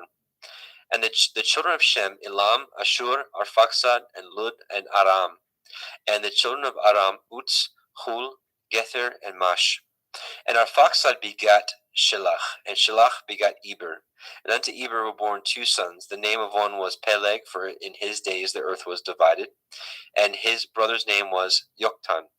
Yoktan begat Almodad, and Shelef, and Chatzar Maveth, and Yerach, and Hadoram, and Uzal, and Dikla, and Oval, and Avimael, and Shiva, and Ophir, and Havilah, and Yovav. All these were the sons of Yoktan. And their dwelling was from Mesha as you go on to Sephar, a mountain of the east. These are the sons of Shem after their families, after their tongues, in their lands, after their nations. These are the families of the sons of Noach after their generations, in their nations, and by these were the nations divided in the earth after the flood. Genesis 11. And the whole earth was of one language and of one speech. And it came to pass, as they journeyed from the east, that they found a plain in the land of Shinar, and they dwelt there. And they said one to another, Go to, let us make brick, and burn them thoroughly. And they had brick for stone, and slime had they for mortar. And they said, Go to, let us build a city and a tower, whose top may reach unto the heavens, and let us make a name, lest we be scattered abroad upon the face of the whole earth.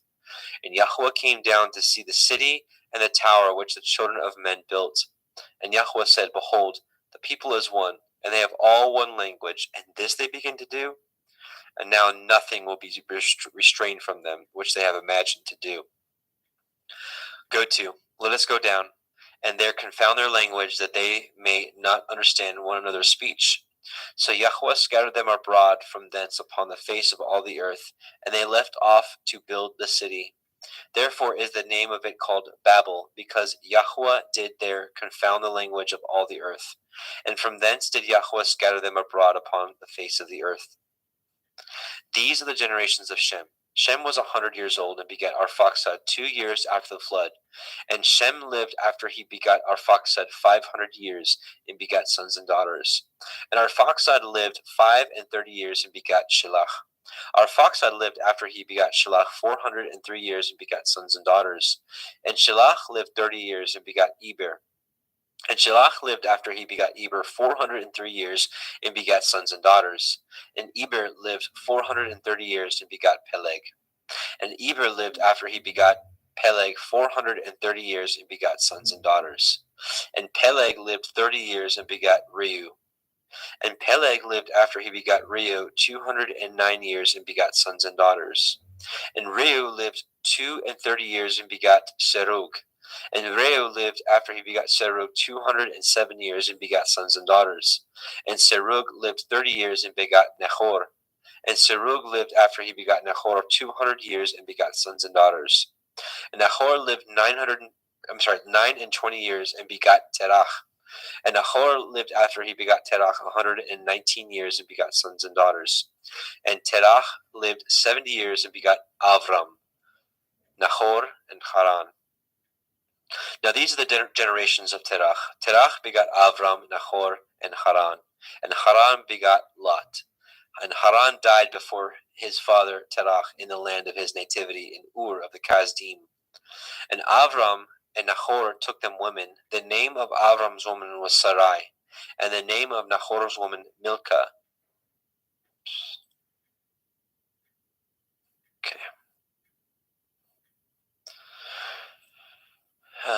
Okay.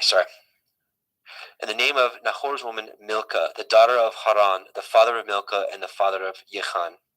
But Sarai was barren, she had no child. And Terach took Avram's son, and Lot, the son of Haran, his son's son.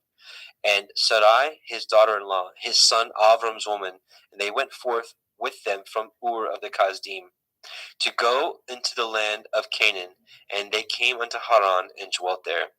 And the days of Terach were 205 years, and Terach died in Haran.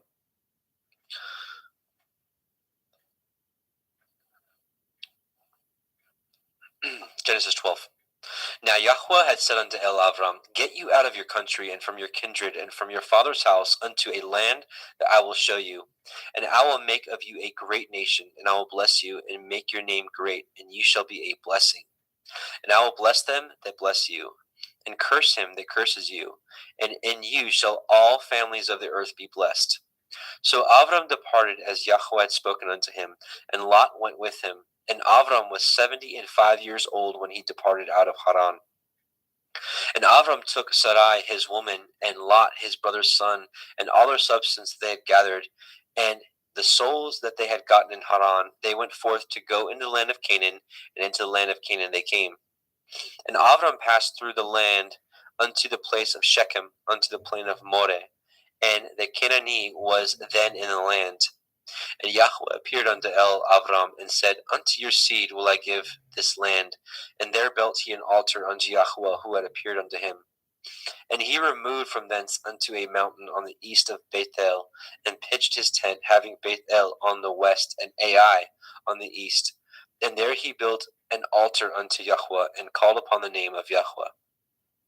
And Avram journeyed, going on still towards the Negev. And there was a famine in the land, and Avram went down into Mitzrayim to sojourn there, and for the famine was grievous in the land.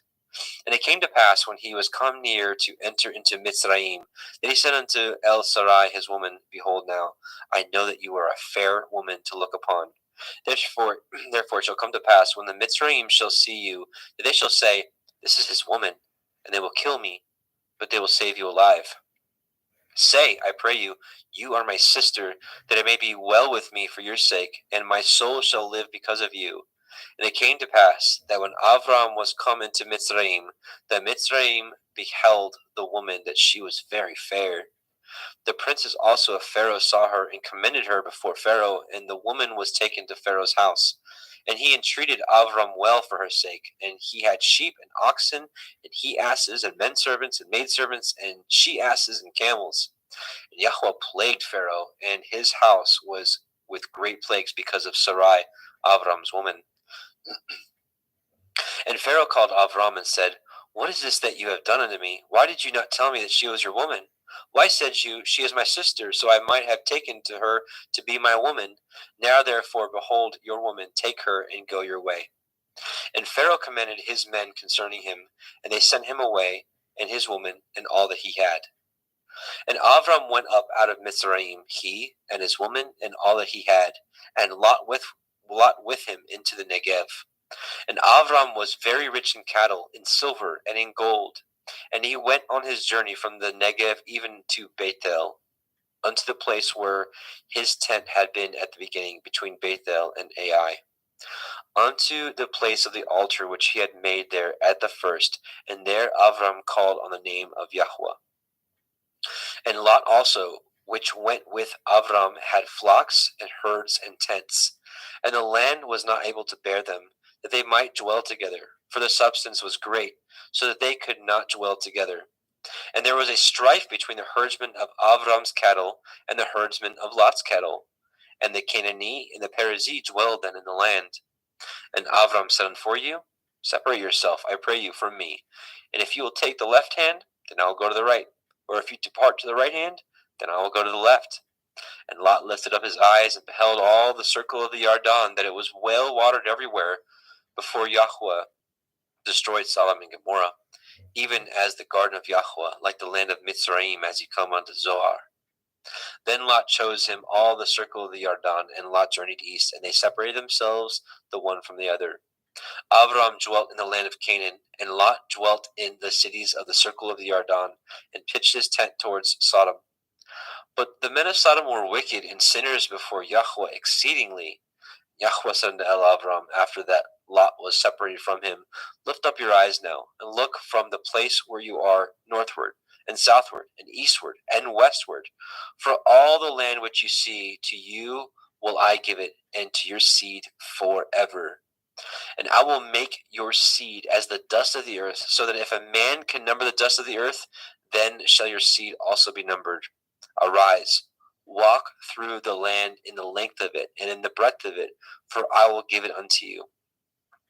Then Avram removed his tent, and came and dwelt in the plain of Mamre, which is in Hebron, and built there an altar unto Yahweh. Genesis 14. And it came to pass in the days of Amraphel, king of Shinar, Arioch, king of Elakar, and Chedorlaomer, king of Elam, and Tidal, king of nations, that these made war with Bera, king of Sodom, and with Birsha, king of Gomorrah, Shinav, king of Admah, and Shemeber, king of Tsevaim, and the king of Bela, which is Soar. All these were joined together in the valley of Siddim, which is the Salt Sea. 12 years they served Kedorlaomer. In the 13th year they rebelled. And in the 14th year came Kedorlaomer and the kings that were with him, and smote the Rephaim in Ashtaroth, Karnaim, and the Zuzim in Chem, and the Emim in Shaveh Kirathim, and the Horim in Mount Seir unto El Paran, which is by the wilderness. And they returned and came to Ain Mishpat, which is Kadesh, and smote all the country of Amalekim, and also the Amorim that dwelt in Chatzon Tamar. And there went out the king of Sodom, and the king of Gomorrah, and the king of Admah, and the king of Zevim, and the king of Bela, the same as Zoar, and they joined battle with them in the valley of Siddim, with Kedorlaomer, the king of Elam, and with Tidal, king of nations, and Amraphel, king of Shinar, and Arioch, king of Elakar, 4 kings with 5. And the valley of Siddim was full of slime pits, and the kings of Sodom and Gomorrah fled and fell there, and they that remained fled to the mountains. And they took all the goods of Sodom and Gomorrah, and all their victuals, and went their way. And they took Lot, Avram's brother's son, who dwelt in Sodom, and his goods, and departed. And there came one that had escaped, and told Avram the Ivri, for he dwelt in the plain of Mamre the Emori, brother of Eshcol, and brother of Aner, and these were confederate with Avram. And when Avram heard that his brother was taken captive, he armed his trained servants, born in his own house, 318, and pursued them unto Dan.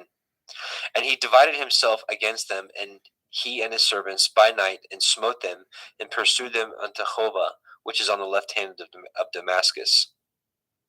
And he brought back all the goods, and also brought again his brother Lot and his goods, and the women also, and the people. And the king of Sodom went out to meet him after his return from the slaughter of Kedorlaomer, and of the kings that were with him at the valley of Shaveh, which is the king's valley. And Melchizedek, king of Shalem, brought forth bread and wine, and he was the priest of El Elyon. And he blessed him and said, Blessed be Avram of El Elyon, possessor of heaven and earth, and blessed be El Elyon, which has delivered your enemies into your hand. And he gave him tithes of all.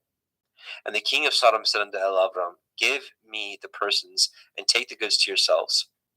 And Avram said to the king of Sodom, I have lifted up my hand unto El Yahweh, El Elyon, the possessor of heaven and earth, that I will not take from a thread even to a shoe latchet, and that I will not take anything that is yours, lest you should say, I have made Avram rich, save only that which the young men have eaten, and the portion of the men which went with me, Aner, Eshcol, and Mamre, let them take their portion.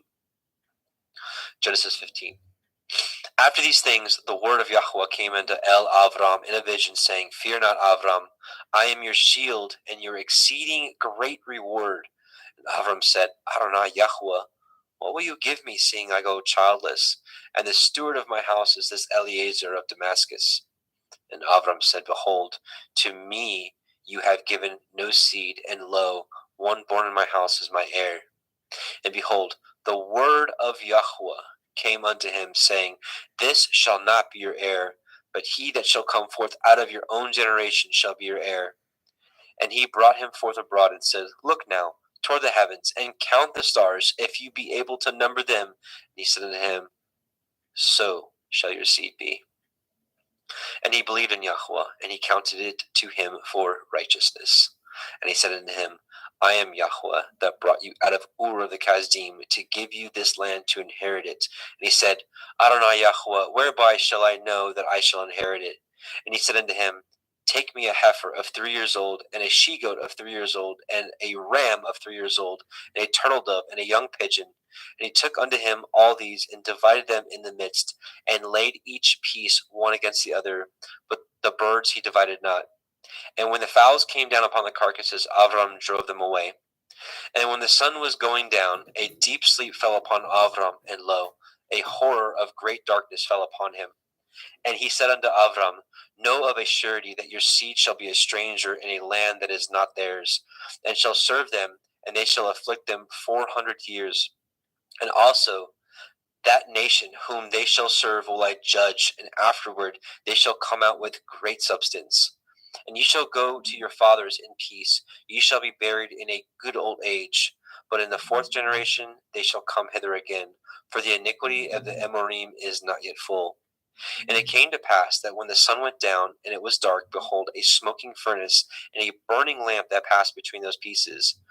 In the same day Yahweh cut a covenant with Avram, saying, Unto your seed have I given this land, from the river of Mitzrayim unto the great river, the river Pereth.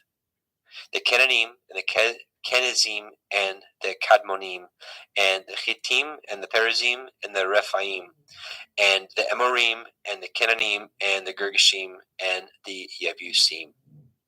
And here we will stop and change over. And I see Justin Best is with us. So Justin McRoberts, Justin is going to take the next portion because he's got a limited time. Welcome, brother Justin. Muted, I think, maybe. I can't hear you. I'm sorry about that. Shalom. There you are. Welcome, brother. Thank you. So we just left off at the end of 15. So do you want to pick it up? You can have a screen share and pick it up at 16. Yep, absolutely. Genesis chapter 16, Sarai and Hagar. Now Sarai, Abram's woman, bore him no children, and she had a handmaid, a Mitzri, whose name was Hagar. And Sarai said unto Abram, Behold now, Yahweh has restrained me from bearing. I pray you, go in unto my maid, that I obtain children by her. And Abram hearkened to the voice of Sarai. And Sarai, Abram's woman, took Hagar, her maid, the Mitzrayim, after Abram had dwelt 10 years in the land of Canaan, and gave her to her man Abram to be his woman. And he went in unto Hagar, and she conceived. And when she saw that she had conceived, her mistress was despised in her eyes. And Sarai said unto Abram, My wrong be upon you. I have given my maid into your bosom. And when she saw that she had conceived, I was despised in her eyes. Yahweh judge between me and you.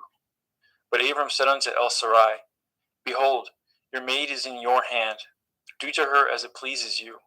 And when Sarai dealt hardly with her, she fled from her face. And the angel of Yahweh found her by a fountain of water in the wilderness, by a fountain in the way of Shur. And he said, Hagar, Sarai's maid, whence came you, and whither will you go? And she said, I flee from the face of my mistress Sarai. And the angel of Yahweh said unto her, Return to your mistress, and submit yourself under her hands. And the angel of Yahweh said unto her, I will multiply your seed exceedingly, that it shall not be numbered for multitude. And the angel of Yahweh said unto her, Behold, you are with child, and shall bear a son, and shall call his name Yishmael, because Yahweh has heard your affliction. And he will be a wild man. His hand will be against every man, and every man's hand against him, and he shall dwell in the presence of all his brethren. And she called the name of Yahweh that spoke unto her, You see me, for she said, Have I also here looked after him that sees me? Wherefore the well was called Ber Lachoroi. Behold, it is between Kadesh and Bered. And Hagar bore Abram a son, and Abram called his son's name, which Hagar bore, Yishmael. And Abram was 86 years old when Hagar bore Yishmael to Abram. Genesis 17. And when Abram was 90 years old and 9, Yahweh appeared unto Abram, and said unto him, I am El Shaddai. Walk before me and be perfect, and I will make my covenant between me and you, and will multiply you exceedingly. And Abram fell on his face, and Elohim talked with him, saying, As for me, behold, my covenant is with you, and you shall be a father of many nations. Neither shall your name any more be called Abram, but your name shall be called Abraham, for a father of many nations have I made you. And I will make you exceeding fruitful, and I will make nations of you, and kings shall come out of you. And I will establish my covenant between me and you and your seed after you in their generations for an everlasting covenant, to be Elohim unto you and to your seed after you. And I will give unto you and to your seed after you the land wherein you are a stranger, all the land of Canaan, for everlasting possession, and I will be their Elohim. And Elohim said unto Abraham, You shall guard my covenant, therefore, you and your seed after you in their generations. This is my covenant, which ye shall guard, between me and you and your seed after you. Every male child among you shall be circumcised. And ye shall circumcise the flesh of your foreskin, and it shall be a sign of the covenant betwixt me and you. And he that is 8 days old shall be circumcised among you, every male child in your generations. He that is born in the house or bought with money of any stranger, which is not of your seed. He that is born in your house, and he that is bought with your money, must need to be circumcised. And my covenant shall be in your flesh for an everlasting covenant. And the uncircumcised male child, whose flesh of his foreskin is not circumcised, that soul shall be cut off from his people. He has broken my covenant. And Elohim said unto Abraham, As for Sarai your woman, you shall not call her name Sarai, but Sarah shall be her name. And I will bless her, and give you a son also of her. Yea, I will bless her, and she shall be a mother of nations. Kings of people shall be of her. Then Abraham fell upon his face and laughed, and said in his heart, Shall a child be born unto him that is 100 years old? And shall Sarah, that is 90 years old, bear? And Abraham said unto Elohim, Oh, that Ishmael might live before you. And Elohim said, Sarah your woman shall bear you a son indeed, and you shall call his name Yitzchak, and I will establish my covenant with him for an everlasting covenant, and with his seed after him. And as for Ishmael, I have heard you. Behold, I have blessed him, and I will make him fruitful, and I will multiply him exceedingly. 12 princes shall he beget, and I will make him a great nation.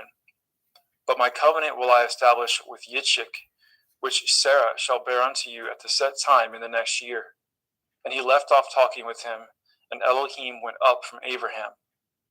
And Abraham took Ishmael his son, and all that were born in his house, and all that were bought with his money, every male among the men of Abraham's house, and circumcised the flesh of their foreskin in the selfsame day, as Elohim had said unto him. And Abraham was 90 years old and 9 when he was circumcised in the flesh of his foreskin. And Ishmael his son was 13 years old when he was circumcised in the flesh of his foreskin. And the selfsame day was Abraham circumcised, and Ishmael his son. And all the men of his house, born in the house and bought with money of the stranger, were circumcised with him. And Yahweh appeared unto him in the plains of Mamre, and he sat at the tent door in the heat of the day. And he lifted up his eyes and looked, and lo, 3 men stood by him. And when he saw them, he ran to meet them from the tent door, and bowed himself toward the ground, and said, My Adonai, if now I have found favor in your sight, pass not away, I pray you, from your servant. Let a little water, I pray you, be fetched, and wash your feet, and rest yourselves under the tree.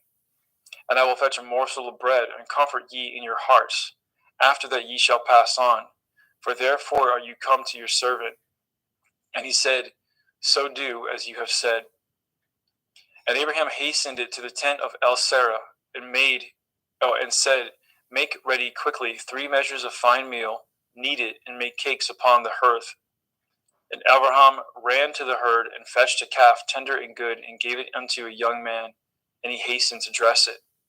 And he took butter and milk, and the calf which he had dressed, and set it before them. And he stood by them under the tree, and they did eat.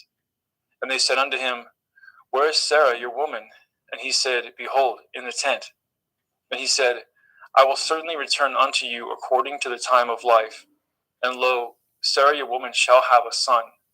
And Sarah heard it in the tent door which was behind him. Now Abraham and Sarah were old and well stricken in age, and ceased to be with Sarah after the manner of women. Therefore Sarah laughed within herself, saying, After I am waxed old, shall I have pleasure, my Lord being old also? And Yahweh said unto Abraham, Wherefore did Sarah laugh, saying, Shall I of a surety bear a child, which am old? Is anything too hard for Yahweh? At the time appointed I will return unto you, according to the time of life, and Sarah shall have a son. Then Sarah denied, saying, I laughed not, for she was afraid. And he said, Nay, but you did laugh. And the men rose up from thence, and looked towards Sedom, and Abraham went with them to bring them on the way. And Yahweh said, Shall I hide from Abraham that thing which I do? Seeing that Abraham shall surely become a great and mighty nation, and all the nations of the earth shall be blessed in him. For I know him, that he will command his children, his household after him, and they shall guard the way of Yahuwah, to do justice and judgment, that Yahuwah may bring upon Abraham that which he has spoken of him. And Yahuwah said, because the cry of Sodom and Amorah is great, and because their sin is very grievous, I will go down now, and see whether they have done altogether according to the cry of it, which is come unto me, and if not, I will know. And the men turned their faces from thence and went towards Sodom. But Abraham stood yet before Yahuwah. And Abraham drew near and said, will you also destroy the righteous with the wicked? Perchance there be 50 righteous within the city. Will you also destroy and not spare the place for the 50 righteous that are therein? That be far from you to do after this manner, to slay the righteous with the wicked, and that the righteous should be as the wicked.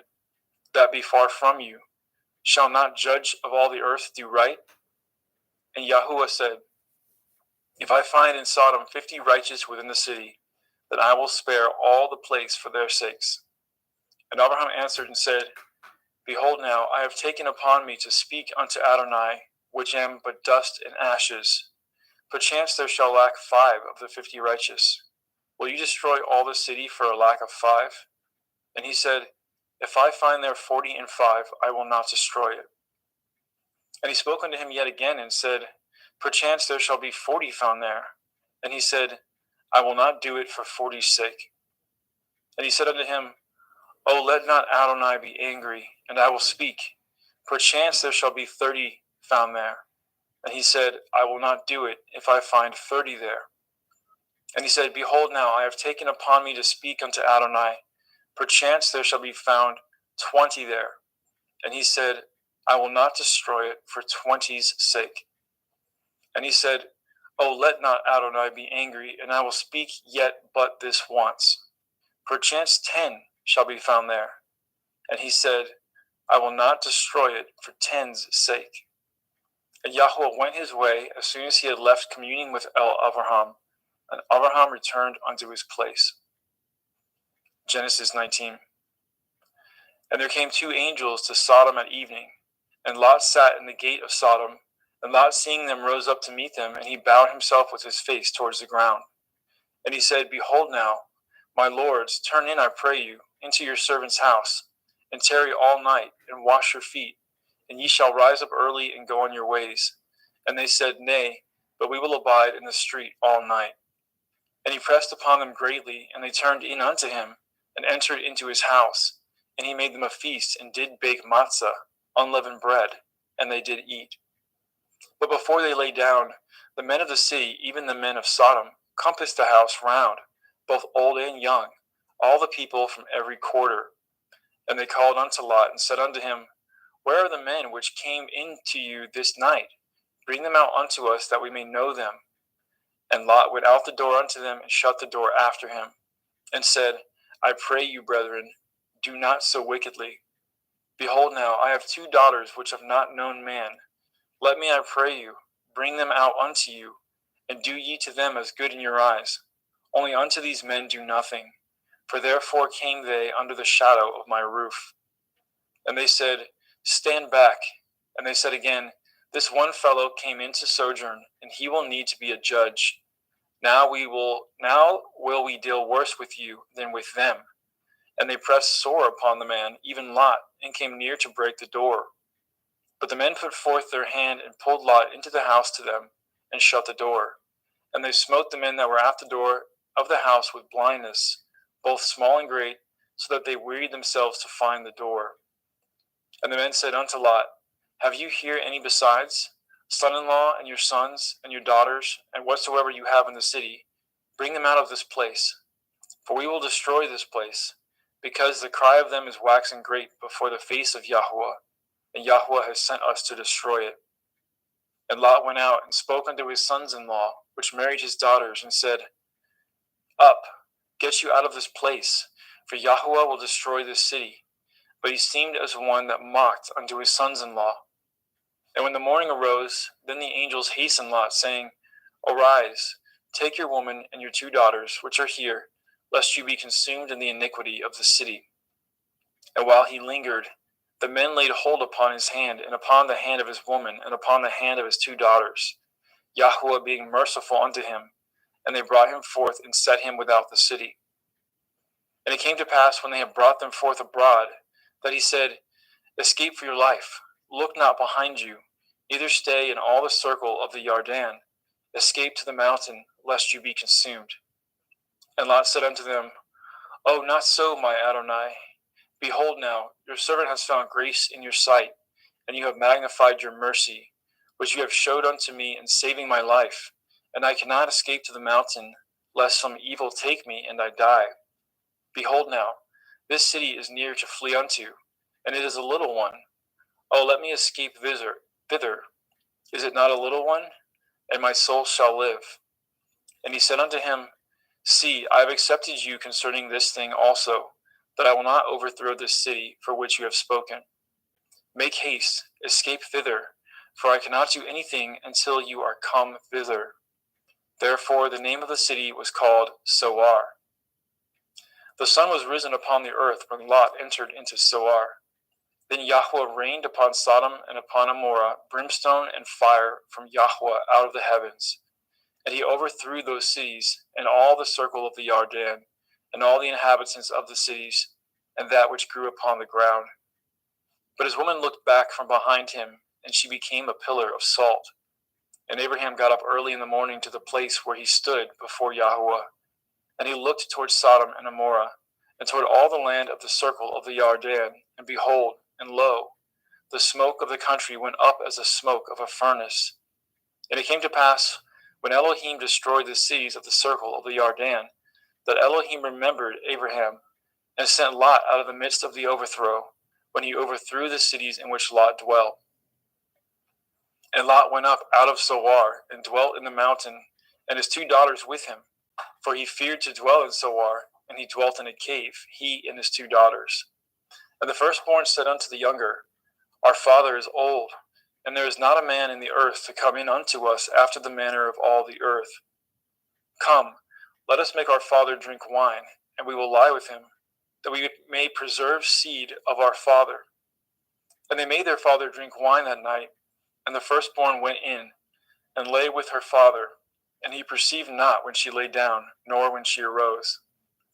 And it came to pass on the morrow that the firstborn said unto the younger, Behold, I lay yesternight with my father. Let us make him drink wine this night also, and go in, and lie with him, that we may preserve seed for our father. And they made their father drink wine that night also, and the younger arose, and lay with him, and he perceived not when she lay down, nor when she arose. Thus were both the daughters of Lot with child by their father. And the firstborn bore a son, and called his name Moab. The same is the father of Moabim unto this day. And the younger, she also bore a son, and called his name Ben-Ami. The same is the father of the children of Ammon unto this day. Genesis 20. Let's get a sip of water.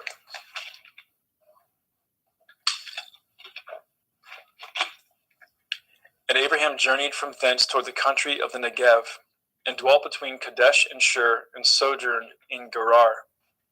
And Abraham said of El-Sarah, his woman, She is my sister. And Avimelech, king of Gerar, sent and took Sarah. But Elohim came to Avimelech in a dream by night, and said to him, Behold, you are but a dead man, for the woman which you have taken, for she is a man's woman. But Avimelech had not come near her, and he said, Adonai, will you slay also a righteous nation? Said he not unto me, She is my sister? And she, even she herself, said, He is my brother. In the integrity of my heart and innocence of my hands have I done this. And Elohim said unto him in a dream, Yea, I know that you did this in the integrity of your heart, for I also withheld you from sinning against me. Therefore suffered I you not to touch her. Now therefore restore the man his woman, for he is a prophet, and he shall pray for you, and you shall live. And if you restore her not, know that you shall surely die, you and all that are yours. Therefore Abimelech rose early in the morning and called all his servants and told all things in their ears, and the men were sore afraid. Then Abimelech called Abraham and said unto him, What have you done unto us? And what have I offended you, that you have brought on me and on my kingdom a great sin? You have done deeds unto me that ought not to be done. And Abimelech said unto Abraham, What saw you that you have done this thing? And Abraham said, Because I thought, surely the fear of Elohim is not in this place, and they will slay me for my woman's sake. And yet indeed she is my sister.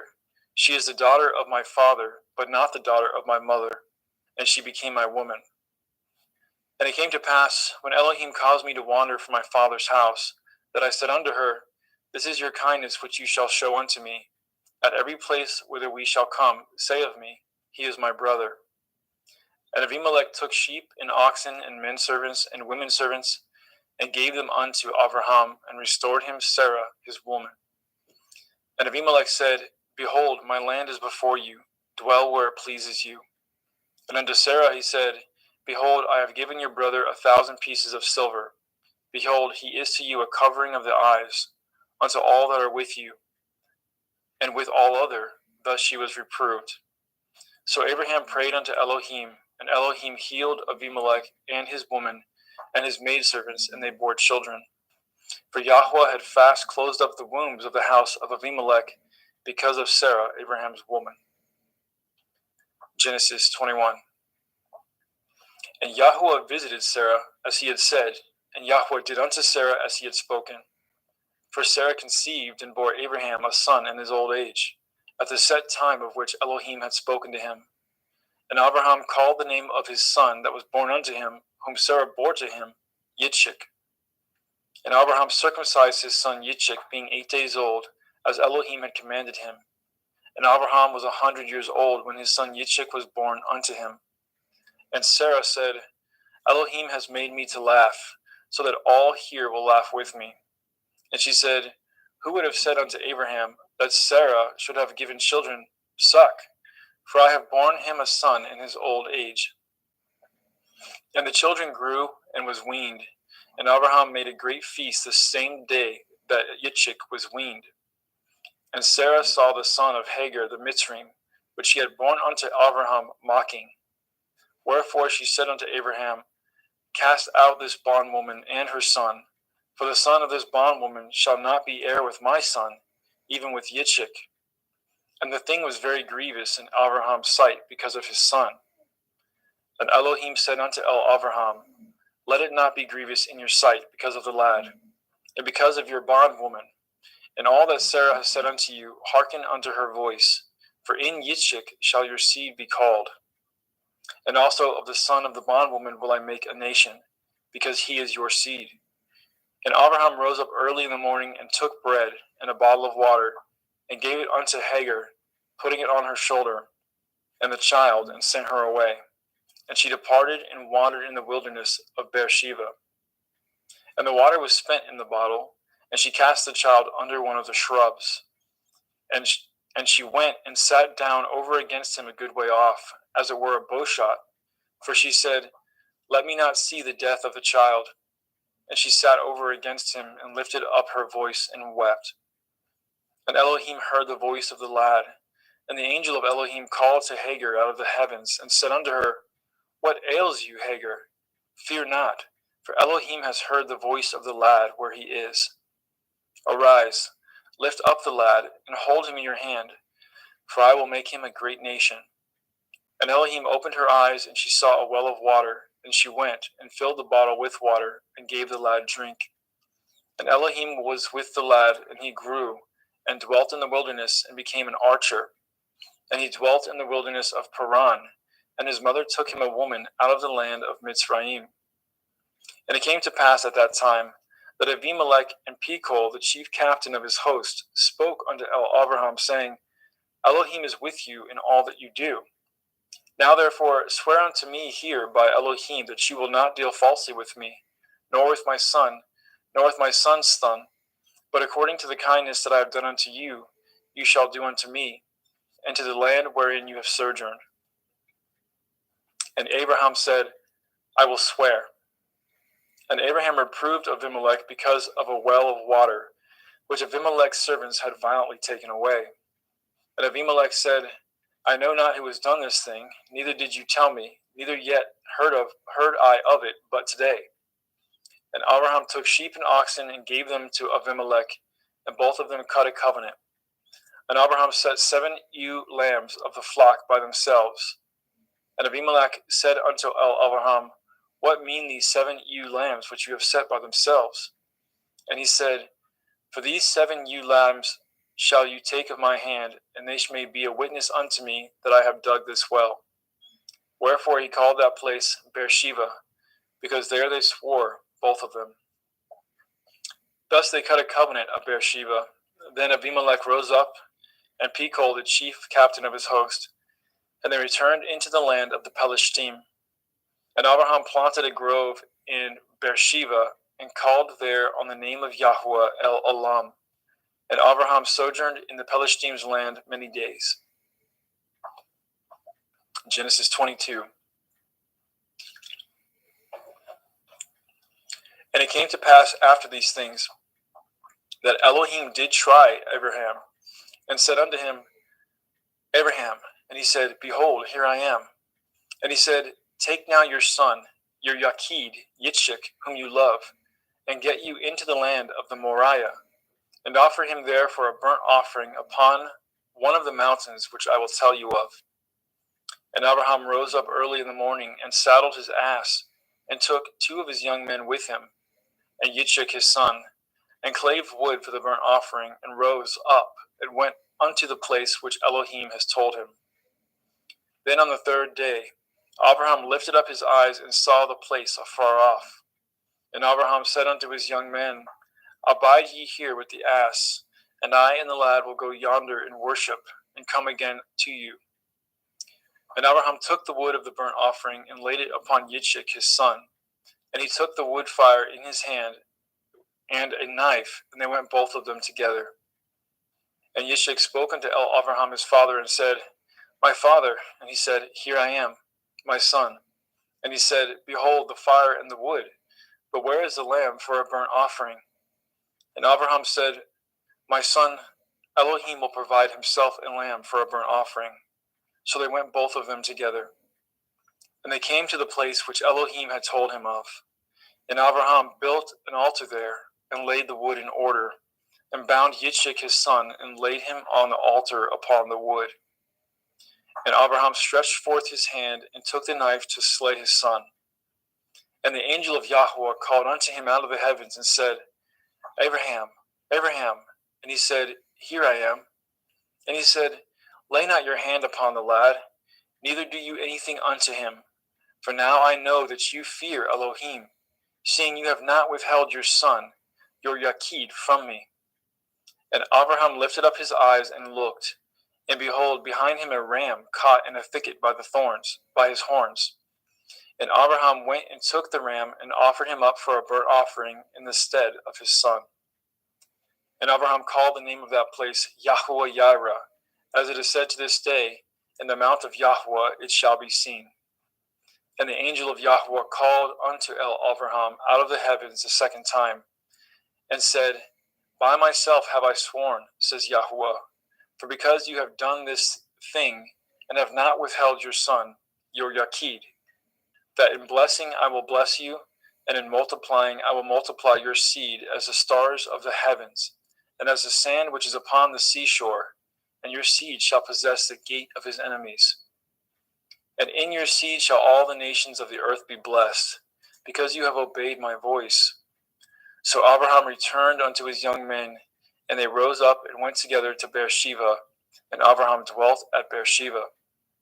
And it came to pass after these things, that it was told Abraham, saying, Behold, Milcah, she has also borne children unto your brother Nachor, Huz his firstborn, and Buz his brother, and Kemuel the father of Aram, and Kesed, and Chazo, and Pildash, and Yidlaph, and Bethuel.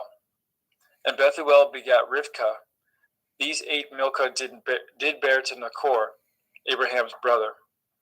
And his concubine, whose name was Reumah, She bore also Teva and Gama and Thahash and Ma'akah.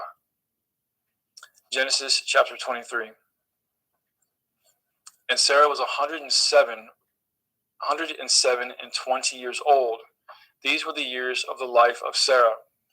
And Sarah died in Kiryat Arba. The name is Hebron, in the land of Canaan. And Abraham came to mourn for Sarah and to weep for her. And Abraham stood up from before his dead and spoke unto the sons of Heth, saying, I am a stranger and a sojourner with you.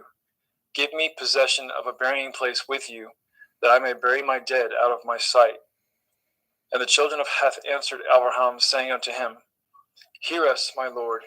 You are a mighty prince among us. In the choice of our sepulchres bury your dead. None of us shall withhold from you this sepulchre, his sepulchre, but that you may bury your dead. And Abraham stood up and bowed himself to the people of the land, even to the children of Heth.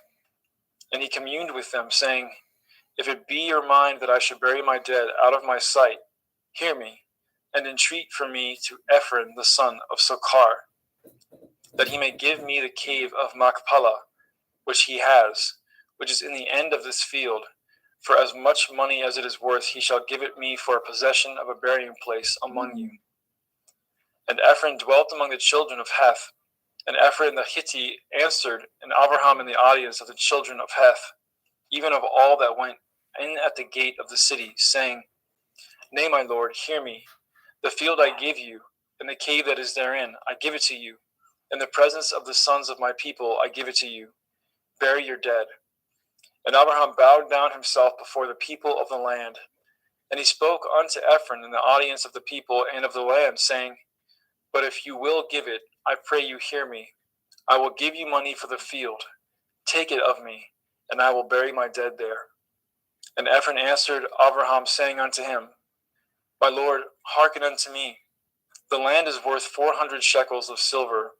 What is that betwixt me and you? Bury therefore your dead. And Abraham hearkened unto Ephron, and Abraham weighed to Ephron the silver, which he had named in the audience of the sons of Heth, 400 shekels of silver, current money with the merchant.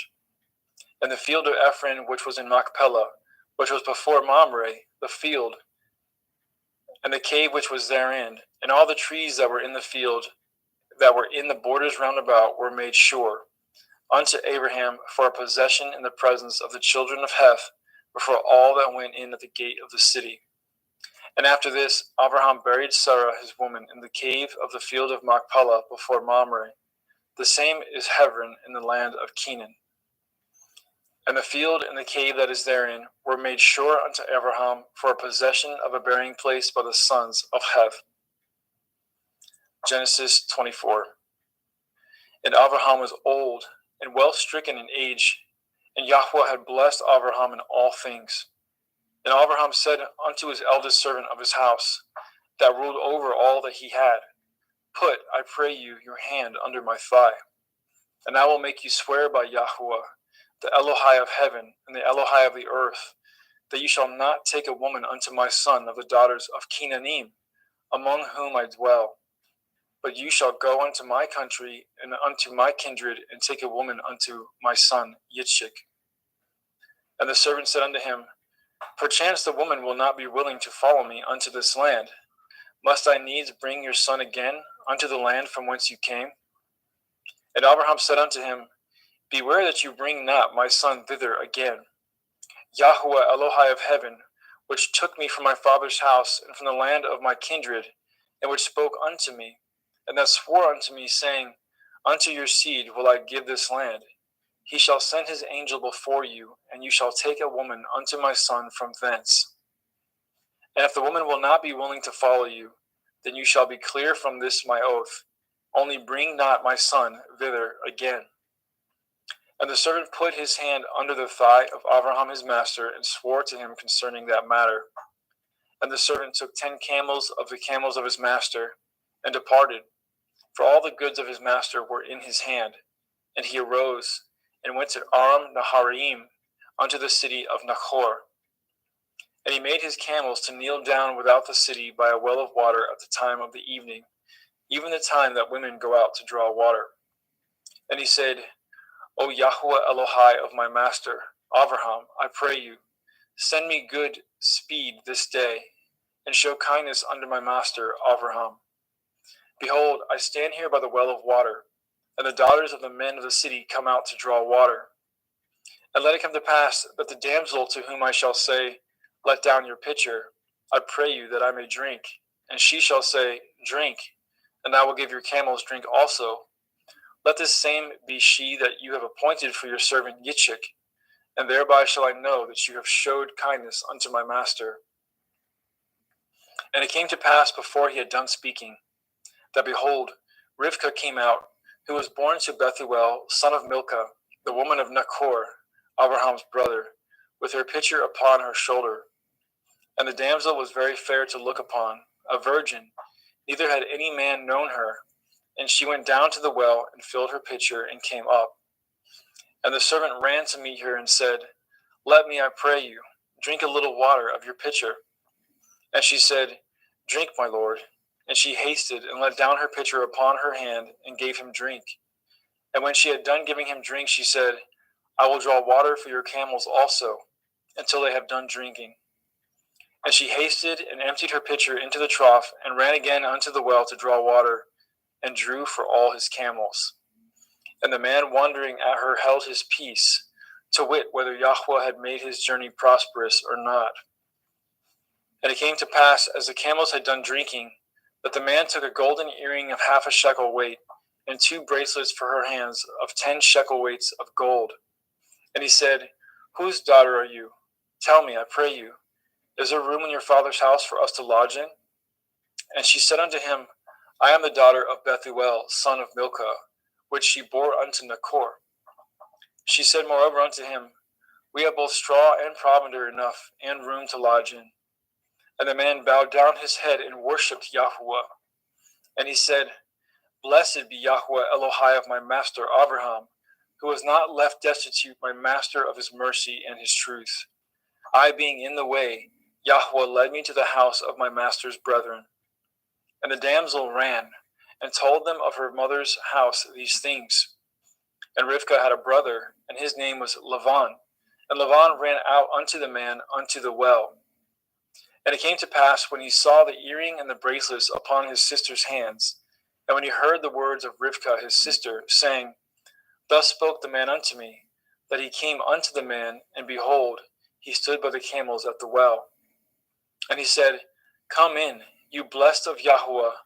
Wherefore stand you without? For I have prepared the house and room for the camels.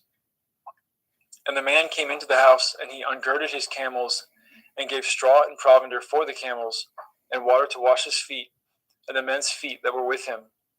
And there was set meat before him to eat. But he said, I will not eat until I have told my errand. And he said, Speak on.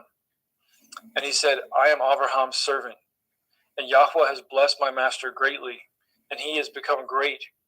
And he has given him flocks and herds and silver and gold, and men servants and maidservants and camels and asses. And Sarah, my master's woman, bore a son to my master when she was old, and unto him he has given all that he has.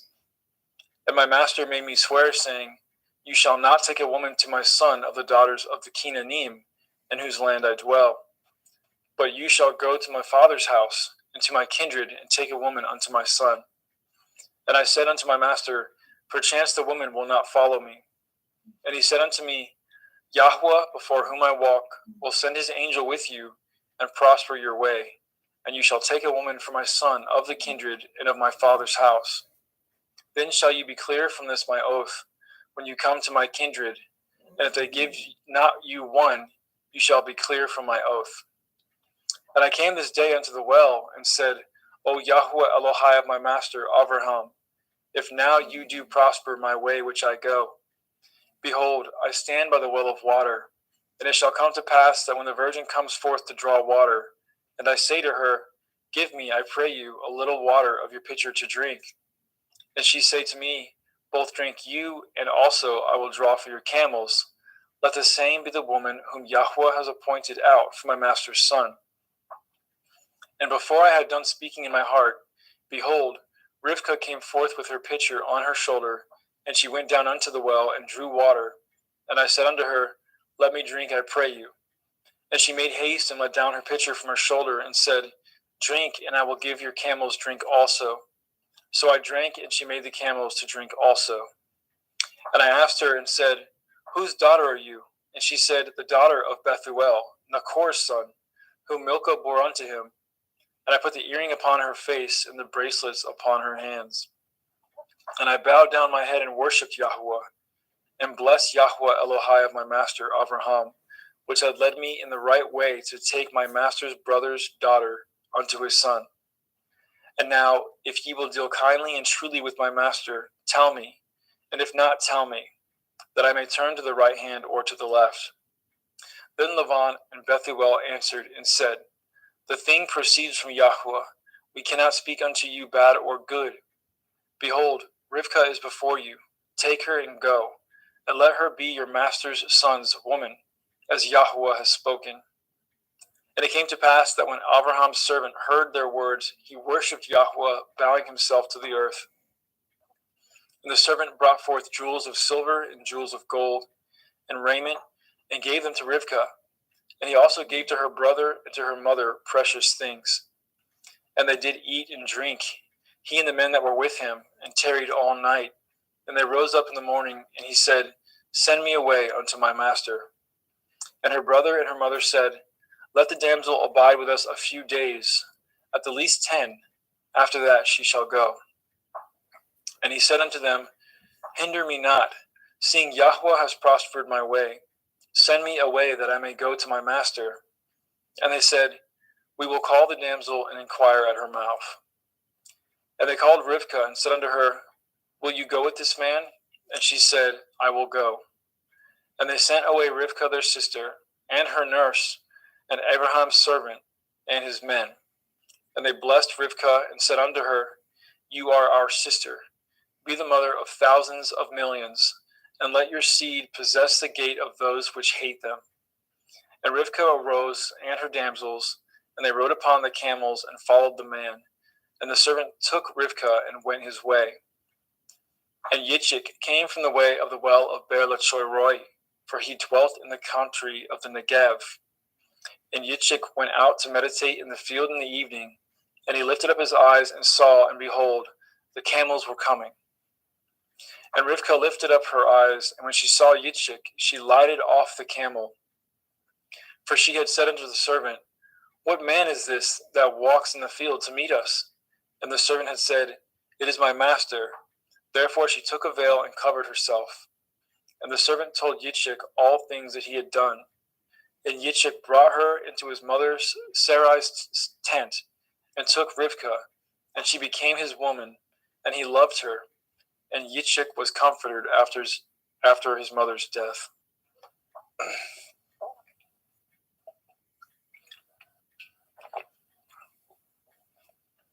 In Genesis chapter 25.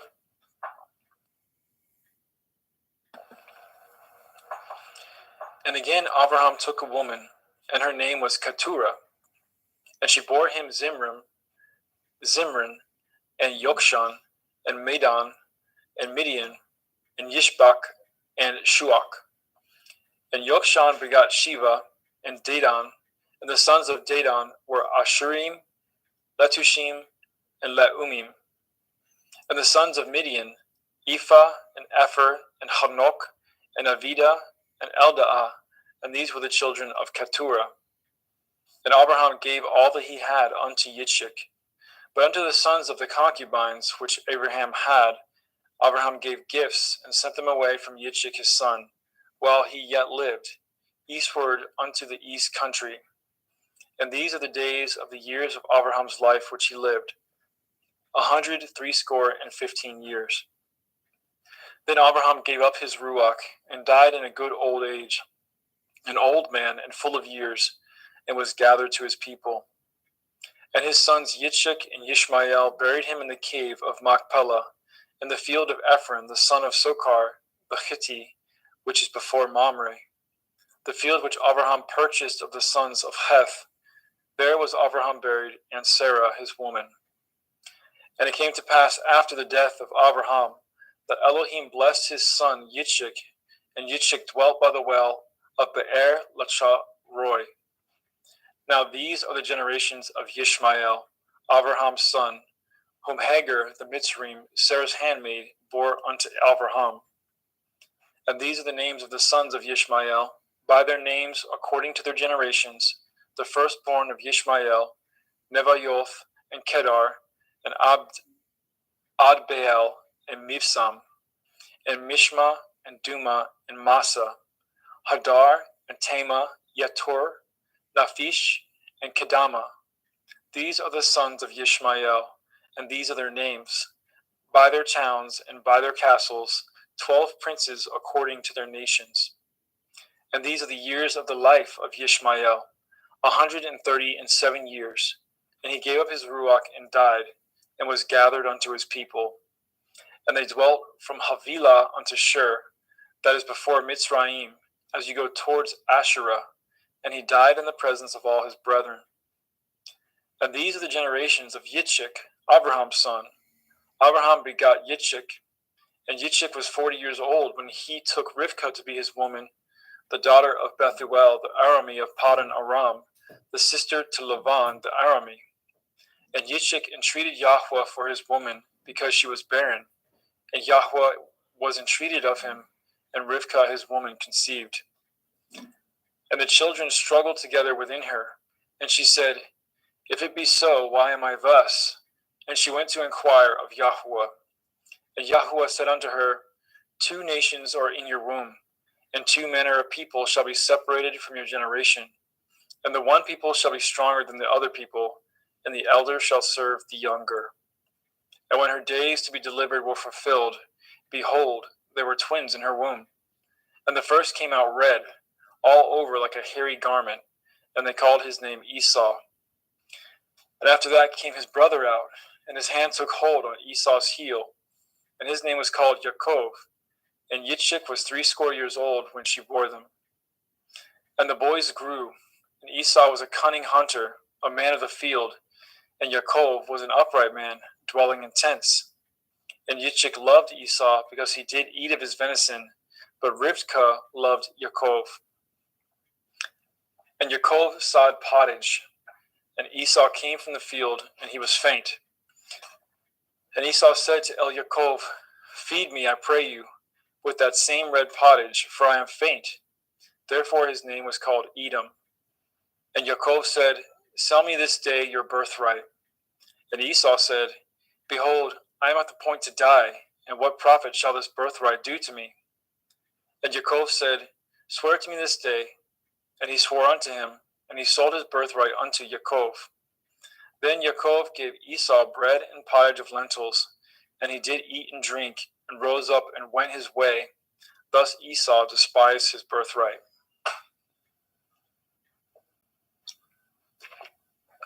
Genesis chapter 26.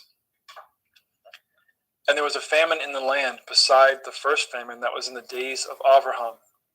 And Yitzchak went unto Abimelech, king of the Pelishtim, unto Gerar. And Yahweh appeared unto him and said, Go not down into Mitzrayim. Dwell in the land which I shall tell you of. Sojourn in this land, and I will be with you, and I will bless you. For unto you and unto your seed I will give all these countries, and I will perform the oath which I swore unto Abraham your father. And I will make your seed to multiply as the stars of heaven, and I will give unto your seed all these countries, and in your seed shall all the nations of the earth be blessed. Because that Abraham obeyed my voice and did guard my watch, my commandments, my statutes, and my Torah.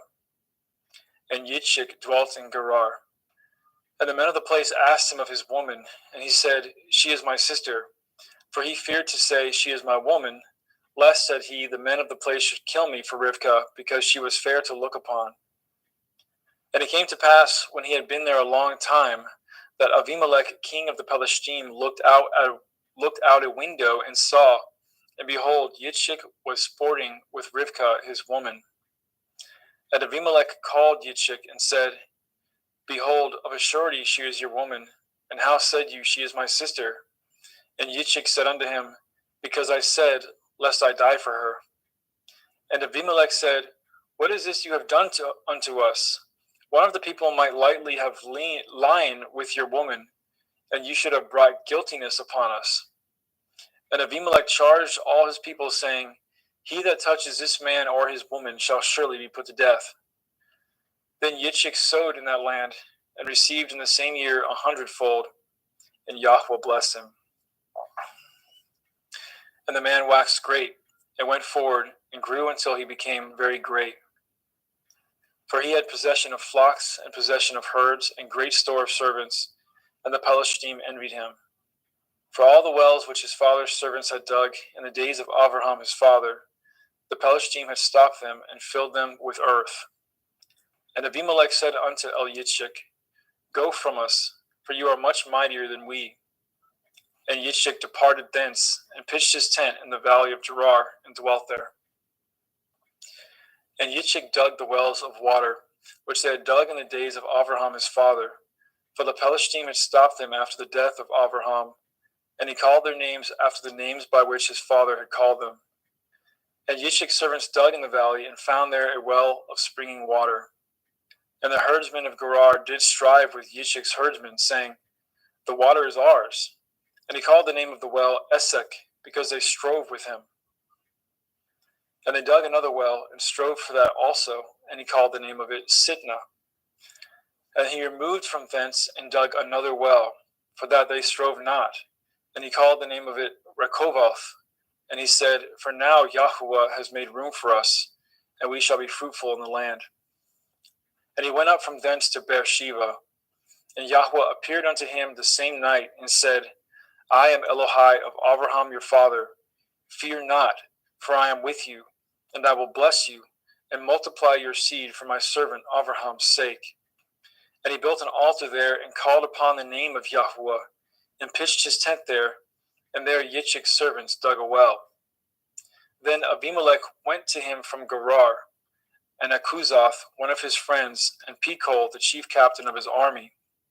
And Yitzchak said unto them, Wherefore come ye to me, seeing you hate me, and have sent me away from you? And they said, We saw certainly that Yahweh was with you. And we said, Let there be now an oath betwixt us, even betwixt us and you, and let us cut a covenant with you, that ye will do us no hurt, as we have not touched you, and as we have done unto you nothing but good, and have sent you away in peace. You are now the blessed of Yahweh. And he made them a feast, and they did eat and drink. And they rose up early in the morning, and swore to one another, and Yitzchak sent them away, and they departed from him in peace. And it came to pass the same day that Yitzchak's servants came, and told him concerning the well which they had dug, and said unto him, We have found water. And he called it Sheva. Therefore the name of the city is Beer Sheva unto this day. And Esau was 40 years old when he took to be his woman Yehudith, the daughter of Beri the Hittite, and Basmath, the daughter of Elon the Hittite, which were a grief of mind unto Yitzchak and to Rivkah.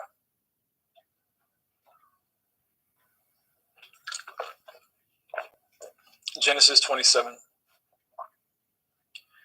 And it came to pass that when Yitzchak was old, and his eyes were dim, so that he could not see, he called Esau his eldest son, and said unto him, My son.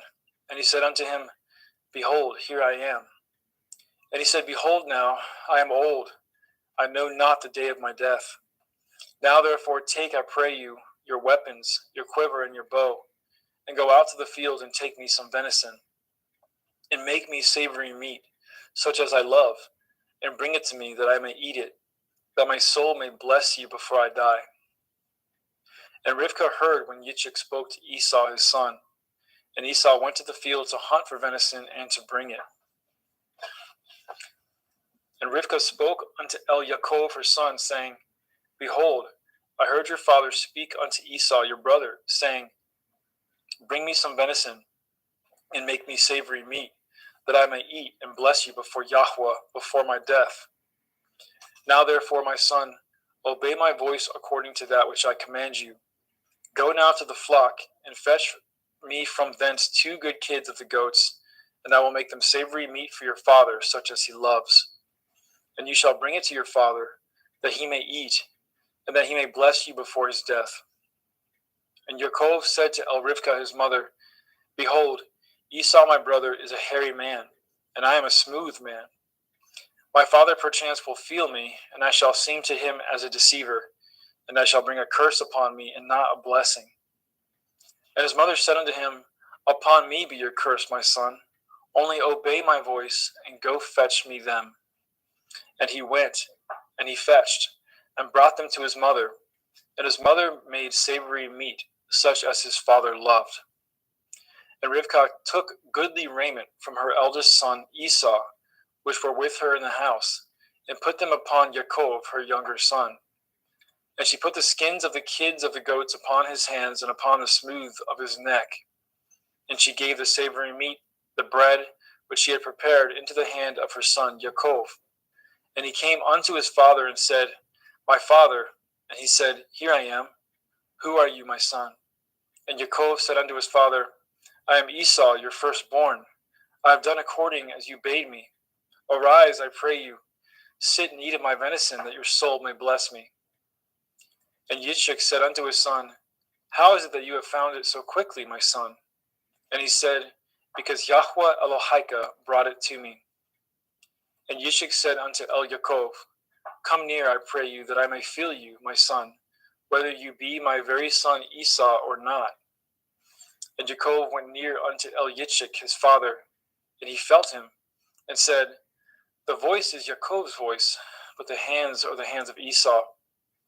And he discerned him not, because his hands were hairy, as his brother Esau's hands. So he blessed him. And he said, Are you my very son Esau? And he said, I am. And he said, Bring it near to me, and I will eat of my son's venison, that my soul may bless you. And he brought it near to him, and he did eat. And he brought him wine, and he drank. And his father Yitzchak said unto him, Come near now, and kiss me, my son. And he came near and kissed him. And he smelled the smell of his raiment, and he blessed him, and said, See, the smell of my son is as the smell of a field which Yahweh has blessed. Therefore Elohim give you the dew of heaven, and the fatness of the earth, and plenty of grain and wine. Let people serve you, and nations bow down to you. Be Lord over your brethren, and let your mother's sons bow down to you. Cursed be everyone that curses you, and blessed be he that blesses you.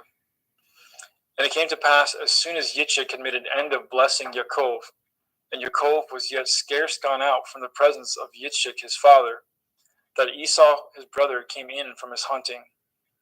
And he also made a savory meat, and brought it unto his father, and said unto his father, Let my father arise, and eat of his son's venison, that your soul may bless me. And Yitzchak his father said unto him, Who are you? And he said, I am your son, your firstborn Esau. And Yitzchak trembled very exceedingly, and said, Who? Where is he that has taken venison and brought it to me? And I have eaten of all before you came, and have blessed him. Yea, and he shall be blessed. And when Esau heard the words of his father, he cried with a great and exceeding bitter cry, and said unto his father, Bless me, even me also, O my father. And he said, Your brother came with subtlety, and has taken away your blessing.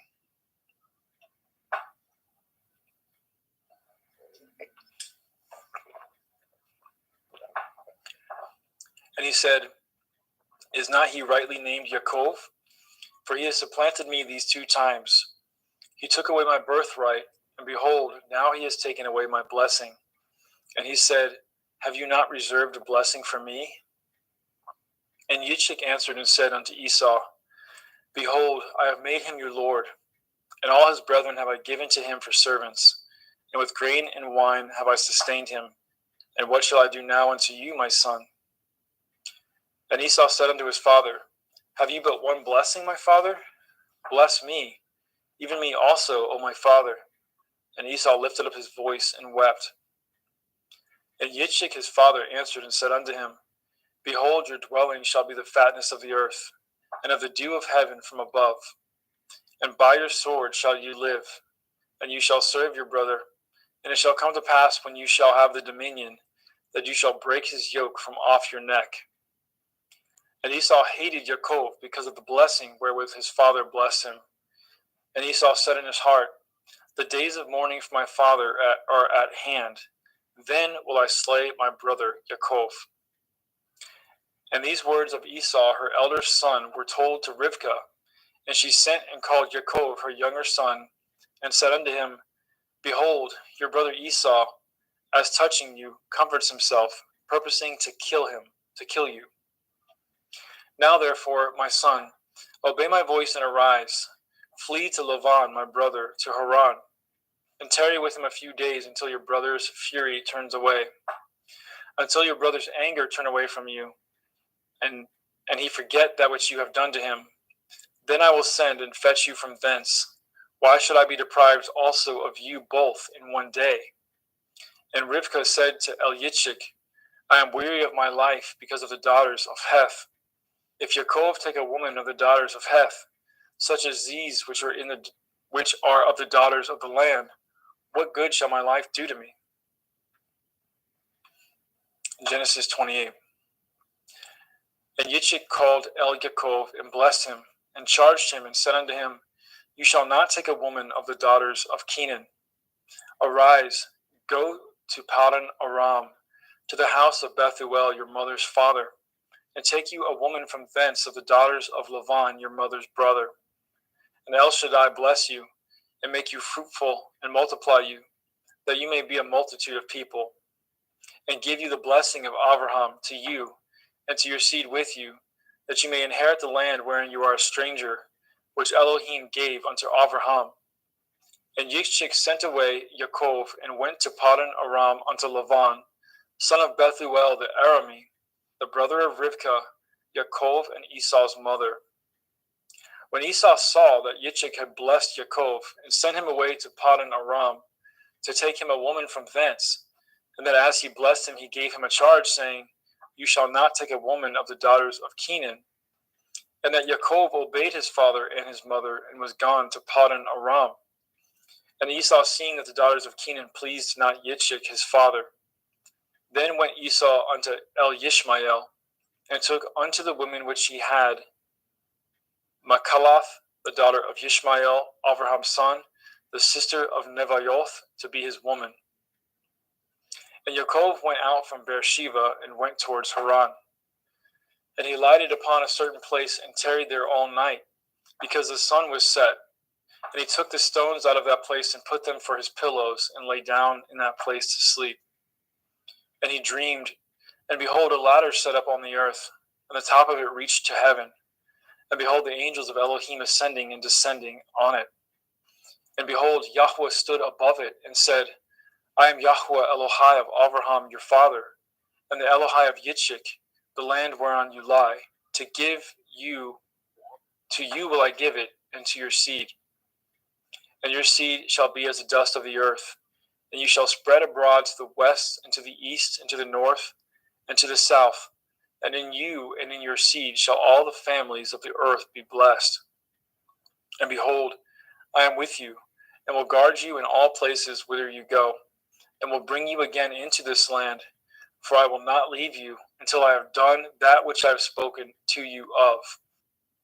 And Yaakov awoke out of his sleep, and he said, surely Yahweh is in this place, and I knew it not. And he was afraid, and said, how dreadful is this place!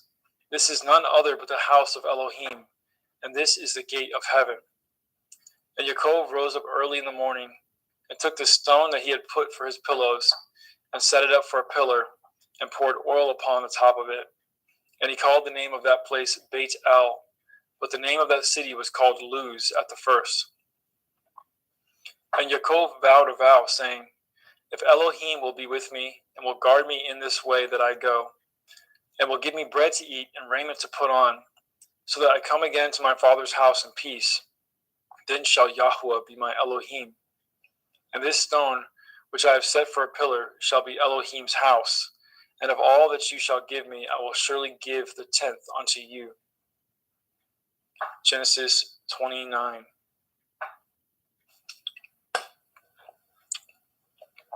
Then Yaakov went on his journey and came into the land of the people of the east. And he looked, and behold, a well in the field, and lo, there were 3 flocks of sheep lying by it. For out of that well they watered the flocks, and a great stone was upon the well's mouth. And thither there were all the flocks gathered, and they rolled the stone from the well's mouth, and watered the sheep, and put the stone again upon the well's mouth in his place. And Yaakov said unto them, My brethren, whence be ye? And they said, Of Haran are we. And he said unto them, Know ye Lavan the son of Nahor? And they said, We know him. And he said unto them, Is he well? And they said, He is well. And behold, Rachel his daughter comes with the sheep. And he said, Lo, it is yet high day, neither is it time that the cattle should be gathered together. Water ye the sheep, and go and feed them. And they said, We cannot, until all the flocks be gathered together, until they roll the stone from the well's mouth.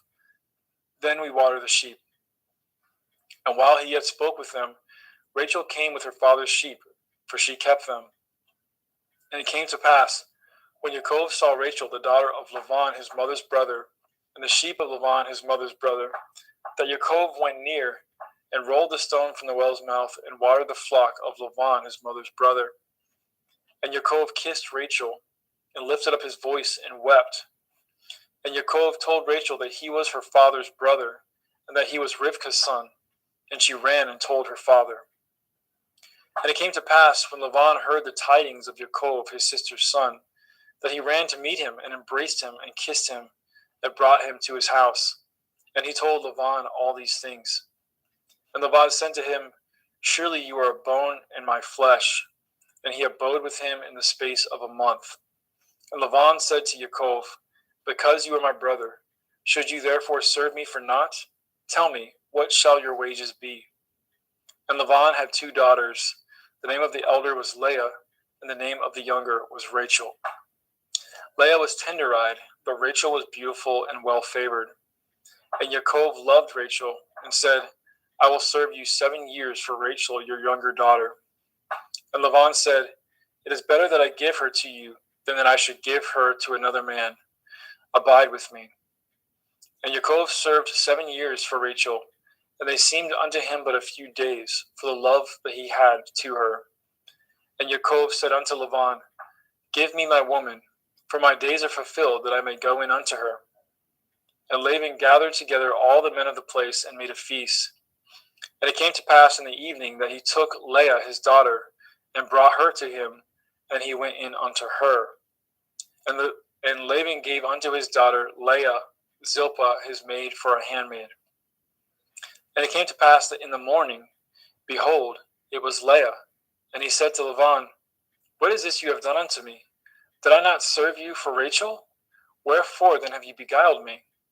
And Laban said, It must not be so done in our country, to give the younger before the firstborn.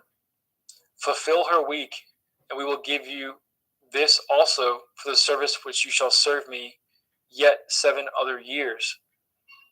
And Yaakov did so, and fulfilled her week, and he gave him Rachel his daughter to be his woman also. And Laban gave Rachel his daughter Bilhah his handmaid to be her maid. And he went in also unto Rachel, and he loved also Rachel more than Leah, and served with him yet 7 other years.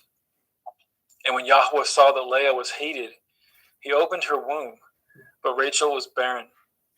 And Leah conceived and bore a son, and she called his name Reuben. For she said, Surely Yahweh has looked upon my affliction. Now therefore my man will love me. And she conceived again and bore a son, and said, Because Yahweh has heard that I was hated, he has therefore given me this son also. And she called his name Shimon. And she conceived again and bore a son, and said, Now this time my man will be joined unto me, because I have borne him 3 sons. Therefore was his name called Levi. And she conceived again and bore a son. And she said, Now will I praise Yahweh. Therefore she called his name Yehudah, and left bearing. Genesis chapter 30.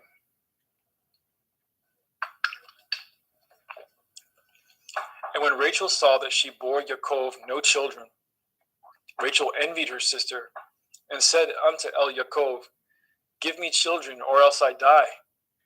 And Yaakov's anger was kindled against Rachel, and he said, Am I in Elohim's stead, who has withheld from you the fruit of the womb?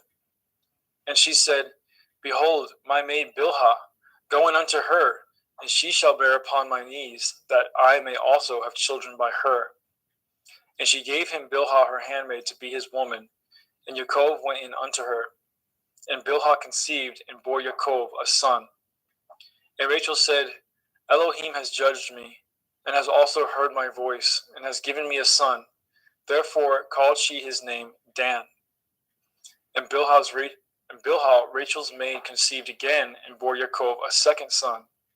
And Rachel said, With great wrestlings have I wrestled with my sister, and I have prevailed. And she called his name Naphtali. And when Leah saw that she had left bearing, she took Zilpah, her maid, and gave her to Yaakov to be his woman. And Zilpah, Leah's maid, bore Yaakov a son. And Leah said, A troop comes, and she called his name Gad. And Zilpah, Leah's maid, bore Yaakov a second son. And Leah said, Happy am I, for the daughters will call me blessed. And she called his name Asher. And Reuben went in the days of wheat harvest, and found mandrakes in the field, and brought them unto his mother Leah. Then Rachel said unto Leah, Give me, I pray you, of your son's mandrakes. And she said unto her, Is it a small matter to you that you have taken my man? And would you take away my son's mandrakes also? And Rachel said, Therefore he shall lie with you tonight for your son's mandrakes. And Yaakov came out of the field in the evening, and Leah went out to meet him, and said, You must come in unto me, for surely I have hired you with my son's mandrakes. And he lay with her that night. And Elohim hearkened unto Leah, and she conceived and bore Yaakov the fifth son. And Leah said, Elohim has given me my hire, because I have given my maiden to my man. And she called his name Yishakar. And Leah conceived again, and bore Yaakov the sixth son. And Leah said, Elohim has endued me with good dowry. Now will my man dwell with me, because I have borne him 6 sons. And she called his name Zebulun.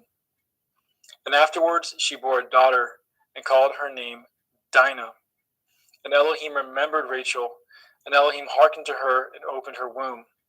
And she conceived, and bore a son, and said, Elohim has taken away my reproach. And she called his name Joseph, and said, Yahweh shall add to me another son. And it came to pass, when Rachel had borne Joseph, that Yaakov said unto Laban, Send me away, that I may go into my own place, and to my own country.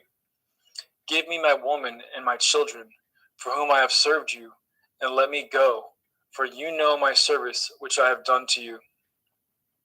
And Laban said unto him, I pray you, if I have found favor in your eyes, tarry, for I have learned by experience that Yahweh has blessed me for your sake. And he said, Appoint me your wages, and I will give it. And he said unto him, You know how I have served you, and how your cattle was with me. For it was little which you had before I came, and it is now increased unto a multitude. And Yahweh has blessed you since my coming. And now when shall I provide for my own house also? And he said, What shall I give you? And Yaakov said, You shall not give me anything. If you will do this thing for me, I will again feed and guard your flock. I will pass through all your flock today, removing from thence all the speckled and spotted cattle, and all the brown cattle among the sheep, and the spotted and speckled among the goats, and of such shall be my hire.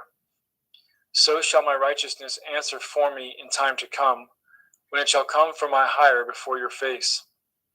Every one that is not speckled and spotted among the goats, and brown among the sheep, that shall be counted stolen with me. And Laban said, Behold, I would it might be according to your word. And he removed that day the he-goats that were ring-straked and spotted, and all the she-goats that were speckled and spotted, and every one that had some white in it, and all the brown among the sheep, and gave them into the hands of his sons. And he set 3 days' journey betwixt himself and Yaakov, And Yaakov fed the rest of Laban's flock. And Yaakov took him rods of green poplar and of the hazel and chestnut tree, and piled white strakes in them, and made the white appear which was in the rods. And he set the rods which he had pilled before the flocks in the gutters and the watering troughs when the flocks came to drink, that they should conceive when they came to drink. And the flock conceived before the rods, and brought forth cattle ring-straked, speckled, and spotted. And Yaakov did separate the lambs, and set the faces of the flocks towards the ring-straked, and all the brown in the flock of Laban. And he put his own flocks by themselves, and put them not unto Laban's cattle. And it came to pass, whensoever the stronger cattle did conceive, that Yaakov laid the rods before the eyes of the cattle in the gutters, that they might conceive among the rods. But when the cattle were feeble, he put them not in. So the feebler were Laban's, and the stronger Yaakov's. And the man increased exceedingly, and had much cattle, and maidservants, and manservants, and camels, and asses. Thank you, brother. Praise Yah. Praise Yah. Brother Justin McRoberts, pick up at chapter 31.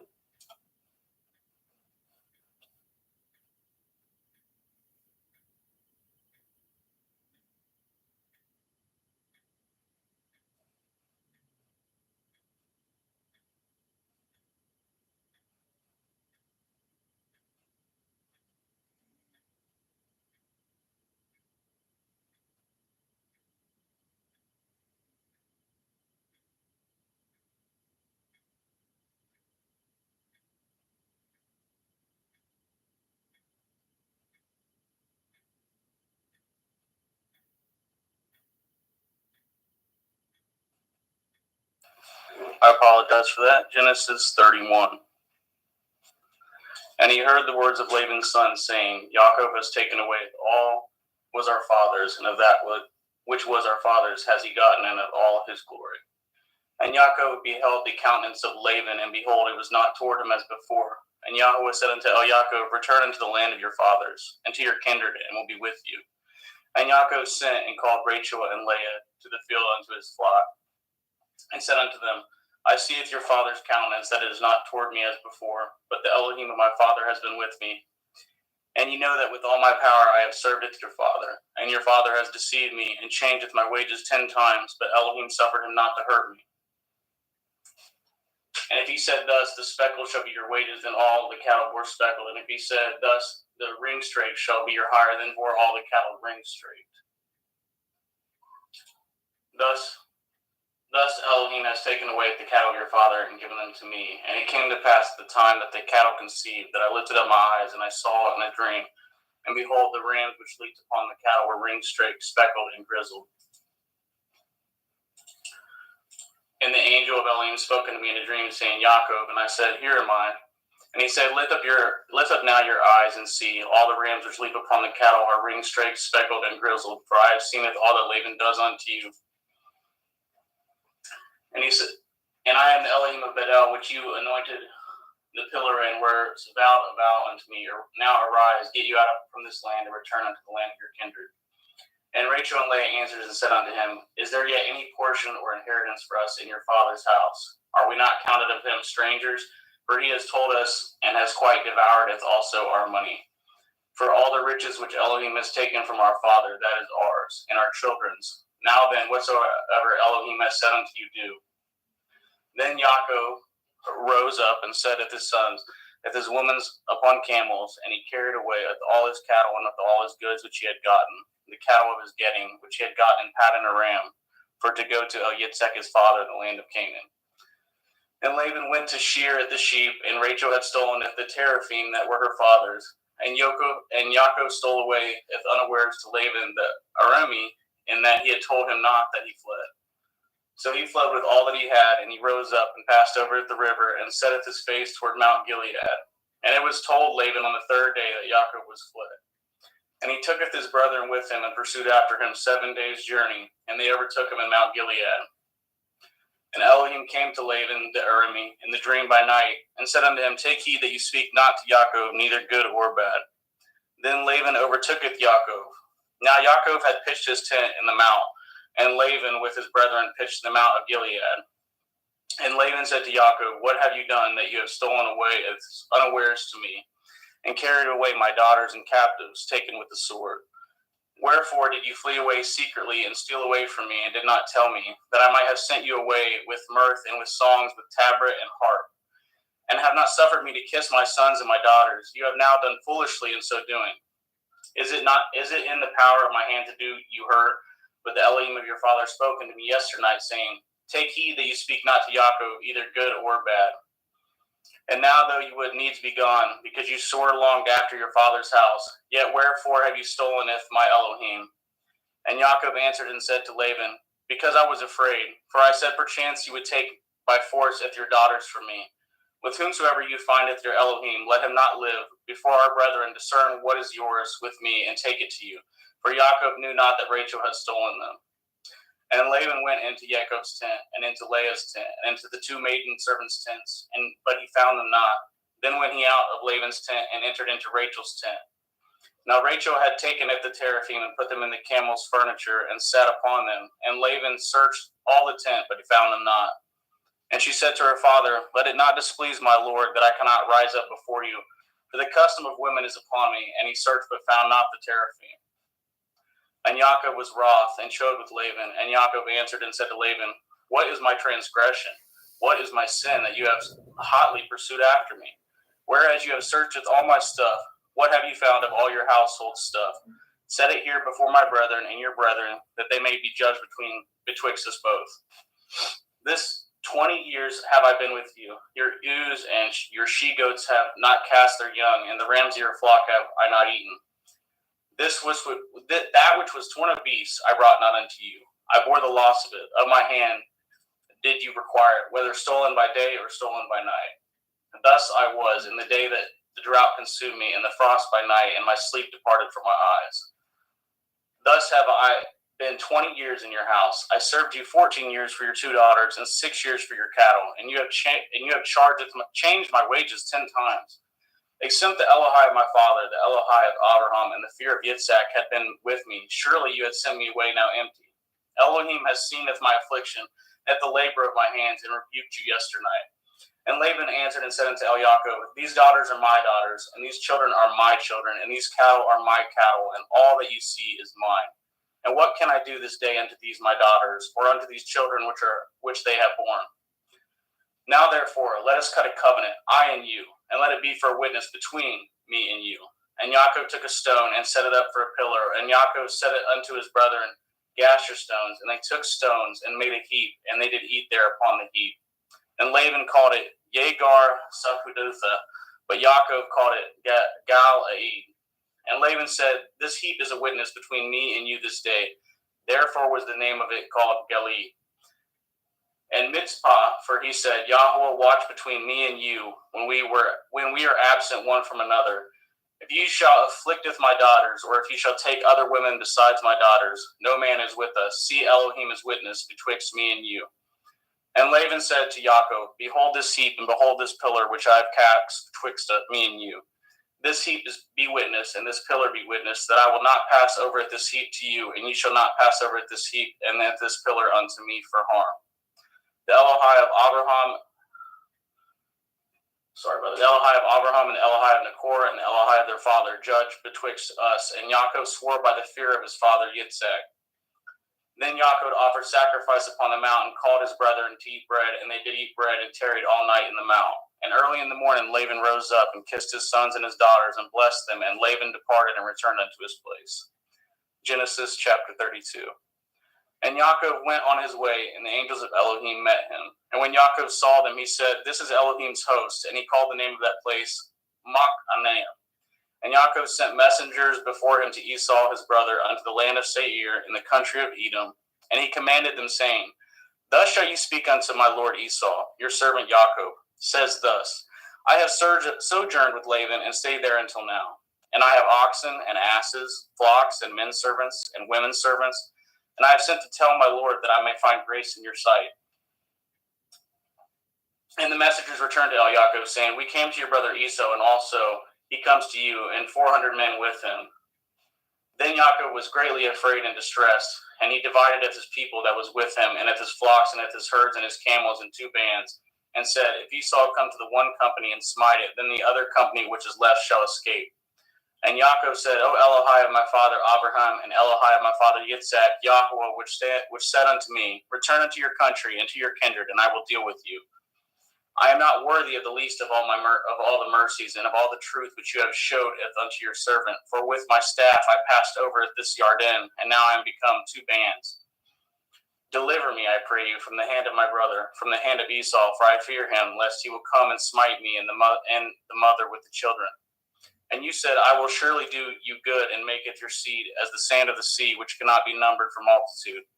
And he lodged there that same night, and took of that which came to his hand a present for Esau his brother, 200 she-goats and 20 he-goats, 200 ewes and 20 rams, 30 milch camels with their colts, 40 kine and 10 bulls, 20 she-asses and 10 foals. And he delivered them into the hand of his servants. Every drove by themselves, and said unto his servants, Pass over before me, and put a space betwixt drove and drove. And he commanded it the foremost, saying, When Esau my brother meets you and asks you, saying, Whose are you, and where go you, and whose are these before you? Then you shall say, They be your servant Yaakov's. It is a present sent unto my lord Esau, and behold, also he is behind us. And so command he at the second and the third, and of all that follow the drove, saying, On this manner shall you speak unto Esau when you find him. And say ye moreover, Behold, your servant Yaakov is behind us. For he said, I will appease him with the present that goes before me, and afterward I will see his face. Perchance he will accept of me. So went the present over before him, and himself lodged that night in the company. And he rose up that night, and tooketh his 2 women, and his 2 women servants, and his 11 sons, and passed over the ford Yabok. And he took them and sent them over at the brook, and sent over as he had, and Yaakov was left alone. And there wrestled a man with him until the breaking of day. And when he had saw that he prevailed not against him, he touched the hollow of his thigh, and the hollow of Yaakov's thigh was out of joint as he wrestled with him. And he said, Let me go, for the day breaks. And he said, I will not let you go, except you bless me. And he said unto him, What is your name? And he said, Yaakov.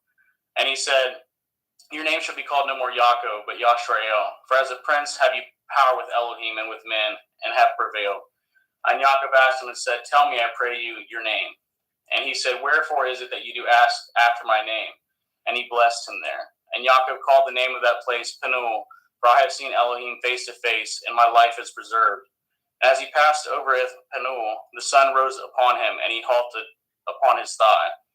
Therefore the children of Yashrael eat not of the sinew which shrank, which is upon the hollow of the thigh unto this day, but because he touched the hollow of Yaakov's thigh and the sinew that shrank. Genesis 33. And Yaakov lifted up his eyes and looked, and behold, Esau came, and with him 400 men. And he divided the children unto Leah, and unto Rachel, and unto the 2 handmaids. And he putteth the handmaids and their children foremost, and Leah and her children after, and Rachel and Joseph hindermost. And he passed over before them and bowed himself to the ground 7 times until he came near to his brother. And Esau ran to meet him and embraced him and fell on his neck and kissed him, and they wept. And he lifted up his eyes and saw at the woman and at the children, and said, Who are those with you? And he said, The children which Elohim has graciously given unto your servant. Then the handmaidens came near, they and their children, and they bowed themselves. And Leah also with her children came near and bowed themselves. After came Joseph near and Rachel, and they bowed themselves. And he said, What do you mean by all this drove which I met? And he said, These are to find grace in the sight of my Lord. And Esau said, I have enough, my brother. Keep that you have unto yourself. And Yaakov said, Nay, I pray you, if now I have found grace in your sight, then receive my present at my hand. For therefore I have seen your face, as though I had seen the face of Elohim, and you are pleased with me.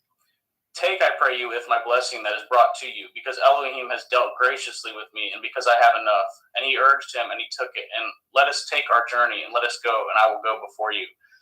And he said, Let us take our journey, and let us go, and I will go before you. And he said unto him, My Lord knows that the children are tender, and the flocks and herds with you young are with me. And if men should overdrive them one day, all the flock will die.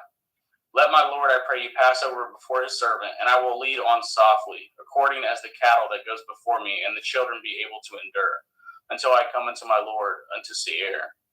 And Esau said, Let me now leave with you some of the folk that are with me. And he said, What need it? Let me find grace in the sight of my Lord. So Esau returned that day on his way into Seir, and Yaakov journeyed to Succoth, and he built him a house and made Succoth for his cattle. Therefore the name of that place is called Succoth. And Yaakov came to Shalem, a city of Shechem, which is in the land of Canaan, when he came from Paddan Aram, and pitched his tent before the city. And he brought it the parcel of the field which he had spread his tent, and at the hand of the children of Shemor, Shechem's father, 100 pieces of money. And he erected there an altar and called it El Elohai Yashrael. And Dinah, the daughter of Leah, which she bore unto Yaakov, went out to see the daughters of the land. And when Shechem, the son of Shemor, the Shivi, prince of the country, saw her, he took her and lay with her and defiled her. And his soul clave unto Dinah, the daughter of Yaakov, and he loved the damsel, and spoke kindly unto the damsel. And Shechem spoke unto his father Hamor, saying, Get me at this damsel to be my woman. And Yaakov heard that he had defiled Dinah, his daughter. Now his sons were with his cattle in the field, and Yaakov held his peace until they were come. And Hamor, the father of Shechem, went out unto Yaakov to commune with him. And the sons of Yaakov came out of the field when they had heard it, and the men were grieved, and they were very wroth, because they had wrought folly in Yashrael and lying with Yaakov's daughter, which thing ought not to be done. And Hamor communed with them, saying, The soul of my son Shechem longs for your daughter. I pray you give him to be his woman. And make ye marriages with us, and giveth your daughters unto us, and take our daughters unto you. And ye shall dwell with us, and the land shall be before you. Dwell and trade ye therein, and get your possessions therein. And Shechem said unto her father and unto her brethren, Let me find grace in your eyes, and what shall ye say unto me, I will give. Ask me never so much dowry and gift, and I will give according as ye shall say unto me, but give me the damsel to be my woman. And the sons of Yaakov answered as Shechem and as Hamor his father deceitfully, and said, Because he has defiled Dinah their sister. And they said unto them, We cannot do this thing, to giveth our sister to one that is uncircumcised, for that were reproach unto us. But in this will we consent unto you, if you will be as we be, that every male of you be circumcised, then will we give our daughter unto you, and we will take your daughter to us, and we will dwell with you, and we will become one people. But if you will not hearken unto us to be circumcised, then will we taketh our daughter, and we will be gone. And the words pleased Hamor and Shechem, Hamor's son. And the young man deferred not to do this thing, because he had delight in Yaakov's daughter, and he was more honorable than all the house of his father. And Hamor and Shechem his son came into the gate of their city, and communed with the men of their city, saying, These men are peaceable with us, therefore let them dwell in the land and trade therein, for the land, behold, it is large enough for them. Let us take their daughters to us for women, and let us give them our daughters. Only herein will the men consent unto us for to dwell with us, to be one people. If every male among us be circumcised as they are circumcised. Shall not their cattle and their substance and every beast of theirs be ours? Only let us consent unto them, and they will dwell with us. And unto Hamor and unto Shechem his son hearkened all that went out of the gate of the city, and every male was circumcised, all that went out of the gate of the city. And it came to pass on the third day, when they were sore, that two of the sons of Yaakov, Shimon and Levi, Dinah's brethren, took each man his sword, and came upon the city boldly, and slew all the males. And they slew Hamor and Shechem his son with the edge of the sword, and took Dinah out of Shechem's house, and went out. The sons of Yaakov came upon the slain, and spoiled the city, because they had defiled their sister. They took at their sheep, and at their oxen, and at their asses, and at that which was in the city, at that which was in the field, and at all their wealth, and at all their little ones, and all their women took they captive, and spoiled at even all that was in the house. And Yaakov said to Shimon and Levi, Yet have troubled me to stink among the inhabitants of the land, among the Canaanim and the Perizim, and I being few in number, they shall gather themselves together against me and slay me, and I shall be destroyed, I and my house. And they said, Should he deal with our sister as with a harlot? Genesis 35. And Elohim said unto Yaakov, Arise, and go up to Bethel, and dwell there, and make there an altar unto Elohim that appeared unto you when you fled from the face of Esau your brother. Then Yaakov said unto his household and to all that were with him, Put away the strange Elohai that are among you, and be clean, and change your garments. And let us arise, and go up to Bethel, and will make there an altar unto Elohim, who answered me in the day of my distress, and was with me in the way which I went. And they gave unto El Yaakov all the strange Elohai which were in their hand, and all their earrings which were in their ears. And Yaakov hid them under the oak which was by Shechem. And they journeyed, and the terror of Elohim was upon the cities which were round about them, and they did not pursue after the sons of Yaakov. So Yaakov came to Luz, which is in the land of Canaan, that is Bethel, and all the people that were with him. And he built there an altar and called the place El Bethel, because there Elohim appeared unto him when he had fled from the face of his brother. But Deborah, Rivkah's nurse, died, and she was buried beneath Bethel under an oak, and the name of it was called Alon Bakuth. And Elohim appeared unto El Yaakov again when he came out of Paddan Aram, and blessed him. And Elohim said unto him, Your name is Yaakov. Your name shall not be called any more Yaakov, but Yashrael shall be your name. And he calleth his name Yashrael. And Elohim said unto him, I am El Shaddai. Be fruitful and multiply. A nation and a company of nations shall be of you, and kings shall come out of your loins. And that the land which I gave Abraham and Yitzhak, to you I will give it, and to your seed after you will I give it the land. And Elohim went up from him in the place where he talked with him. And Yaakov set up a pillar in the place where he talked with him, even a pillar of stone. And he poured a drink offering thereon, and he poured oil thereon. And Yaakov called at the name of the place where Elohim spoke with him, Bethel. And they journeyed from Bethel, and there was but a little way to come to Ephrath. And Rachel travailed, and she had hard labor. And it came to pass, when she was in hard labor, that the midwife said unto her, Fear not, you shall have this son also. And it came to pass, as her soul was in departing, for she died, that she called his name Benoni, but his father called him Benjamin. And Rachel died, and she was buried in the way of Ephrath, which is in Bethlehem. And Yaakov set a pillar upon her grave. That is the pillar of Rachel's grave unto this day. And Yashrael journeyed and spread his tent beyond Migdal Eder. And it came to pass, when Yashrael dwelt in that land, that Reuben went and lay with Bilhah, his father's concubine, and Yashrael heard it. Now the sons of Yaakov were 12. The sons of Leah, Reuben, Yaakov's firstborn, and Shimon, and Levi, and Yehudah, and Issachar, and Zebulun. The sons of Rachel, Joseph, and Benjamin, and the sons of Bilhah and Rachel's handmaid, Dan and Naphtali. And the sons of Zilpah, Leah's handmaid, Gad and Asher. These are the sons of Yaakov, which were born to him in Paddan Aram. And Yaakov came unto El Yitzhak his father, unto Mamre, unto Kiryat Arba, which is Shebron, where Abraham and Yitzhak sojourned. And the days of Yitzhak were 180 years. And Yitzhak gave up his ruach, and died, and was gathered unto his people, being old and full of days, and his sons Esau and Yaakov buried him. Genesis 36. Now these are the generations of Esau, who is Edom. Esau tooketh his woman of the daughters of Canaan, Eth Adah, the daughter of Elon the Hittite, and Eth Oholibamah, the daughter of Anah, the daughter of Tiz on the Hivi, and Eth Basmath, Ishmael's daughter, sister of Naboth.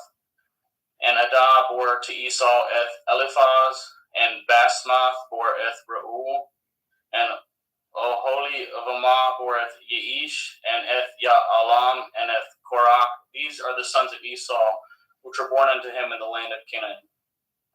And Esau tooketh his woman, and his sons, and his daughters, and all the persons of his house, and his cattle, and all his beasts, and all his substance which he had got in the land of Canaan, and went into the country from the face of his brothers Yaakov. For the riches were more than that they might dwell together, and the land wherein they were strangers could not bear them both because of their cattle. Thus dwelt Esau in Mount Seir, and Esau is Edom. And these are the generations of Esau, the father of the Edim, in Mount Seir. These are the names of Esau's sons: Eliphaz, the son of Adah, the woman of Esau; Reuel, the son of Basmath, the woman of Esau. And the sons of Eliphaz were Taman, Omar, Sapho, and Gatam, and Kenaz. And Timnah was concubine to Eliphaz, Esau's son, and she bore to Eliphaz Amalek. And these were the sons of Adah, Esau's woman. And these are the sons of Reuel, Nakath, and Zerach, Shema, and Mizah. These were the sons of Basmath, Esau's woman. And these were the sons of Oholibamah, the daughter of Anah, the daughter of Tizibon, Esau's woman. And she bore to Esau Eth Yeish, and Eth Ya'alam, and Eth Korach. And these These were dukes of the sons of Esau, the sons of Eliphaz, the firstborn son of Esau, Duke Taman, Duke Omar, Duke Zapho, Duke Kenaz, Duke Korah, Duke Gatam, and Duke Amalek. These are the dukes that come of Eliphaz in the land of Edom. These were the sons of Adah. And these are the sons of Reuel, Esau's son, Duke Nakath, Duke Zerach, Duke Shammah, Duke Mizah. These are the dukes that came of Reuel in the land of Edom. These are the sons of Basmath, Esau's woman. And these are the sons of Oholibamah, Esau's woman, Duke Yeish, Duke Ya'alam, Duke Korat. These were the dukes that came of Olivah-Yamah, daughter of Anah, Esau's woman. These are the sons of Esau, who is Edom, and these are their dukes.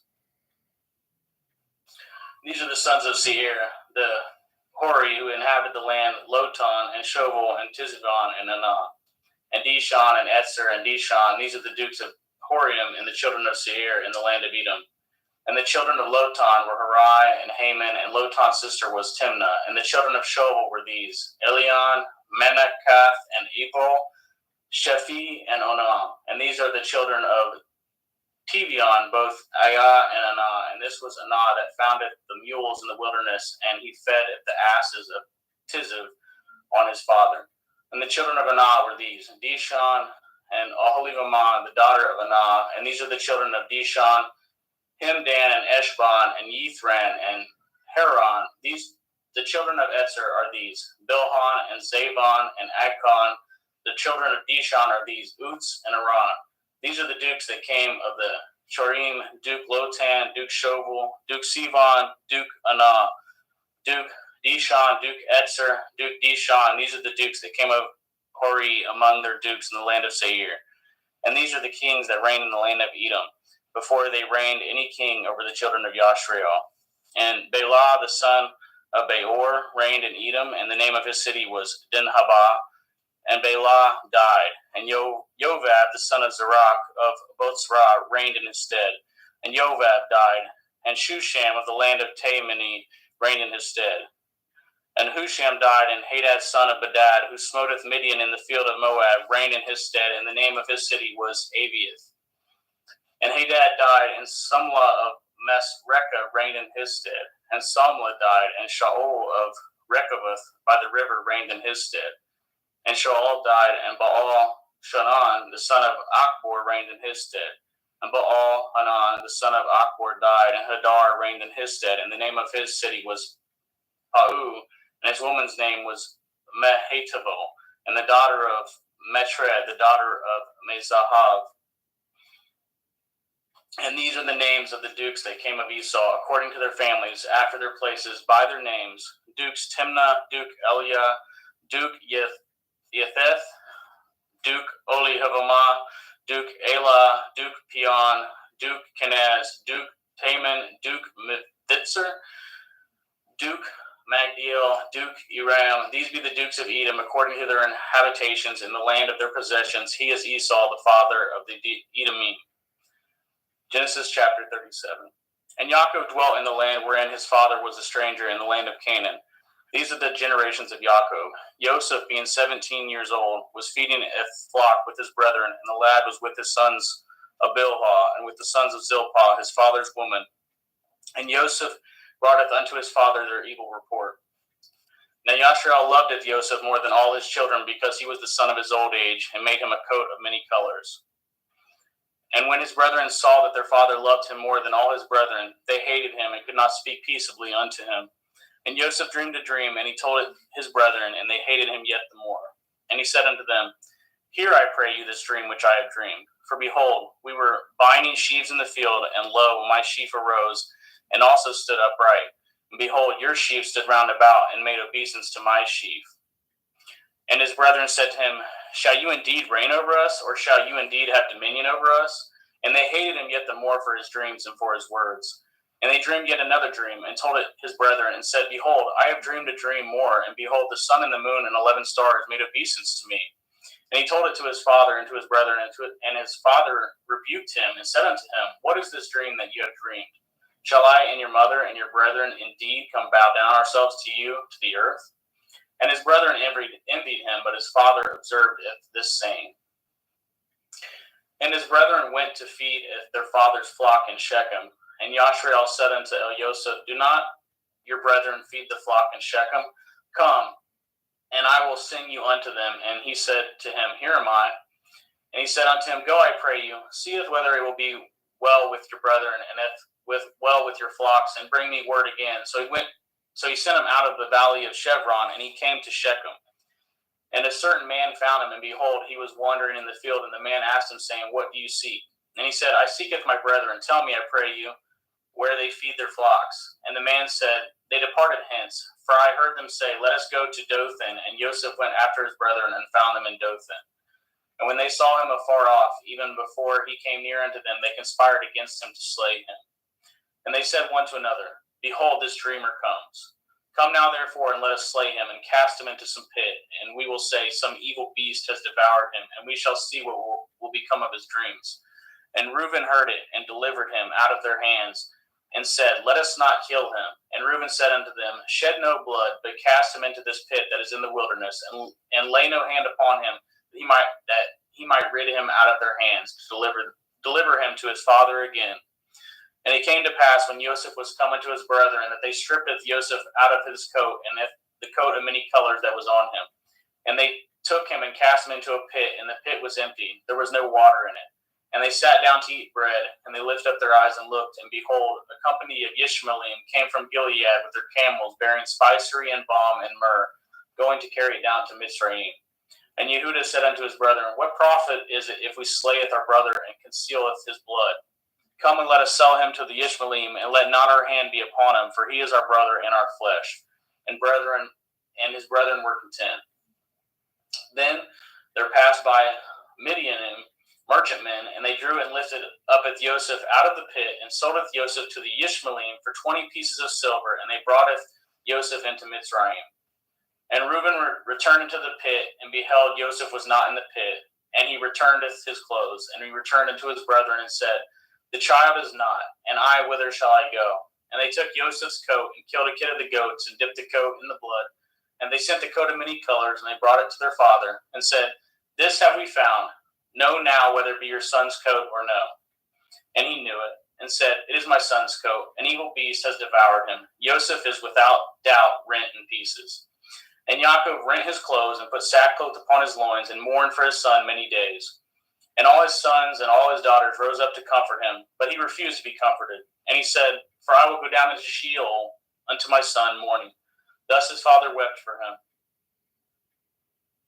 And the Midianim sold him into Mitzrayim unto Potiphar, an officer of Pharaoh's and captain of the guard. Genesis 38. And it came to pass at that time that Yehuda went down from his brethren, and turned into a certain Adulami, whose name was Hiriah. And Yehuda saw their daughter of a certain Cani, whose name was Shuach, and he tooketh her, and went in unto her, and she conceived, and bore a son.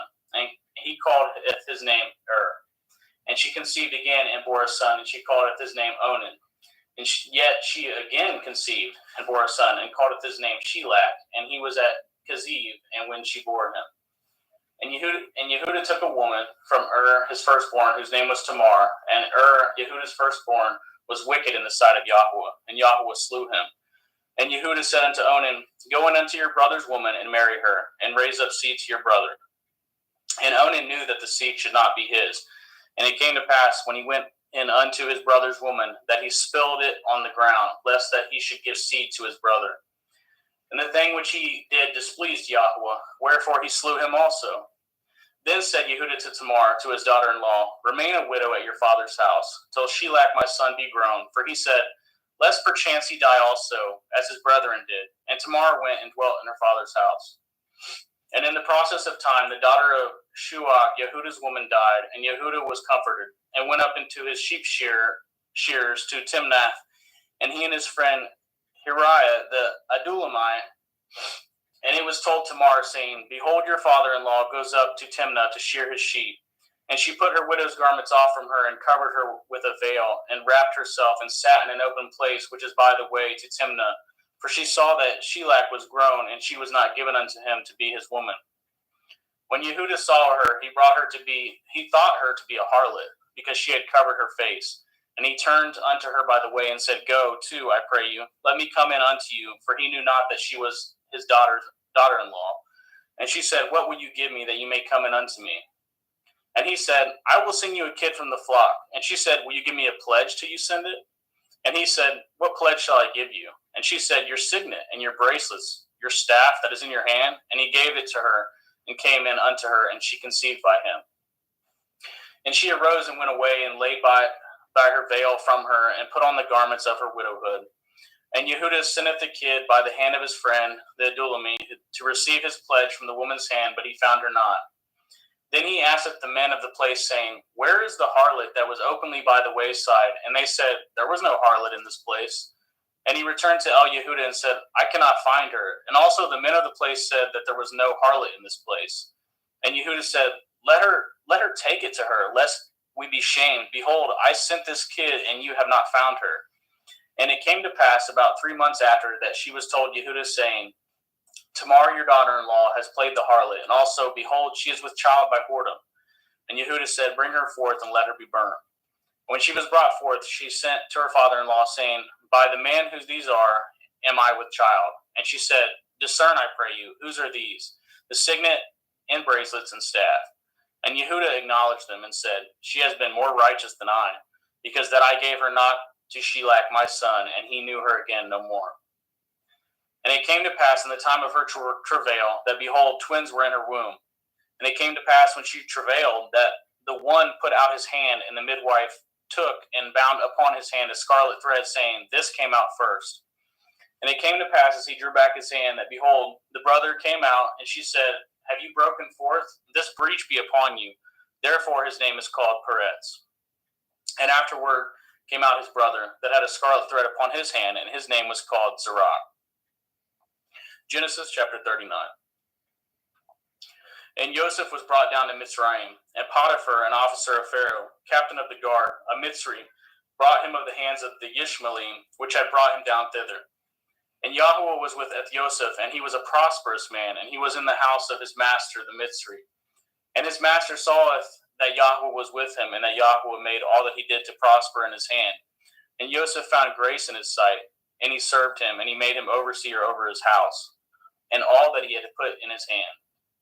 And it came to pass from the time that he had made him overseer in the house, and over all that he had, the Yahuwah blessed at the Mitzri's house, for Joseph's sake. And the blessing of Yahuwah was upon all that he had in the house and in the field. And he left all that he had in Joseph's hand, and he knew not aught he had, save the bread which he did eat. And Joseph was a goodly person and well favored.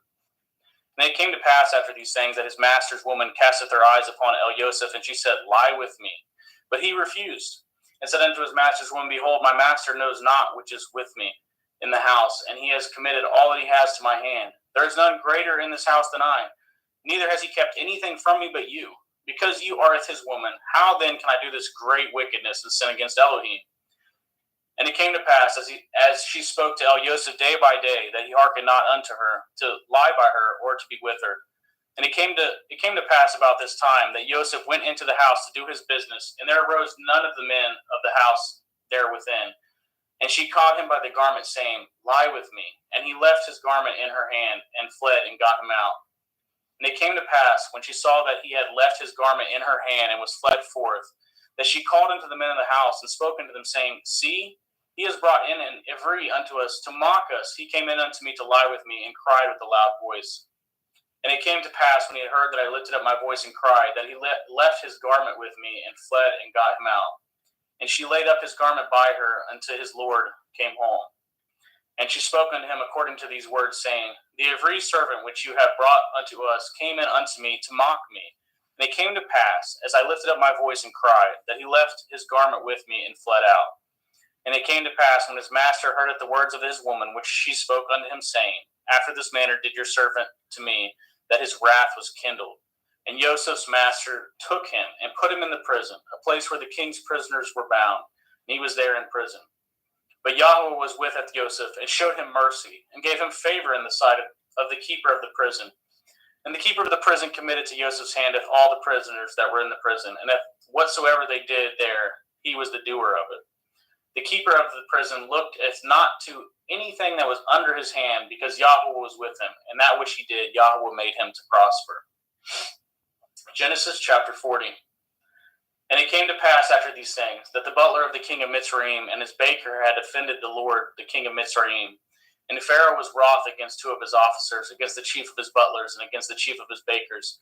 And he put them in ward in the house of the captain of the guard, into the prison, the place where Joseph was bound. And the captain of the guard was charged with Joseph with him, and he served them, and they continued a season in a ward. And they dreamed a dream, both of them, each man his dream in one night, each man according to the interpretation of his dream, the butler and the baker of the king of Mitzrayim, which were bound in the prison. And Joseph came in unto them in the morning, and looked upon them, and behold, they were sad. And he asked of Pharaoh's officers that were with him in the ward of the Lord's house, saying, Wherefore look ye so sadly today? And they said unto him, We have dreamed a dream, and there is no interpreter of it. And Joseph said unto them, Do not interpretations belong to Elohim? Tell me them, I pray you. And the chief butler tooketh his dream to Joseph, and said to him, In my dream, behold, a vine was before me. And in the vine were 3 branches, and it was as though it budded. And her blossoms shot forth, and the clusters thereof brought forth ripe grapes. And Pharaoh's cup was in my hand, and I took it the grapes, and pressed them into Pharaoh's cup, and gave it the cup into Pharaoh's hand. And Joseph said unto him, This is the interpretation of it. The 3 branches are 3 days. Yet within 3 days shall Pharaoh lift up your head, and restore unto your place, and you shall deliver Pharaoh's cup into his hand, after the former manner when you were his butler. But think on me when it shall be well with you, and show kindness, I pray you, unto me, and make mention of me unto Pharaoh, and bring me out of this house. For indeed I was stolen away out of the land of the Ephraim, and here also I have done nothing, that they should put me in this dungeon. When the chief baker saw that the interpretation was good, he said unto Joseph, I also was in my dream, and behold, I had 3 white baskets on my head. And in the uppermost basket there was of all manner of baked meats for Pharaoh, and the birds did eat them out of the basket upon my head. And Joseph answered and said, This is the interpretation thereof. The 3 baskets are 3 days. Yet within 3 days shall Pharaoh lift up your head from off you, and shall hang you on a tree, and the birds shall eat your flesh from off you. And it came to pass the 3rd day, which was at Pharaoh's birthday, that he made a feast unto all his servants. And he lifted up his head off the chief butler and the chief baker among the servants. And he restored the chief butler unto his butlership again, and he gave the cup into Pharaoh's hand. But he hanged the chief baker, as Joseph had interpreted to them. Yet did not the chief butler remember Joseph, but forgot him. Genesis chapter 41. And it came to pass at the end of the 2 full years that Pharaoh dreamed, and beheld, he stood by the river. And behold, there came up out of the river 7 well-favored kine and fat-fleshed, and they fed in a meadow. And behold, 7 other kine come up after them out of the river, ill-favored and lean-fleshed, and stood by the other kine upon the bank of the river. And the ill-favored and the lean-fleshed kine did eat up at the 7 well-favored and fat kine. So Pharaoh awoke. And he slept and dreamed the 2nd time, and behold, 7 ears of grain came upon one stalk, rank and good. And behold, 7 thin ears, and blasted with the east wind sprung up after them. And 7 thin ears devoured at the 7 rank and full ears. And Pharaoh awoke, and behold, it was a dream. And it came to pass in the morning that his ruach was troubled, and he sent and called for the magicians of Mitzrayim, and at the wise men thereof. And Pharaoh hath told them his dream, but there was none that could interpret them unto Pharaoh. Then spoke the chief butler unto Pharaoh, saying, I do remembereth my faults this day. Pharaoh was wroth with the servants, and put me in ward in the captain of the guard's house, both me and the chief baker. And we dreamed a dream in one night, I and he. We dreamed each man according to the interpretation of his dream. And there was there with us a young man, and a servant to the captain of the guard. And we told him, and he interpreted to us our dreams, to each man according to his dream he did interpret. And it came to pass, as he interpreted to us, so it was. Me he restored into my office, and him he hanged. Then Pharaoh sent and called Joseph, and they brought him hastily out of the dungeon, and shaped himself, and changed his raiment, and came in unto Pharaoh. And Pharaoh said unto Joseph, I have dreamed a dream, and there is none that can interpret it. I have heard say of you that you can understand a dream to interpret it. And Joseph answered the Pharaoh, saying, It is not in me. Elohim shall give Pharaoh an answer of peace. And Pharaoh said unto Joseph, in my dream, behold, I stood upon the bank of the river, and behold, there came up out of the river 7 kine fat-fleshed and well-favored, and they fed in a meadow. And behold, 7 other kine came up after them, poor and very ill-favored and lean-fleshed, such as I had never saw in the land of Mitzrayim before for badness. And the lean and the ill-favored kine did eat up the first 7 fat kine. And when they had eaten them up, it could not be known that they had eaten them, but they were still ill-favored as at the beginning. So I awoke. And I saw in my dream, and behold, 7 ears came up in one stalk, full and good. And behold, 7 ears withered thin, and blasted with the east wind sprung up after them. And the thin ears devoured the 7 good ears. And I told this unto the magicians, but there was none that could declare it unto me. And Joseph said unto Pharaoh, the dream of Pharaoh it is one. Elohim has showed Pharaoh what he is about to do. The 7 kine are 7 years, and the 7 good ears are 7 years. The dream is one. And the 7 thin and ill-favored kine that come up after them are 7 years, and the 7 empty ears blasted with the east wind shall be 7 years of famine. This is the thing which I have spoken unto Pharaoh. Oh, what Elohim is about to do, he shows it unto Pharaoh. Behold, there come 7 years of great plenty throughout all the land of Mitzrayim, and there shall rise after them 7 years of famine, and all the plenty shall be forgotten in the land of Mitzrayim. And the famine shall consumeth the land. And the plenty shall not be known in the land by the reason of the famine following, for it shall be very grievous. And for that the dream was doubled unto Pharaoh twice. It is because the thing is established by Elohim, and Elohim will shortly bring it to pass. Now therefore let Pharaoh look out a man discreet and wise, and set him over the land of Mitzrayim. Let Pharaoh do this, and let him appoint officers over the land to take up a 5th part of the land of Mitzrayim in the 7 plenteous years. And let them gather all the food of those good years that come, and lay up grain under the hand of Pharaoh, and let them guard food in the cities. And that food shall be for store to the land against the 7 years of famine, which shall be in the land of Mitzrayim, that the land perish not through the famine. And the thing was good in the eyes of Pharaoh and in the eyes of his servants. And Pharaoh said unto his servants, can we find such a one as this, a man in whom the Ruach Elohim is?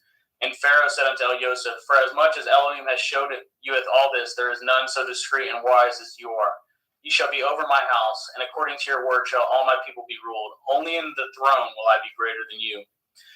And Pharaoh said unto Joseph, see, I have set over you all the land of Mitzrayim. And Pharaoh took off his ring from his hand, and put it upon Joseph's hand, and arrayed him in vestures of fine linen, and put a gold chain about his neck. And he made him to ride in the 2nd chariot which he had, and they cried before him, bowed the knee. And he made him ruler over all the land of Mitzrayim.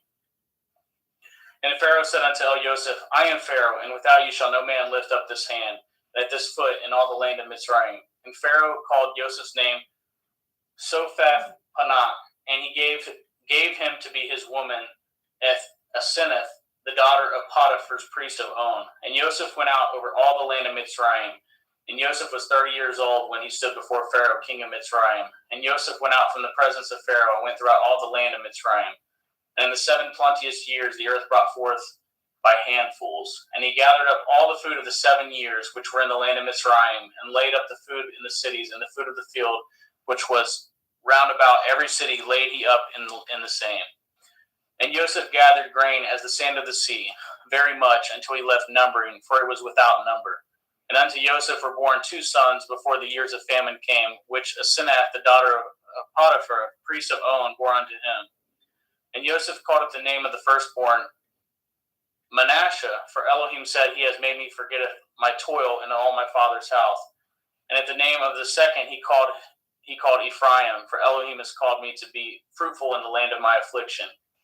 And the 7 years of plenteous that was in the land of Mitzrayim were ended, and the 7 years of famine began to come, according as Joseph had said. And the famine was in all the lands, but in all the land of Mitzrayim there was bread.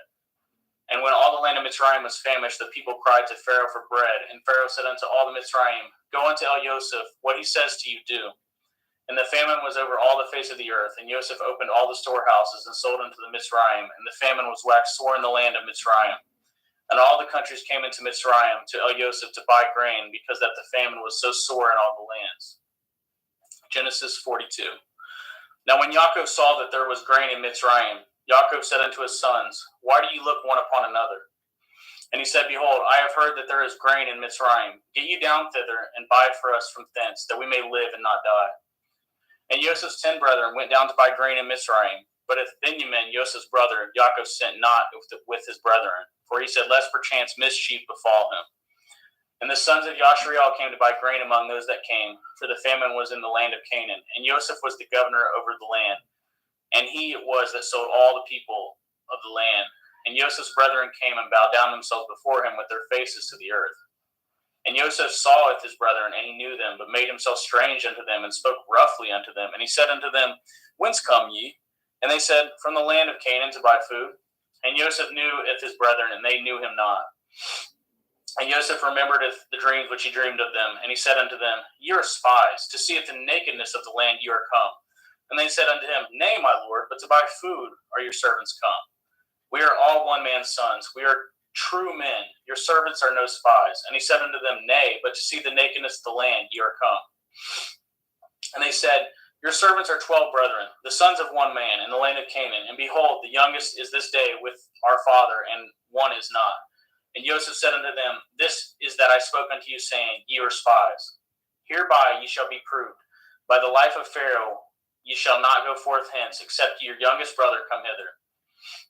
Send one of you, and let him fetcheth your brother, and ye shall be kept in prison, that your words may be proved, whether there be any truth in you, or else by the life of Pharaoh surely ye are spies. And he put them all together into work 3 days, and Joseph said unto them the third day, This do and live, for I feareth Elohim. If ye be true men, let one of your brethren be found in the house of your prison. Go ye carry grain for the famine of your houses. But bringeth your youngest brother unto me, so shall your words be verified, and ye shall not die. And they did so.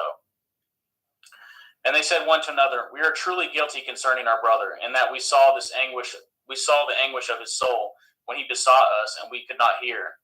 Therefore is this distress come upon us. And Reuben answered them, saying, Spoke I not unto you, saying, Do not sin against the child, and you would not hear? Therefore, behold, all this blood is required. And they knew not that Joseph understood them, for he spoke unto them by an interpreter. And he turned himself about from them, and wept, and returned to them again, and communed with them, and took from them Ithsheman, and bound him before their eyes. And Joseph commanded to fill up their sacks with grain, and restore every man's money into his sack, and to give them provision for the way. And thus did he unto them. And they laded their asses with the grain, and departed thence. And as one of them opened the sack to give his ass provender in the inn, he espied his money, for behold, it was in his sack's mouth. And he said unto his brethren, My money is restored, and lo, it is even in my sack. And their heart failed them, and they were afraid, saying one to another, What is this that Elohim has done unto us? And they came unto Yaakov their father unto the land of Canaan, and told him all that befall unto them, saying, The man who is the Lord of the land spoke roughly unto us, and took us for spies of the country. And we said unto him, We are true men, we are no spies. We be 12 brethren, the sons of our father. One is not, and the youngest is this day with our father in the land of Canaan. And the man, the Lord of the country, said unto us, Hereby shall I know that ye are true men. Leave one of your brethren here with me, and taketh food for the famine of your households, and be gone. And bringeth your youngest brother unto me. Then I shall know that ye are no spies, but ye are true men, and so will I deliver you with your brother, and ye shall traffic in the land. And it came to pass, as they emptied their sacks, that behold, every man's bundle of money was in his sack. And when both they and their father saw the bundles of money, they were afraid. And Yaakov saw their father, and said unto them, Me have ye bereaved of my children. Joseph is not, and Shimon is not, and you will take Benjamin away. All these things are against me. And Reuben spoke unto his father, saying, Slayeth my 2 sons, if I bring him not to you, deliver him into my hand, and I will bring him to you again. And he said, My son shall not go down with you, for his brother is dead, and he is left alone. If mischief shall befall him by the way in which ye go, then shall you bring down my gray hairs with sorrow to Sheol. Genesis chapter 43. And the famine was sore in the land. And it came to pass, when they had eaten up the grain which they had brought out of Mitzrayim, their father said unto them, Go again, buy us a little food. And Yehudah spoke unto him, saying, The man did solemnly protest unto us, saying, Ye shall not see my face, except your brother be with you. If you will sendeth our brother with us, we will go down and buy you food. But if you will not send him, we will not go down. For the man said unto us, Ye shall not see my face, except your brother be with you. And Yashrael said, Wherefore dealt ye so ill with me, as to tell the man whether ye had yet a brother? And they said, The man asked us strangely of our state and of our kindred, saying, Is your father yet alive? Have ye another brother? And we told him according to the tenor of these words. Could we certainly know that he would say, Bringeth your brother down?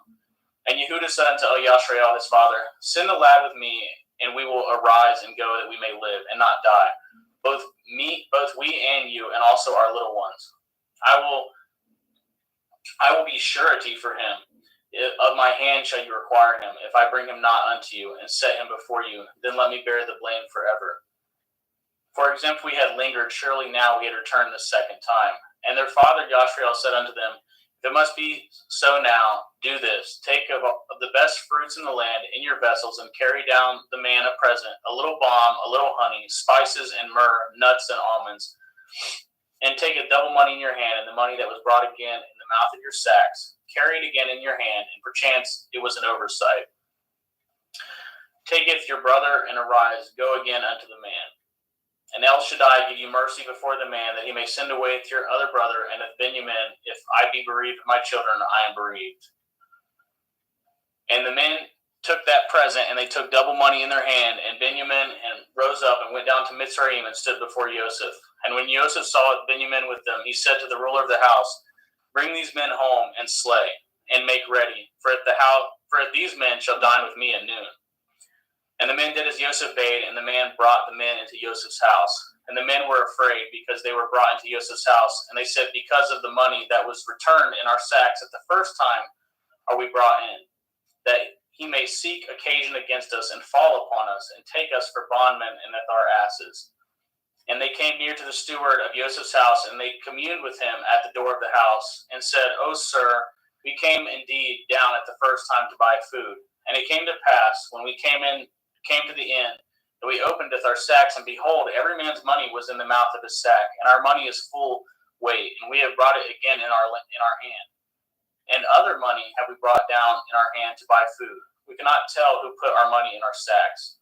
And he said, Peace be to you. Fear not. Your Elohim and the Elohim of your father has given you the treasure in your sacks. I had your money, and he brought it Shimon out unto them. And the man brought the men into Joseph's house, and gave them water, and they washed their feet, and he gave their asses provender. And they made ready at the present against Joseph, came at noon, for they had heard that they should eat bread there. And when Joseph came home, they brought him the present which was in their hand into the house, and bowed themselves to him in the earth. And he asked them of their welfare, and said, Is your father well? The old man of whom you spoke, is he yet alive? And they answered, Your servant our father is in good health. He is yet alive. And they bowed down their heads and made obeisance. And he lifted up his eyes and saw his brother, Benjamin, and his mother, and said, Is this your younger brother of whom you spoke unto me? And he said, Elohim be gracious unto you, my son. And Joseph made haste, for his heart did yearn upon his brother, and he sought where to weep. And he entered into his chamber and wept there. And he washed his face and went out and refrained himself, and said, Set on bread. And they set on for him by himself, and for them by themselves, and for the Mitzrayim which did eat with him by themselves, because the Mitzrayim might not eat bread with the Ephraim, for that is an abomination unto the Mitzrayim. And they sat before him, the firstborn according to his birthright, and the youngest according to his youth. And the men marveled one at another. And he took and sent messes unto them from before him. But Benjamin's mess was 5 times so much as any of theirs. And they drank and were merry with them. Genesis 44. And he commanded at the steward of the house, saying, Fill up the men's sacks with food, and as much as they can carry, and put every man's money in his sack's mouth. And putteth my cup, the silver cup, in the sack's mouth of the youngest, and with his grain money, and he did according to the word that Joseph had spoken. As soon as the morning was light, the men were sent away, they and their asses. And when they were gone out of the city, and not yet afar off, Joseph said unto his stewards, Follow after the men, and when you do overtake them, say unto them, Wherefore have you rewarded evil for good?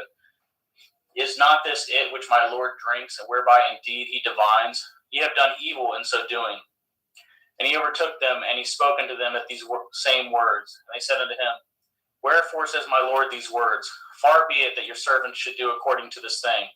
Behold the money which we found in our sacks' mouths, we brought again unto you out of the land of Canaan. How then should we steal out of your Lord's house silver or gold? With whomsoever of your servants it be found, both let him die, and we also will be my Lord's bondmen. And he said, Now also let it be according to your words, he with whom it is found shall be my servant, and ye shall be blameless. Then they speedily took down every man at his sack to the ground, and opened every man his sack, and he searched and began at the eldest, and left at the youngest, and the cup was found in Benjamin's sack. Then they rent their clothes, and laded every man his asses, and returned to the city. And Yehuda and his brethren came to Joseph's house, for he was yet there, and they fell before him on the ground. And Joseph said unto them, What deed is this that ye have done? Know ye not that such a man as I can certainly divine? And Yehuda said, What shall we say unto my Lord? What shall we speak? Or how shall we clear ourselves? Elohim has found out the iniquity of your servants. Behold, we are my Lord's servants, both we and he also with whom the cup is found. And he said, Far be it that I should do so. But the man in whose hand the cup is found, he shall be my servant. And as for you, get up in peace unto your father. Then Yehuda came near unto him and said, O my Lord, let your servant, I pray you, speak a word of my Lord's ears, and let not your anger burn against your servant, for you are even as Pharaoh. My Lord asketh his servant, saying, Have ye a father or a brother? And we said unto my Lord, We have a father, and an old man, and a child of his old age, a little one, and his brother is dead, and he is alone, left of his mother, and his father loves him. And you said unto your servants, Bring down unto me, that I may set my eyes upon him.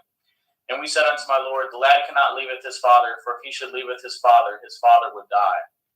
And you said unto your servants, Except your youngest brother come down with you, ye shall see my face no more. And it came to pass, when we came up unto your servant my father, we told him the words of my Lord. And our father said, Go again, and buy us a little food.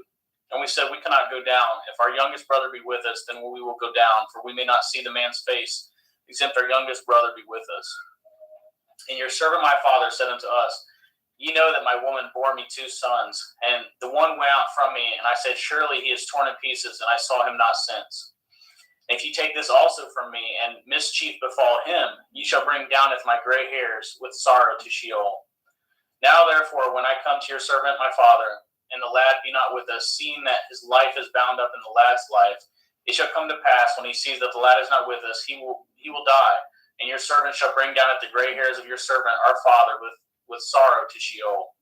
For your servant became surety for the lad unto my father, saying, If I bring him not unto you, then I shall bear the blame to my father forever. Now therefore I pray you, let your servant abide instead of the lad in a bondman to my Lord, and let the lad go up with his brethren. For how shall I go up to my father, and the lad be not with me, lest perchance I see the evil that should come on my father? Genesis 45.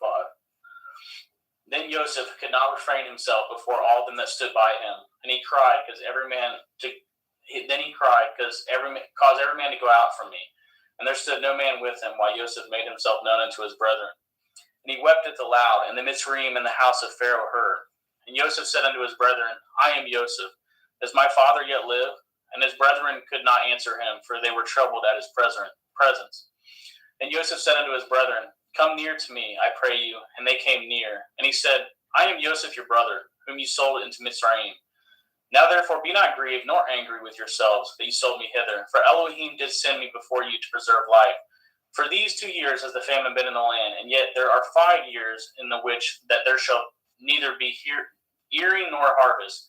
And Elohim sent me before you to preserve you a posterity in the earth, and to save your life by a great deliverance. So now it was not you that sent me hither, but Elohim, and he has made me a father to Pharaoh, and the Lord of all his house, and the ruler throughout all the land of Mitzrayim. Haste ye, and go up to my father, and say unto him, Thus says your son Joseph, Elohim has made me the Lord of Mitzrayim. Come down unto me, tarry not. And ye shall dwell in the land of Goshen, and ye shall be near unto me, you and your children, and your children's children, and your flocks, and your herds, and all that you have.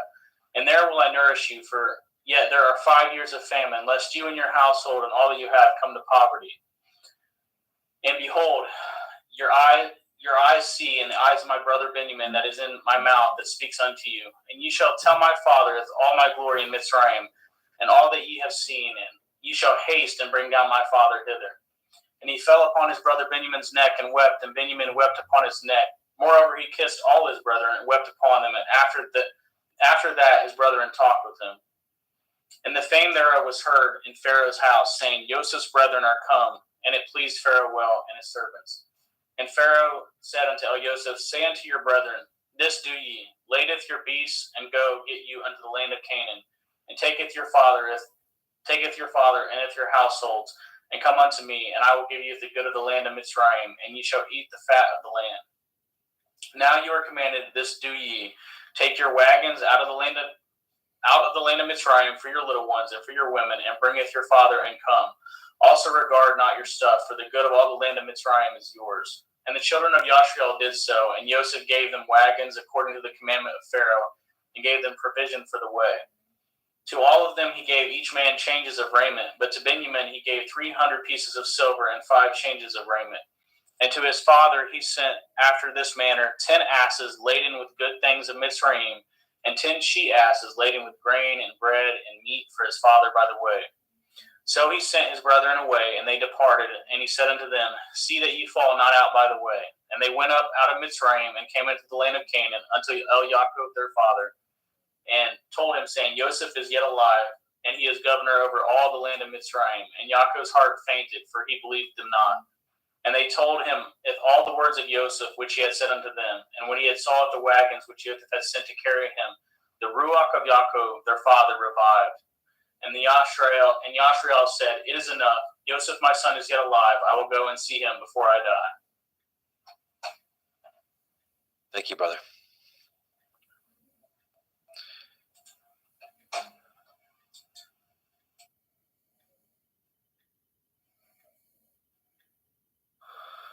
Genesis 46. And Yashrael took his journey with all he had, and came to Beersheba, and offered sacrifices unto the Elohim of his father Yitzchak.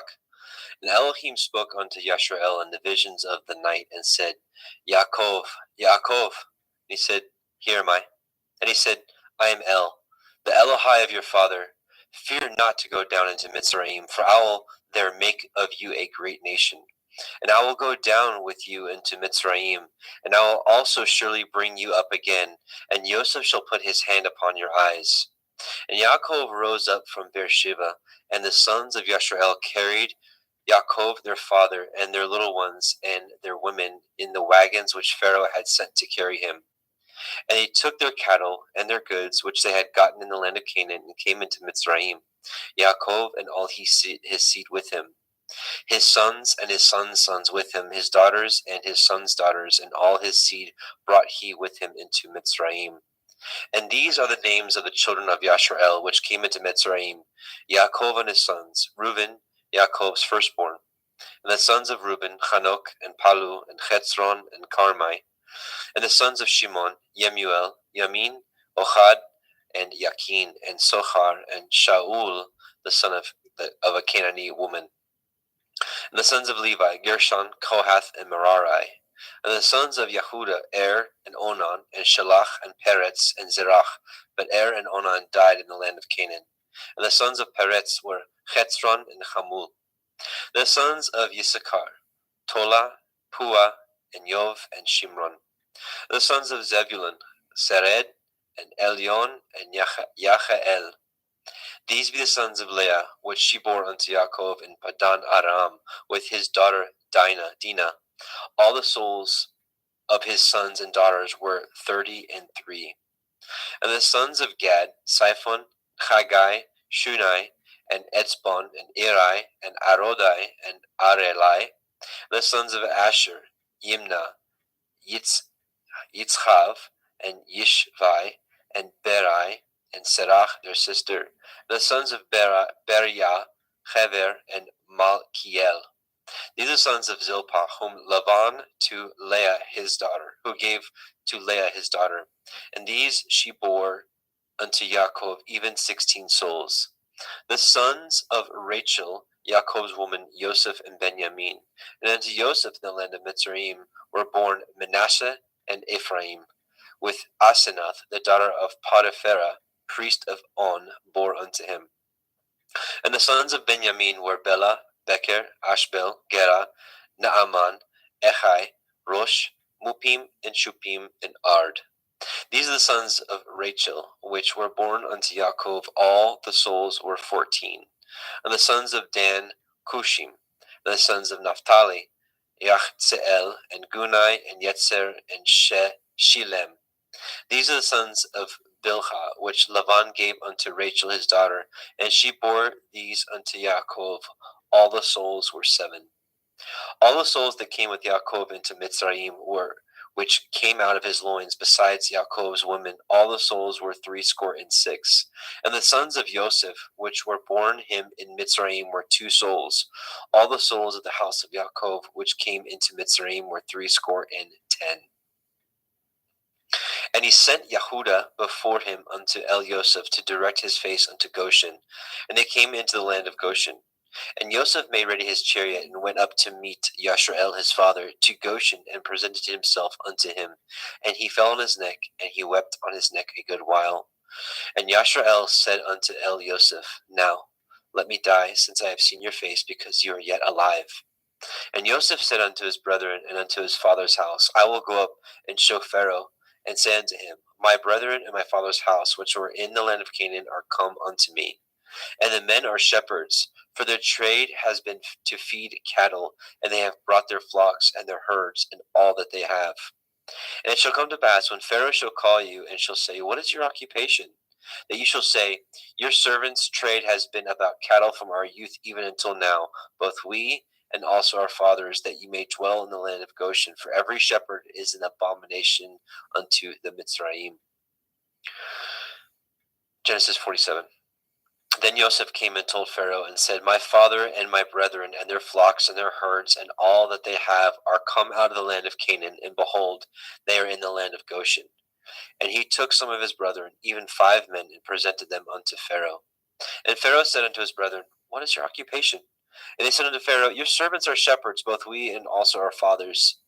They said moreover unto Pharaoh, For to sojourn in the land are we come, for your servants have no pasture for their flocks, for the famine is sore in the land of Canaan. Now therefore, we pray you, let your servants dwell in the land of Goshen. And Pharaoh spoke unto El Yosef, saying, Your father and your brethren are come unto you.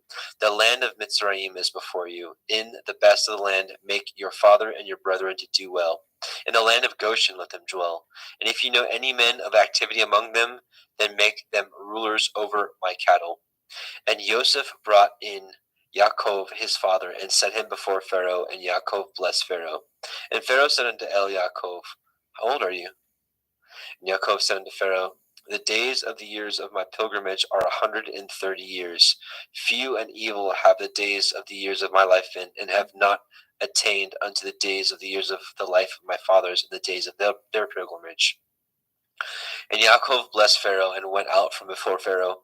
And Joseph placed his father and his brethren, and gave them a possession in the land of Mitzrayim, in the best of the land, in the land of Ramesses, as Pharaoh had commanded. And Joseph nourished his father and his brethren, and all his father's household, with bread according to their families. And there was no bread in all the land, for the famine was very sore, so that the land of Mitzrayim and all the land of Canaan fainted by reason of the famine. And Joseph gathered all the money that was found in the land of Mitzrayim and in the land of Canaan for the grain which they bought. And Joseph brought the money into Pharaoh's house. And when money failed in the land of Mitzrayim and in the land of Canaan, all the Mitzrayim came unto El Yosef and said, Give us bread, for why should we die in your presence? For the money fails. And Joseph said, Give your cattle, and I will give you for your cattle if money fail. And they brought their cattle unto El Yosef, and Joseph gave them bread in exchange for horses, and for the flocks, and for the cattle of the herds, and for asses. And he fed them with bread for all their cattle for that year. When that year was ended, they came unto him a second year, and said unto him, We will not hide it from my lord, how that our money is spent. My lord also has our herds of cattle. There is not aught left in the sight of my lord but our bodies and our lands. Wherefore shall we die before your eyes, both we and our land? Buy us and our land for bread, and we and our land will be servants to Pharaoh, and give us seed that we may live and not die, that the land be not desolate. And Joseph bought all the land of Mitzrayim for Pharaoh, and the Mitzrayim sold every man his field because of the famine prevailed over them. So the land became Pharaoh's. And as for the people, he removed them to cities from one end of the borders of Mitzrayim even to the other end thereof. Only the land of the priests bought he not, for the priests had a portion assigned them of Pharaoh, and did eat their portion which Pharaoh gave them, wherefore they sold not their lands. Then Joseph said unto the people, Behold, I have bought you this day and your land for Pharaoh. Lo, here is seed for you, and ye shall sow the land. And it shall come to pass in the increase that you will give the fifth part unto Pharaoh, and 4 parts shall be your own, for seed of the field, and for your food, and for them of your household, and for food for your little ones. And they said, You have saved our lives. Let us find grace in the sight of my Lord, and we will be Pharaoh's servants. And Joseph made it a law over the land of Mitzrayim unto this day, that Pharaoh should have a 5th part, except the land of the priests only, which became not Pharaoh's. And Yashrael dwelt in the land of Mitzrayim, in the country of Goshen, and they had possessions therein, and grew and multiplied exceedingly. And Yaakov lived in the land of Mitzrayim 17 years. So the whole age of Yaakov was 147 years. And the time drew nigh that Yashrael must die. And he called his son Joseph, and said unto him, If now I have found grace in your sight, put, I pray you, your hand under my thigh, and deal kindly and truly with me. Bury me not, I pray you, in Mitzrayim. But I will lie with my fathers, and ye shall carry me out of Mitzrayim, and bury me in their burying place. And he said, I will do as you have said. And he said, Swear unto me. And he swore unto him. And Yashrael bowed himself upon the bed's head. Genesis 48. And it came to pass after these things, that one told Joseph, Behold, your father is sick. And he took him with him his 2 sons, Manasseh and Ephraim. And one told Yaakov, and said, Behold, your son Joseph comes unto you. And Yashrael strengthened himself, and sat upon the bed. And Yaakov said unto Joseph, El Shaddai appeared unto me at Luz in the land of Canaan, and blessed me, and said unto me, Behold, I will make you fruitful, and multiply you, and I will make of you a multitude of people, and will give this land to your seed after you for an everlasting possession. And now your 2 sons, Ephraim and Manasseh, which were born unto you in the land of Mitzrayim, before I came unto you in Mitzrayim, are mine. As Reuben and Shimeon, they shall be mine. And your issue, which you beget after them, shall be yours, and shall be called after the name of their brethren in their inheritance. And as for me, when I came from Padan Aram, Rachel died by me in the land of Canaan in the way, when yet there was but a little way to come unto Ephratah. And I buried her there in the way of Ephratah, the same as Bethlehem. And Yashrael beheld Joseph's sons, and said, Who are these? And Joseph said unto his father, These are my sons, whom Elohim has given me in this place. And he said, Bring them, I pray you, unto me, and I will bless them. Now the eyes of Yashrael were dim for age, so that he could not see. And he brought them near unto him, and he kissed them, and embraced them. And Yashrael said unto Joseph, I had not thought to see your face, and lo, Elohim has showed me also your seed. And Joseph brought them out from between his knees, and he bowed himself with his face to the earth.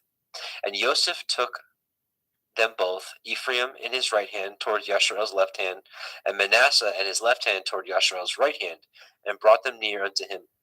And Yashrael stretched out his right hand, and laid it upon Ephraim's head, who was the younger, and his left hand on Manasseh's head, guiding his hands wittingly, for Manasseh was the firstborn.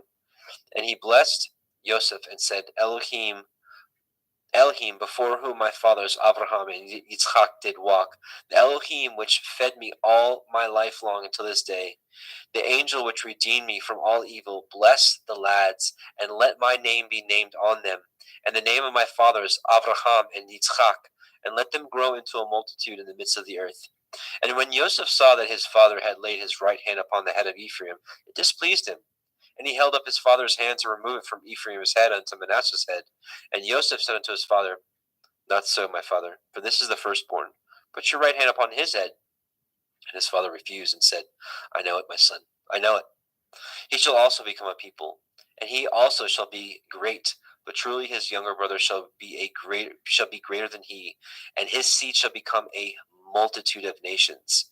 And he blessed them that day, saying, And you shall Yashrael bless, saying, Elohim make you as Ephraim and as Manasseh. And he set Ephraim before Manasseh. And Yashrael said unto Elioseph, Behold, I die, but Elohim shall be with you, and bring you again into the land of your fathers. Moreover, I have given to you one portion above your brethren, which I took out of the hand of the Emori with my sword and with my bow. Genesis 49. And Yaakov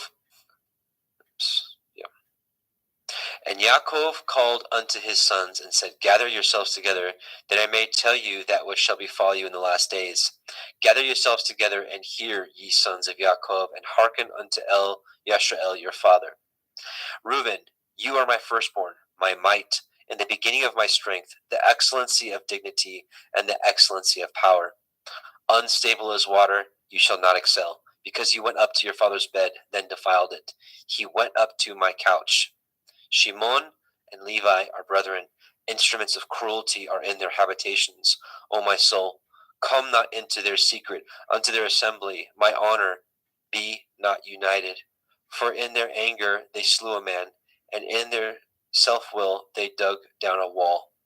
Cursed be their anger, for it was fierce, and their wrath, for it was cruel. I will divide them in Yaakov, and scatter them in Yashrael. Yehuda, you are he whom your brethren shall praise. Your hand shall be in the necks of your enemies. Your father's children shall bow down before you. Yehuda is a lion's whelp. From the prey, my son, you are gone up. He stooped down. He couched as a lion, and as an old lion, who shall rouse him up? The scepter shall not depart from Yehuda, nor a Torah giver from between his feet, until Shiloh come, and unto him shall the gathering of the people be. Binding his foal unto the vine, and his ass's colt unto the choice vine, he washed his garments in wine, and his clothes in the blood of grapes. His eyes shall be red with wine, and his teeth white with milk. Zebulun shall dwell at the haven of the sea. He shall be a haven for ships, and his border shall be unto Sidon. Issachar is a strong asses couching down between two burdens. And he saw that rest was good, and the land that it was pleasant, and bowed his shoulder to bear, and became a servant unto tribute. Dan shall judge his people, as one of the tribes of Yashrael. Dan shall be a serpent by the way, an adder in the path that bites the horse's heels, so that his rider shall fall backwards. I have waited for your Yeshua, O Yahweh. Gad, a troop shall overcome him, but he shall overcome at the last. Out of Asher his bread shall be fat. He shall yield royal dainties. Naphtali is a hind let loose. He gives goodly words. Joseph is a fruitful bough, even a fruitful bough by a well, whose branches run over the wall. The archers have sorely grieved him, and shot at him, and hated him. But his bow abode in strength, and the arms of his hands were made strong by the hands of the mighty Elohim of Yaakov. From thence the shepherd, the stone of Yashrael. Even by the Elohim of your father, who shall help you, and by El Shaddai, who shall bless you with blessings of heaven above, blessings of the deep that lies under, blessings of the breasts and the womb. The blessings of your father have prevailed above the blessings of my progenitors unto the utmost bound of the everlasting hills. They shall be on the head of Joseph, and on the crown of the head of him that was separate from his brethren. Benjamin shall raven as a wolf. In the morning he shall devour the prey, and at night he shall divide the spoil. All these are the 12 tribes of Yashrael, and this is it that their father spoke unto them, and blessed them, every one according to his blessing he blessed them. And he charged them, and said unto them, I am to be gathered unto my people. Bury me with my fathers in the cave that is in the field of Ephron the Hittite, in the cave that is in the field of Machpelah, which is before Mamre in the land of Canaan, which Avraham bought with the field of Ephron the Hittite for possession of a burying place. There they buried Avraham and Sarah his woman. There they buried Yitzchak and Rivka his woman, and there I buried Leah. The purchase of the field and of the cave that is therein was from the children of Heth.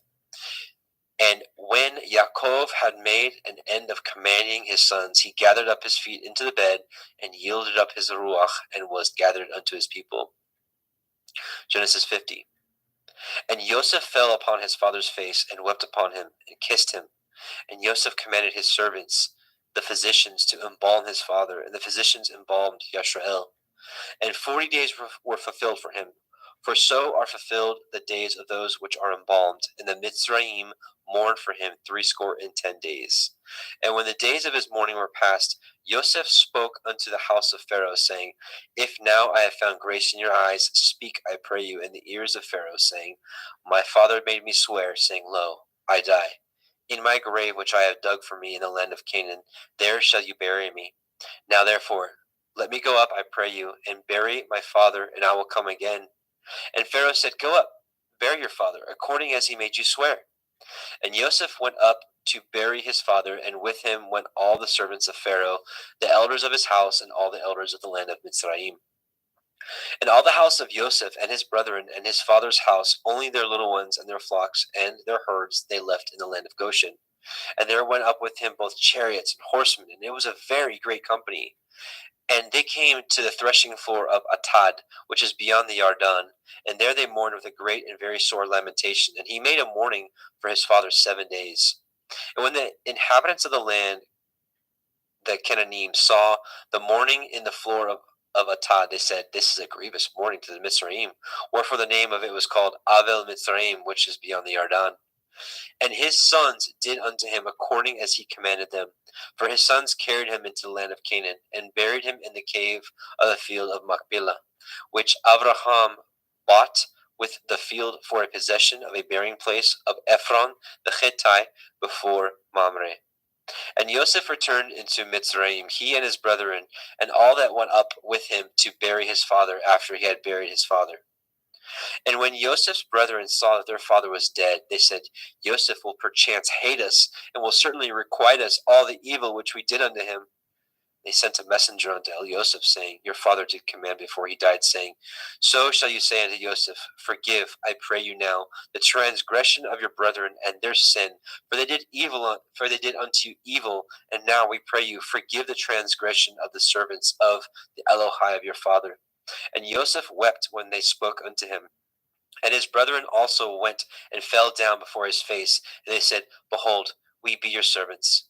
And Joseph said unto them, Fear not, for am I in the place of Elohim? But as for you, you thought evil against me, but Elohim meant it unto good, to bring to pass as it is this day, to save much people alive. Now therefore, fear ye not, I will nourish you and your little ones. And he comforted them and spoke kindly to them. And Joseph dwelt in Mitzrayim, he and his father's house, and Joseph lived 110 years. And Joseph saw Ephraim's children of the third generation. The children also of Machir, the son of Manasseh, were brought up upon Joseph's knees. And Joseph said unto his brethren, I die, and Elohim will surely visit you, and bring you out of this land unto the land which he swore unto Abraham, to Yitzchak, and to Yaakov.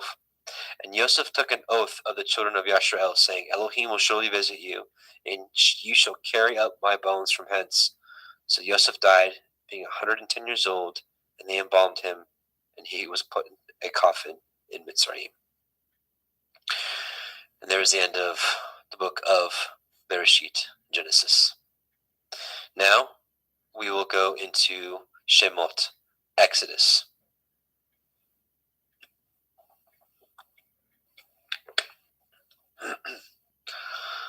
Exodus 1:1. Now these are the names of the children of Yashrael, which came into Mitzrayim. Every man in his household came with Yaakov: Reuben, Shimon, Levi, Yehuda, Issachar, Zebulun, and Benjamin, Dan, Naphtali, Gad, and Asher. And all the souls that came out of the loins of Yaakov were 70 souls. For Joseph was in Mitzrayim already. And Joseph died, and all his brethren, and all that generation.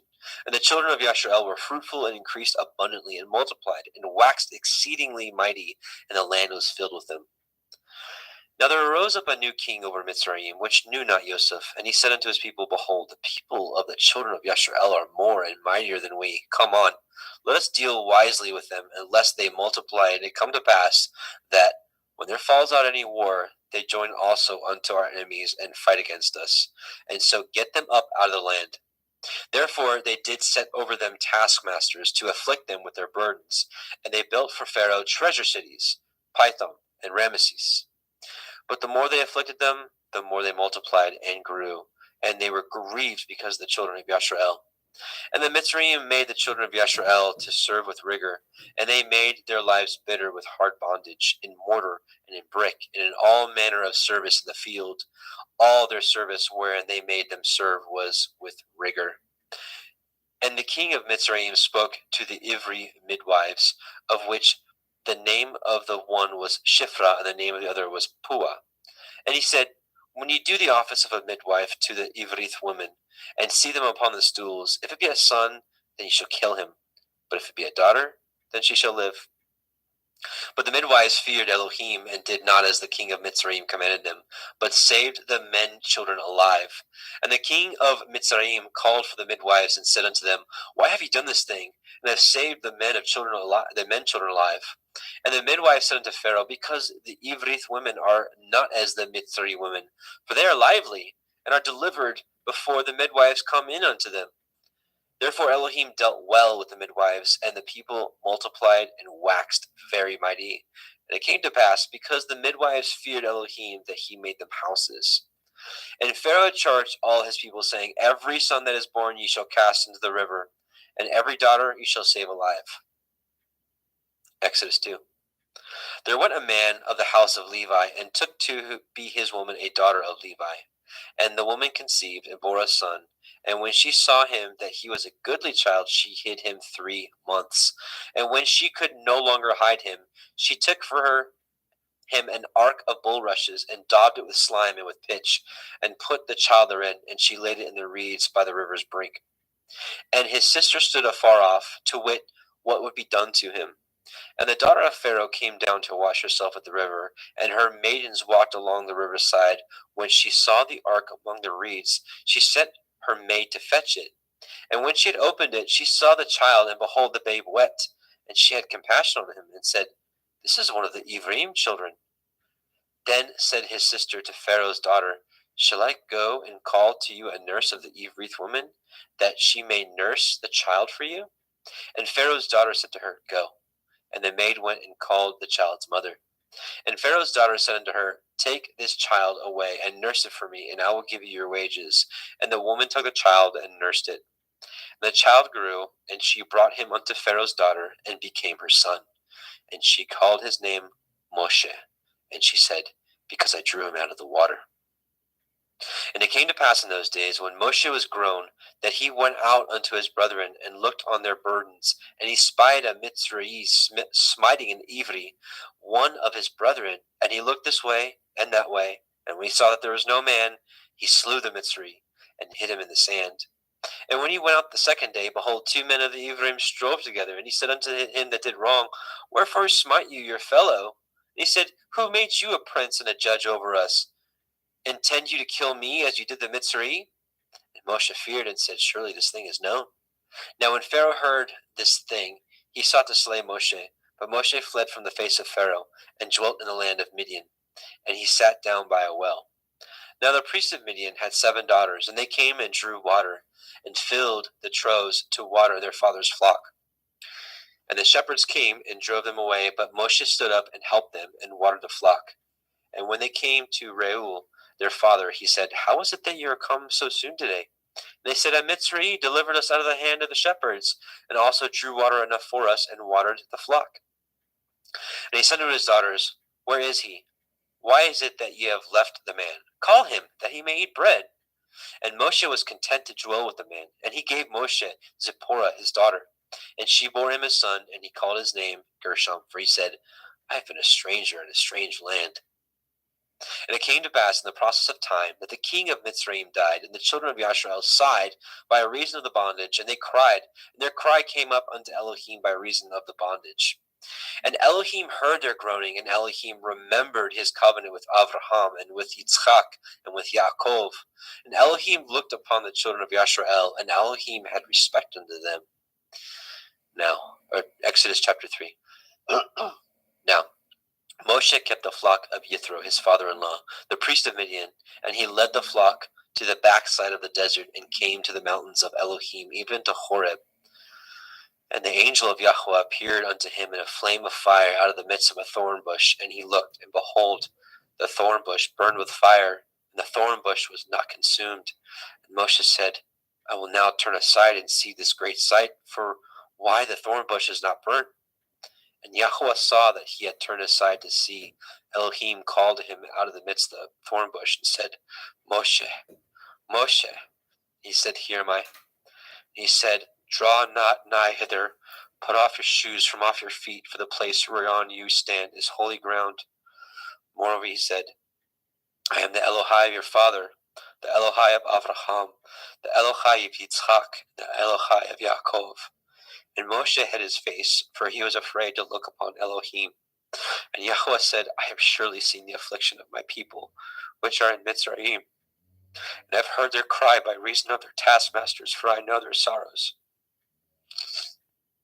And I come down to deliver them out of the hand of the Mitzrayim, and to bring them up out of the land unto a good land, and a large, and unto a land flowing with milk and honey, unto the place of the Kenanim, and the Chittim, and the Amorim, and the Perizim, and the Chivim, and the Yebusim. Now therefore, behold, the cry of the children of Yashrael is come unto me, and I have also seen the oppression wherewith the Mitzrayim oppress them.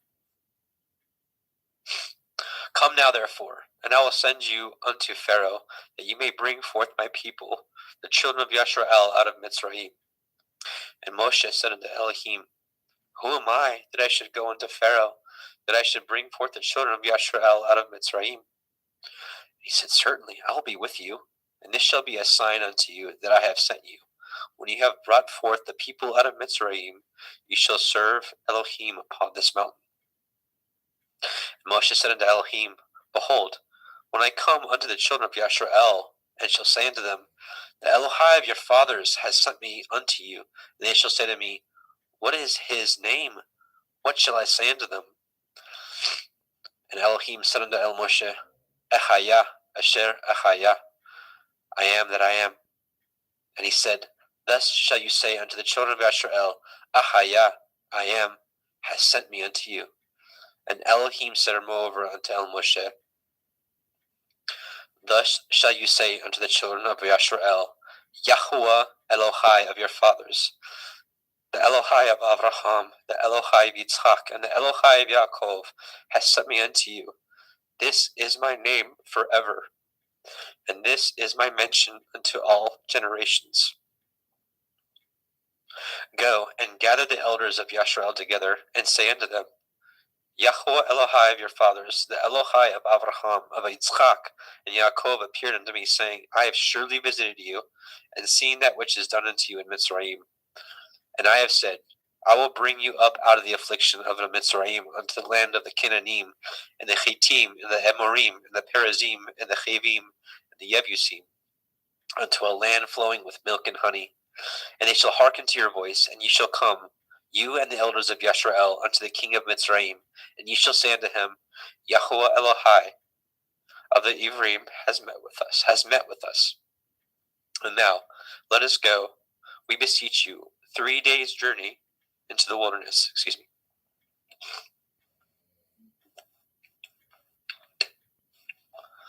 That we may sacrifice to Yahuwah Eloheinu. And I am sure that the king of Mitzrayim will not let you go. No, not by a mighty hand. And I will stretch out my hand and smite the Mitzrayim with all my wonders, which I will do in the midst thereof. And after that, he will let you go. And I will give this people favor in the sight of the Mitzrayim. And it shall come to pass that when you go, you shall not go empty. But every woman shall borrow of her neighbor, and of her that sojourns in her house, jewels of silver, and jewels of gold, and raiment, and ye shall put them upon your sons, and upon your daughters, and ye shall spoil the Mitzrayim. Exodus 4. And Moshe answered and said, But behold, they will not believe me, nor hearken unto my voice, for they will say, Yahuwah has not appeared unto you. And Yahuwah said unto him, What is that in your hand? And he said, A rod.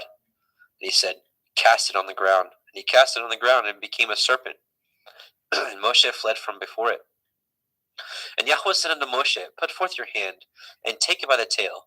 And he put forth his hand and caught it, and it became a rod in his hand, that they may believe that Yahweh Elohai of your fathers, the Elohai of Avraham, the Elohai of Yitzchak, and the Elohai of Yaakov has appeared unto you. And Yahweh said furthermore unto him, Put now your hand into your bosom. And he put his hand into his bosom. And when he took it out, behold, his hand was leprous as snow.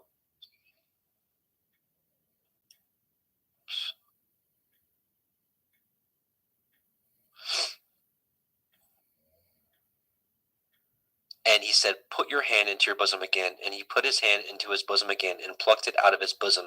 And behold, it was turned again after his other flesh. And it shall come to pass, if they will not believe you, neither hearken to the voice of the first sign, that they will believe the voice of the latter sign. And it shall come to pass, if they will not believe also these two signs, neither hearken unto your voice, that you should take of the water of the river, and pour it upon the dry land, and the water which you take out of the river shall become blood upon the dry land. And Moshe said unto El Yahweh, O my Adonai, I am not eloquent, neither heretofore, nor since you have spoken unto your servant, but I am of slow speech, and of a slow tongue. And Yahweh said unto him, Who has made man's mouth? Or who makes the dumb, or the deaf, or the seeing, or the blind? Have not I, Yahweh? Now therefore go, and I will be with your mouth, and teach you what to say, what you shall say. And he said, O my Adonai, send, I pray you, by the hand of him whom you will send. And the anger of Yahweh was kindled against Moshe, and he said, Is not Aharon the Levi your brother? I know that he can speak well.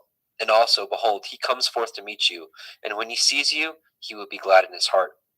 And ye shall speak unto him, and put the words in his mouth, and I will be with your mouth, and with his mouth, and I will teach you what you shall do.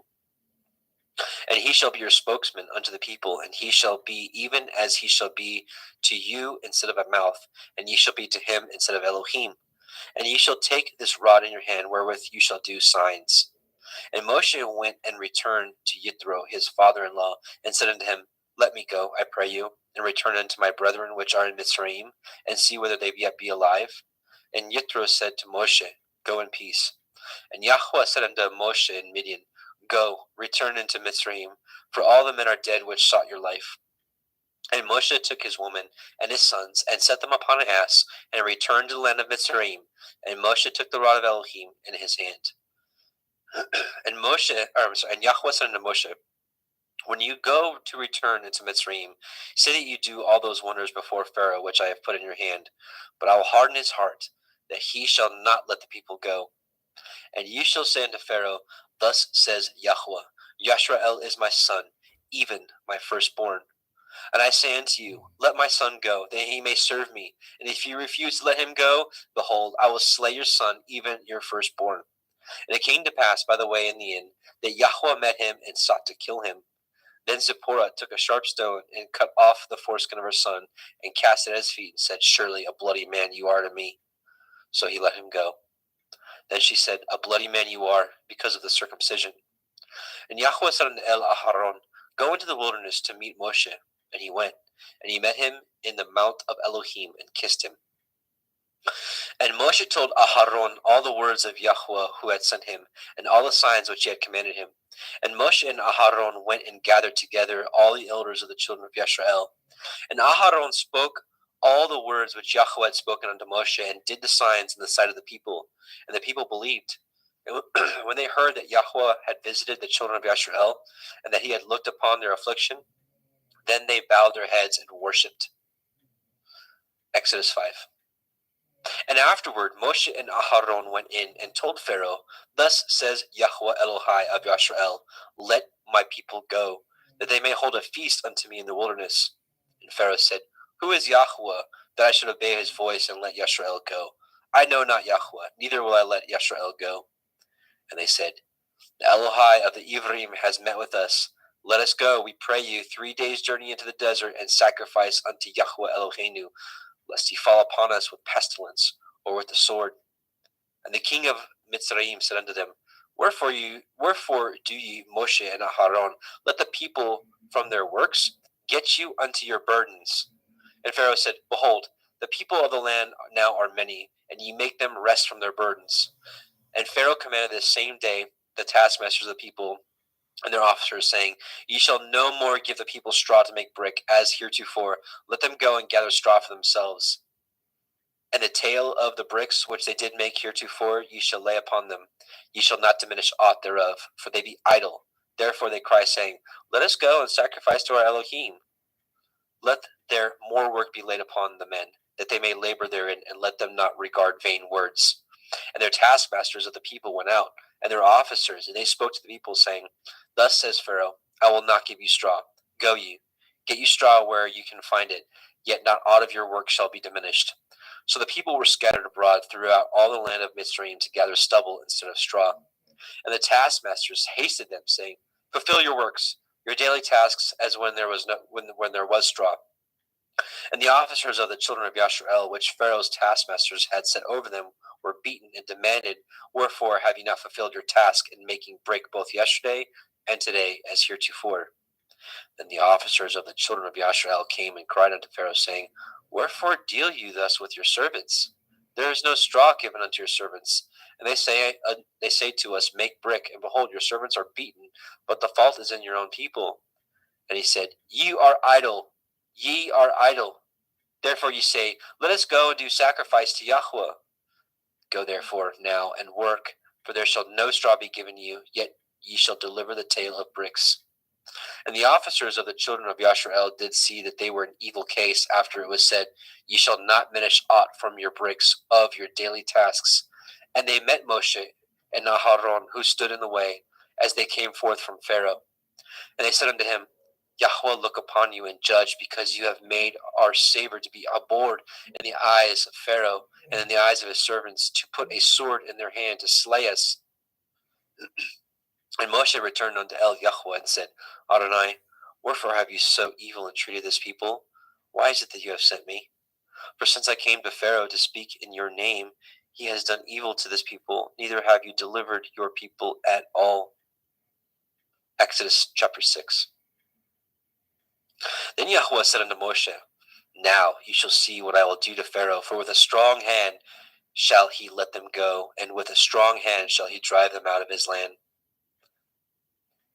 And Elohim spoke unto Moshe and said to him, I am Yahweh.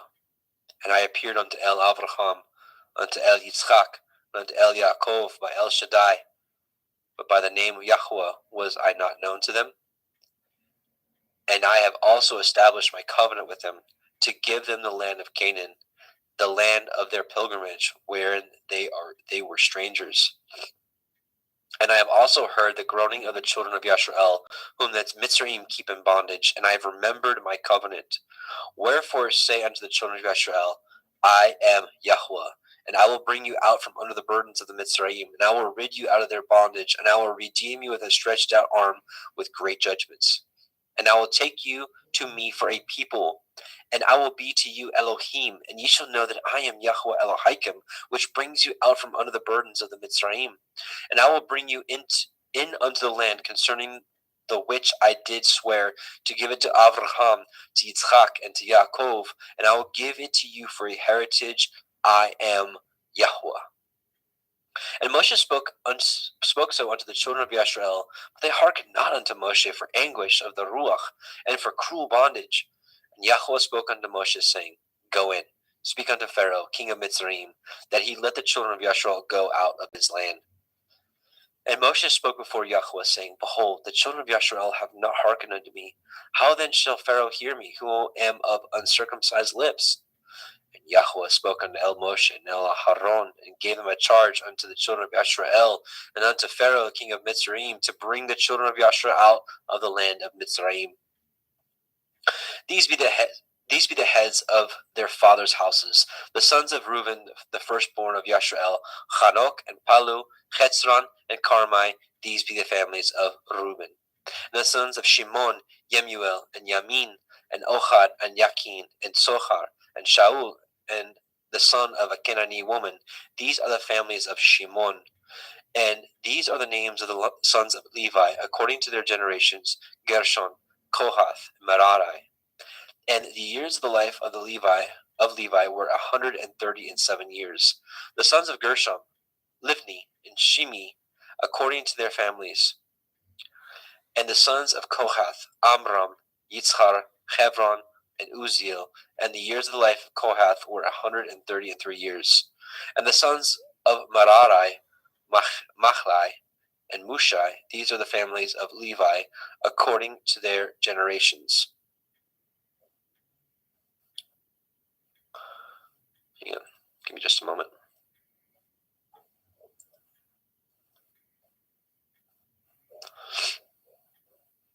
And Amram took him Jochebed, his father's sister, to be his woman, and she bore him Aharon and Moshe. And the years of the life of Amram were 137 years. And the sons of Yitzchar, Korach, and Nepheg, and Zikri. And the sons of Uziel, Mishael, and Elishaphan, and Chithrai. And Aharon took him Elisheva, daughter of Aminadab, sister of Nachshon, to be his woman. And she bore him Nadab, and Abihu, and Eleazar, and Ithamar. And the sons of Korach, Achir, Elkanah, Avisachaf, these are the families of Korchai. And Eleazar, Aharon's son, took him one of the daughters of Petuel to be his woman, and she bore him Pinechach. These are the heads of the fathers of the Leviim, according to their families. These are that Aharon and Moshe, to whom Yahweh said, bring out the children of Yashrael from the land of Mitzrayim, according to their armies. These are they which spoke to Pharaoh, king of Mitzrayim, to bring out the children of Yashrael from Mitzrayim. These are that Moshe and Aharon. And it came to pass on that day, when Yahweh spoke unto Moshe in the land of Mitzrayim, that Yahweh spoke unto Moshe, saying, I am Yahweh. Speak you unto Pharaoh, king of Mitzrayim, all that I say unto you. And Moshe said before Yahweh, behold, I am of uncircumcised lips. How shall Pharaoh hearken unto me?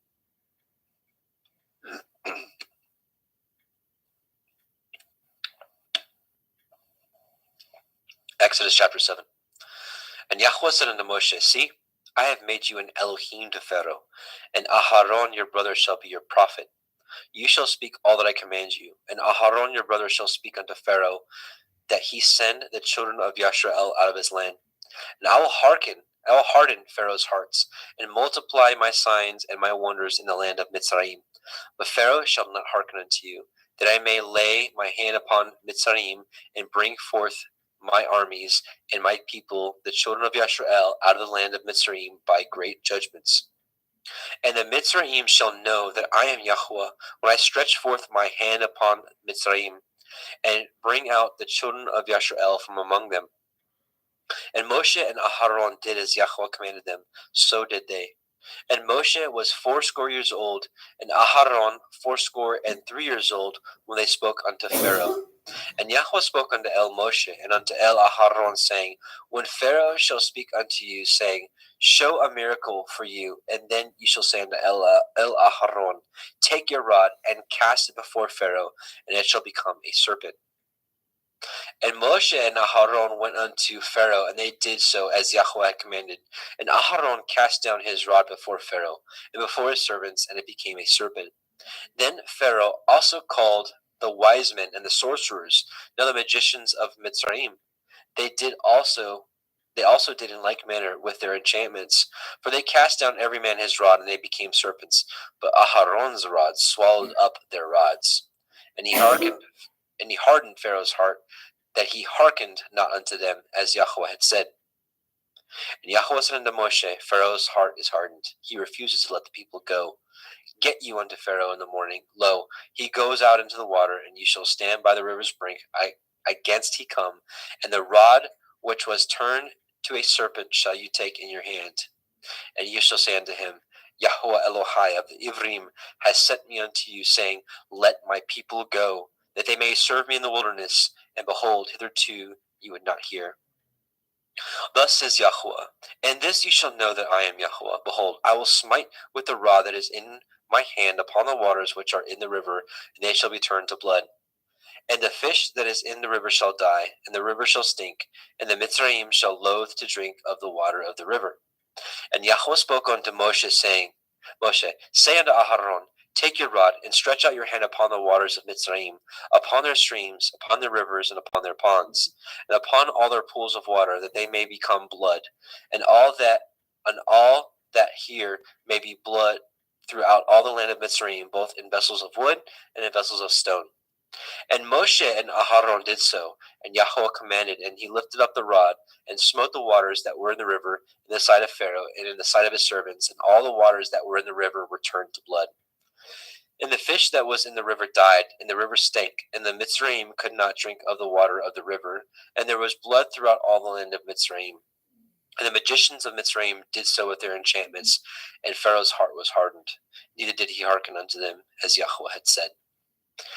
And Pharaoh turned and went into his house, neither did he set his heart to this also. And all the Mitzrayim dug round about the river for water to drink, for they could not drink of the water. And 7 days were fulfilled after that Yahweh had smitten the river. Exodus chapter 8. And Yahweh spoke unto Moshe, Go unto Pharaoh, and say unto him, Thus says Yahweh, Let my people go, that they may serve me. And if you refuse to let them go, behold, I will smite all your borders with frogs. And the river shall bring forth frogs abundantly, which shall go up and come into your house, and into your bedchamber, and upon your bed, and into the house of your servants, and upon your people, and into your ovens, and in your kneading troughs. And the frogs shall come up both on you, and upon your people, and upon all your servants. And Yahweh spoke unto El Moshe, Say unto El Aharon, Stretch forth your hand with your rod over the streams, over the rivers, and over the ponds, and cause frogs to come up upon the land of Mitzrayim. And Aharon stretched out his hand over the waters of Mitzrayim, and the frogs came up and covered the land of Mitzrayim. And the magicians did so with their enchantments, and brought up the frogs upon the land of Mitzrayim. Then Pharaoh called for Moshe and Aharon, and said, Entreat El Yahweh, that he may take away the frogs from me and my people, and I will let the people go, that they may do sacrifice unto Yahweh. And Moshe said unto Pharaoh, Glory over me. When shall I entreat for you, and for your servants, and for your people, to destroy the frogs from you and from your houses, that they may remain in the river only? And he said, Tomorrow. And he said, Be it according to your word, that you may know that there is none like unto Yahweh Eloheinu.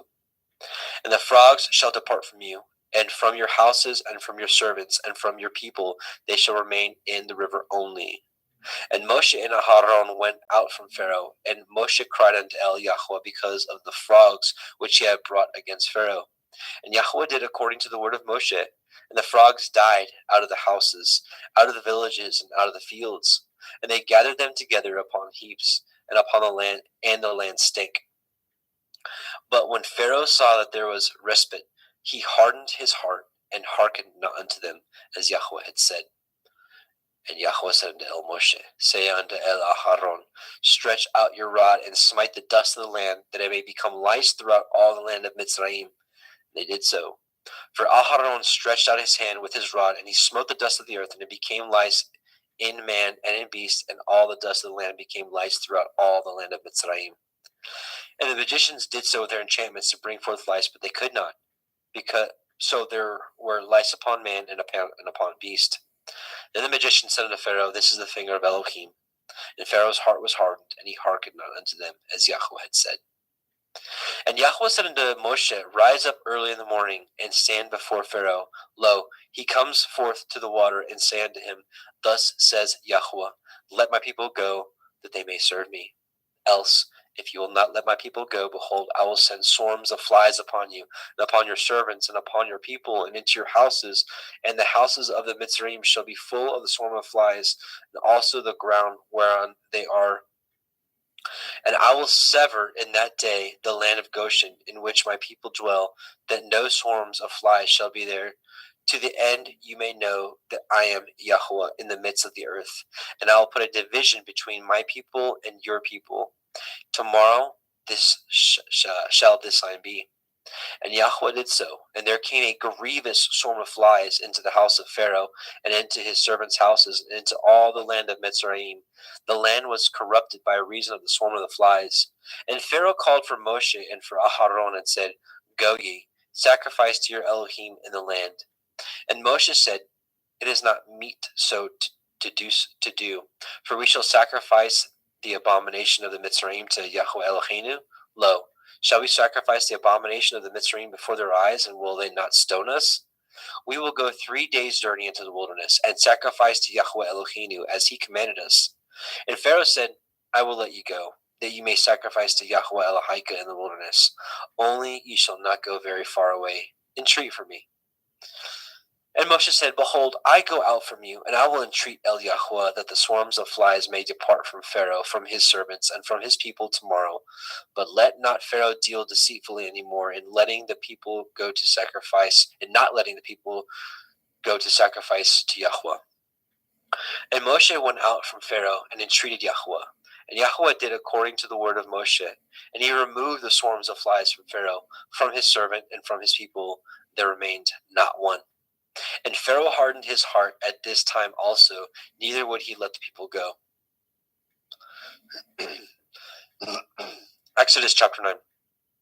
Then Yahweh said unto El Moshe, "Go in unto Pharaoh, and tell him, Thus says Yahweh Elohai of the Ivrim, Let my people go, that they may serve me. For if you refuse to let them go, and will hold them still, behold, the hand of Yahweh is upon your cattle which is in the field, upon the horses, upon the asses, upon the camels, upon the oxen, and upon the sheep. There shall be a very grievous pestilence. And Yahweh shall sever between the cattle of Yashrael and the cattle of Mitzrayim, and there shall nothing die of all that is the children of Yashrael. And Yahweh appointed a set time, saying, Tomorrow Yahweh shall do this thing in the land. And Yahweh did that thing on the morrow, and all the cattle of Mitzrayim died, but the cattle of the children of Yashrael died not one. And Pharaoh sent, and behold, there was not one of the cattle of Yashrael's dead. And the heart of Pharaoh was hardened, and he did not let the people go. And Yahweh said unto El Moshe and unto El Aharon, Take to you handfuls of ashes of the furnace, and let Moshe sprinkle it toward the heavens in the sight of Pharaoh. And that shall become small dust in the land of Mitzrayim, and shall be a boil breaking forth with blains upon man and upon beast throughout all the land of Mitzrayim. And they took ashes of the furnace and stood before Pharaoh, and Moshe sprinkled it up towards the heavens, and it became a boil breaking forth with blains upon man and upon beast. And the magicians could not stand before Moshe because of the boils, for the boil was upon the magicians and upon all the Mitzrayim. And Yahweh hardened the heart of Pharaoh, and he hearkened not unto them, as Yahweh had spoken unto El Moshe. And Yahweh said unto El Moshe, Rise up early in the morning, and stand before Pharaoh, and say unto him, Thus says Yahweh Elohai of the Ivrim, Let my people go, that they may serve me. For I will at this time send all my plagues upon your heart, and upon your servants, and upon your people, that you may know that there is none like me in all the earth. For now I will stretch out my hand, that I may smite you and your people with pestilence, and you shall be cut off from the earth. And in very deed for this cause have I raised you up, for to show in you my power, and that my name be declared throughout all the earth. Yet, as yet, exalt you yourself against my people, that you will not let them go? Behold, tomorrow, about this time, I will cause it to rain a very grievous hail, such as has not been in Mitzrayim since the foundation thereof, even until now. Send therefore now, and gather your cattle, and all that you have in the field, upon every man and beast which shall be found in the field, and shall not be brought home. The hail shall come down upon them, and they shall die. He that feared the word of Yahweh among the servants of Pharaoh made his servants and his cattle flee into the houses. And he that regarded not the word of Yahweh left his servants and his cattle in the field. And Yahweh said unto El Moshe, Stretch forth your hand towards the heavens, that there may be a hail in all the land of Mitzrayim, upon man, and upon beast, and upon every herb of the field throughout the land of Mitzrayim.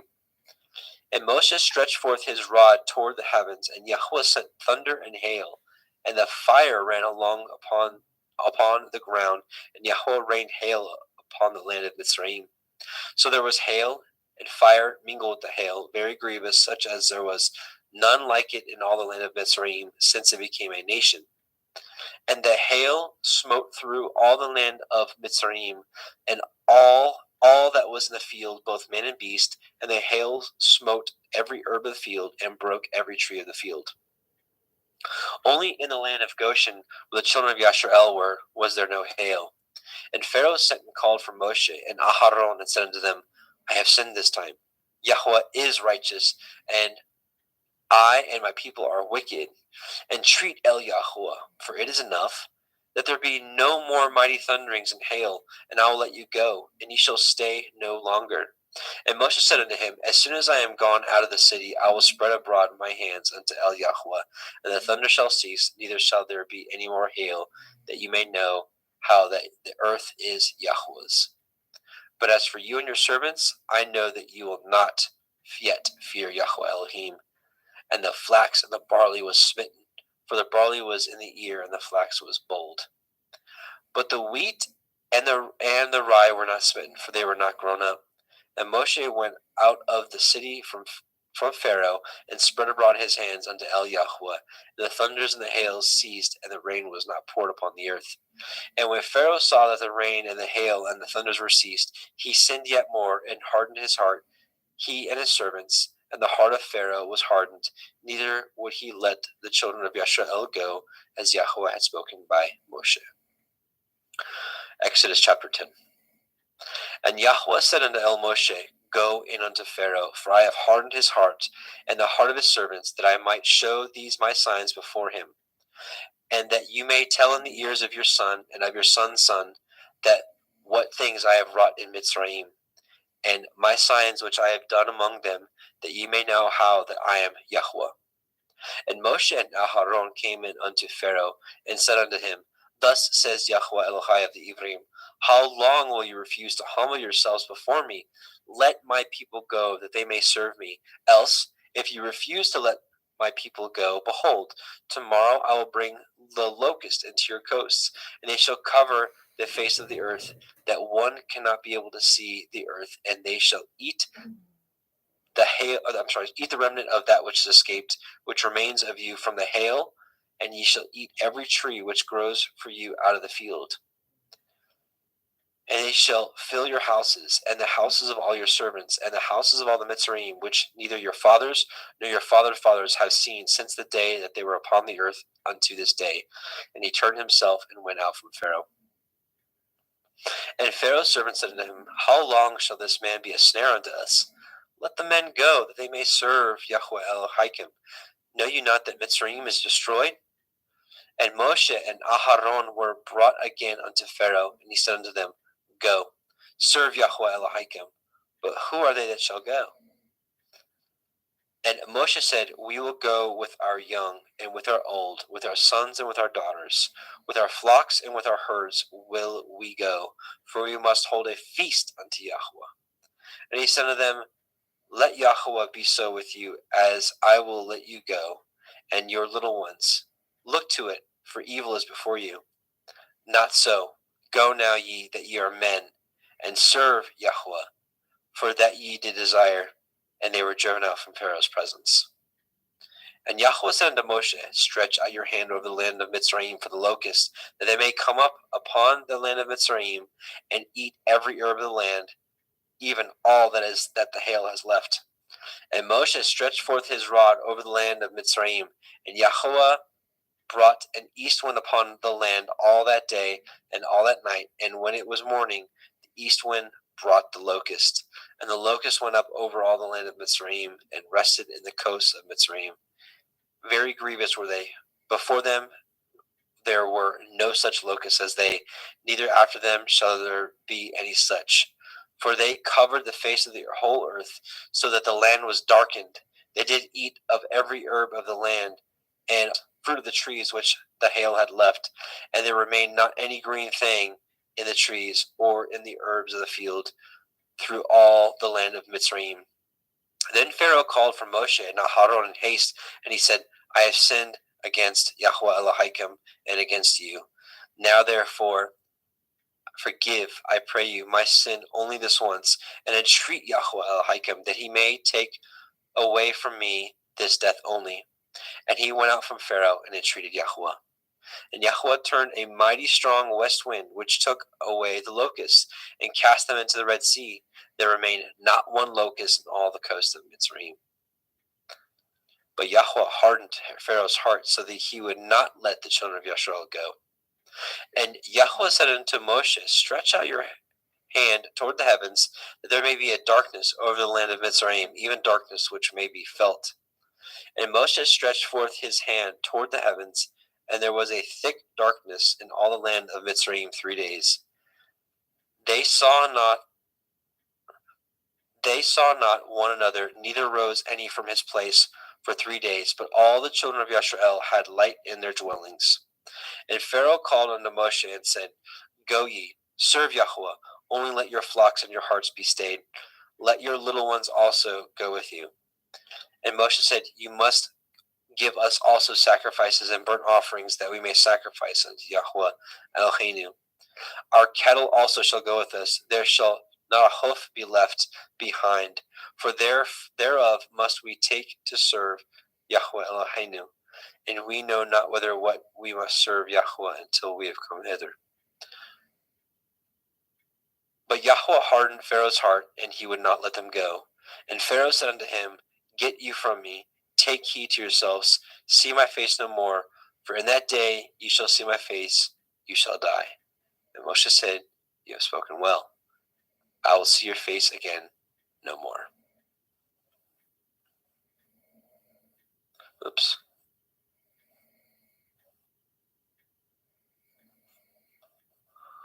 Okay. And Brother Jeremy? Yes, you sir. with us? Okay. I'm going to pick it back up at chapter 11, verse 1. Yep.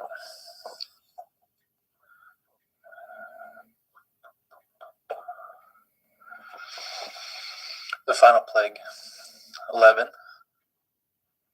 And Yahweh said unto Moshe, Yet will I bring one plague more upon Pharaoh and upon Mitzrayim. Afterwards he will let you go hence.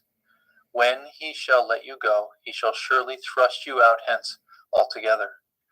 Speak now in the ears of the people, and let every man borrow of his neighbor, and every woman of her neighbor, jewels of silver and jewels of gold. And Yahweh gave the people favor in the sight of the Mitzrayim. Moreover, the man Moshe was very great in the land of Mitzrayim, in the sight of Pharaoh's servants and in the sight of the people. And Moshe said, Thus says Yahweh, About midnight will I go out into the midst of Mitzrayim, and all the firstborn in the land of Mitzrayim shall die, from the firstborn of Pharaoh who sits upon his throne, even unto the firstborn of the maidservant that is behind the mill, and all the firstborn of beasts. And there shall be a great cry throughout all the land of Mitzrayim, such as there was none like it, nor shall be like it any more. But against any of the children of Yasharal shall not a dog move his tongue, against man or beast, that ye may know how that Yahweh put a difference between the Mitzrayim and Yasharal. And all these your servants shall come down unto me, and bow down themselves unto me, saying, Get you out, and all the people that follow you. After that I will go out.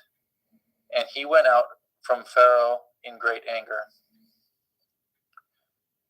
And Yahweh said unto Moshe, Pharaoh shall not hearken unto you, that my wonders may be multiplied in the land of Mitzrayim.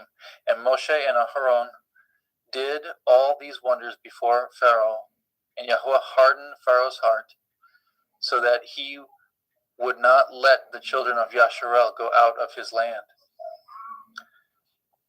And Yahweh spoke unto El Moshe and El Haron in the land of Mitzrayim, saying, This month shall be unto you the beginning of months. It shall be the first month of the year to you. Speak ye unto all the assembly of Yasharal, saying, In the 10th day of this month they shall take to them every man a lamb according to the house of their fathers, a lamb for a house. And if a household be too little for the lamb, let him and his neighbor next unto his house take it according to the number of souls. Every man according to his eating shall make your count for the lamb. Your lamb shall be without blemish, a male of the first year. Ye shall take it out from the sheep or from the goats. Ye shall take it up until the 14th day of the same month, and the whole multitude of the assembly of Yasharel shall kill it in the evening. And they shall take the blood and shall strike it on the 2 side posts and on the upper doorpost of the houses wherein they shall eat it. And they shall eat the flesh in the night, roast with fire, and matzah, unleavened bread, and with bitter herbs they shall eat it.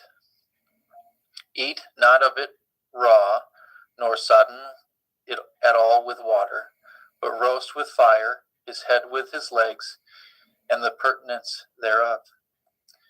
And ye shall let nothing of it remain until the morning. That which remains of it until the morning shall ye burn with fire. And thus shall ye eat it, with your loins girt, your shoes on your feet, your staff in your hand, and ye shall eat it in haste. It is Yahuwah's Pesach. For I will pass through the land of Mitzrayim this night, and will smite all the firstborn in the land of Mitzrayim, both man and beast, and against all the Elohai of Mitzrayim will I execute judgment. I am Yahuwah. The blood shall be to you for a mark upon the houses where ye are. And when I see the blood, I will pass over you, and the plague shall not be upon you to destroy you, when I smite the land of Mitzrayim. And this day shall be unto you for a memorial, and you shall keep it a feast to Yahuwah throughout your generations, and ye shall keep it a feast by an ordinance forever. 7 days shall ye eat matzah.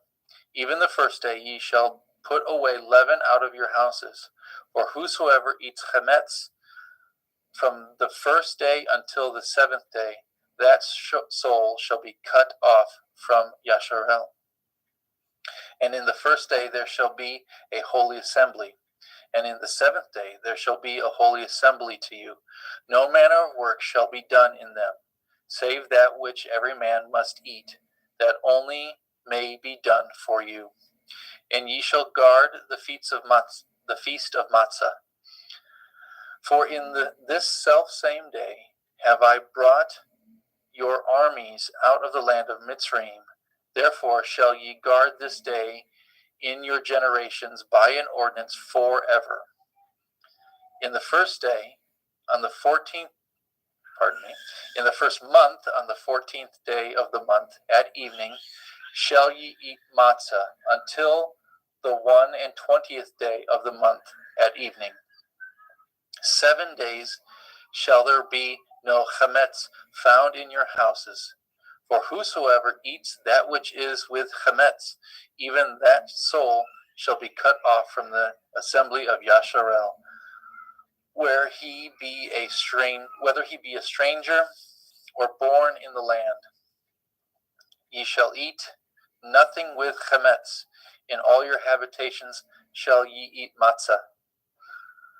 Then Moshe called for all the elders of Yasharel and said unto them, Draw out and take you a lamb according to your families, and kill the Pesach.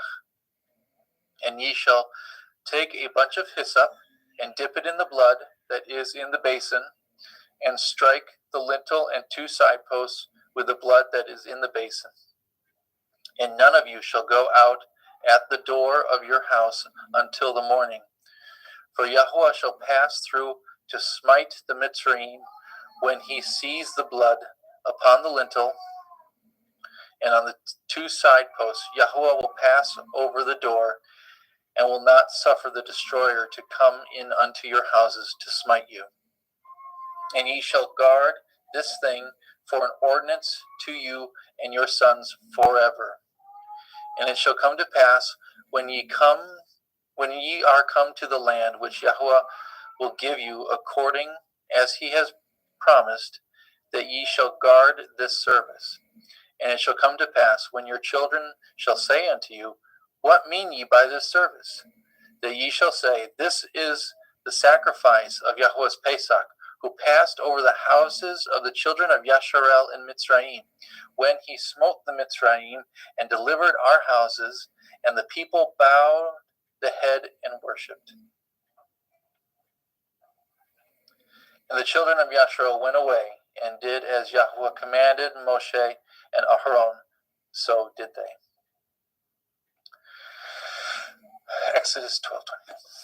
And it came to pass that at midnight Yahweh smote all the firstborn in the land of Mitzrayim, from the firstborn of Pharaoh that sat on his throne, unto the firstborn of the captive that was in the dungeon, and all the firstborn of cattle.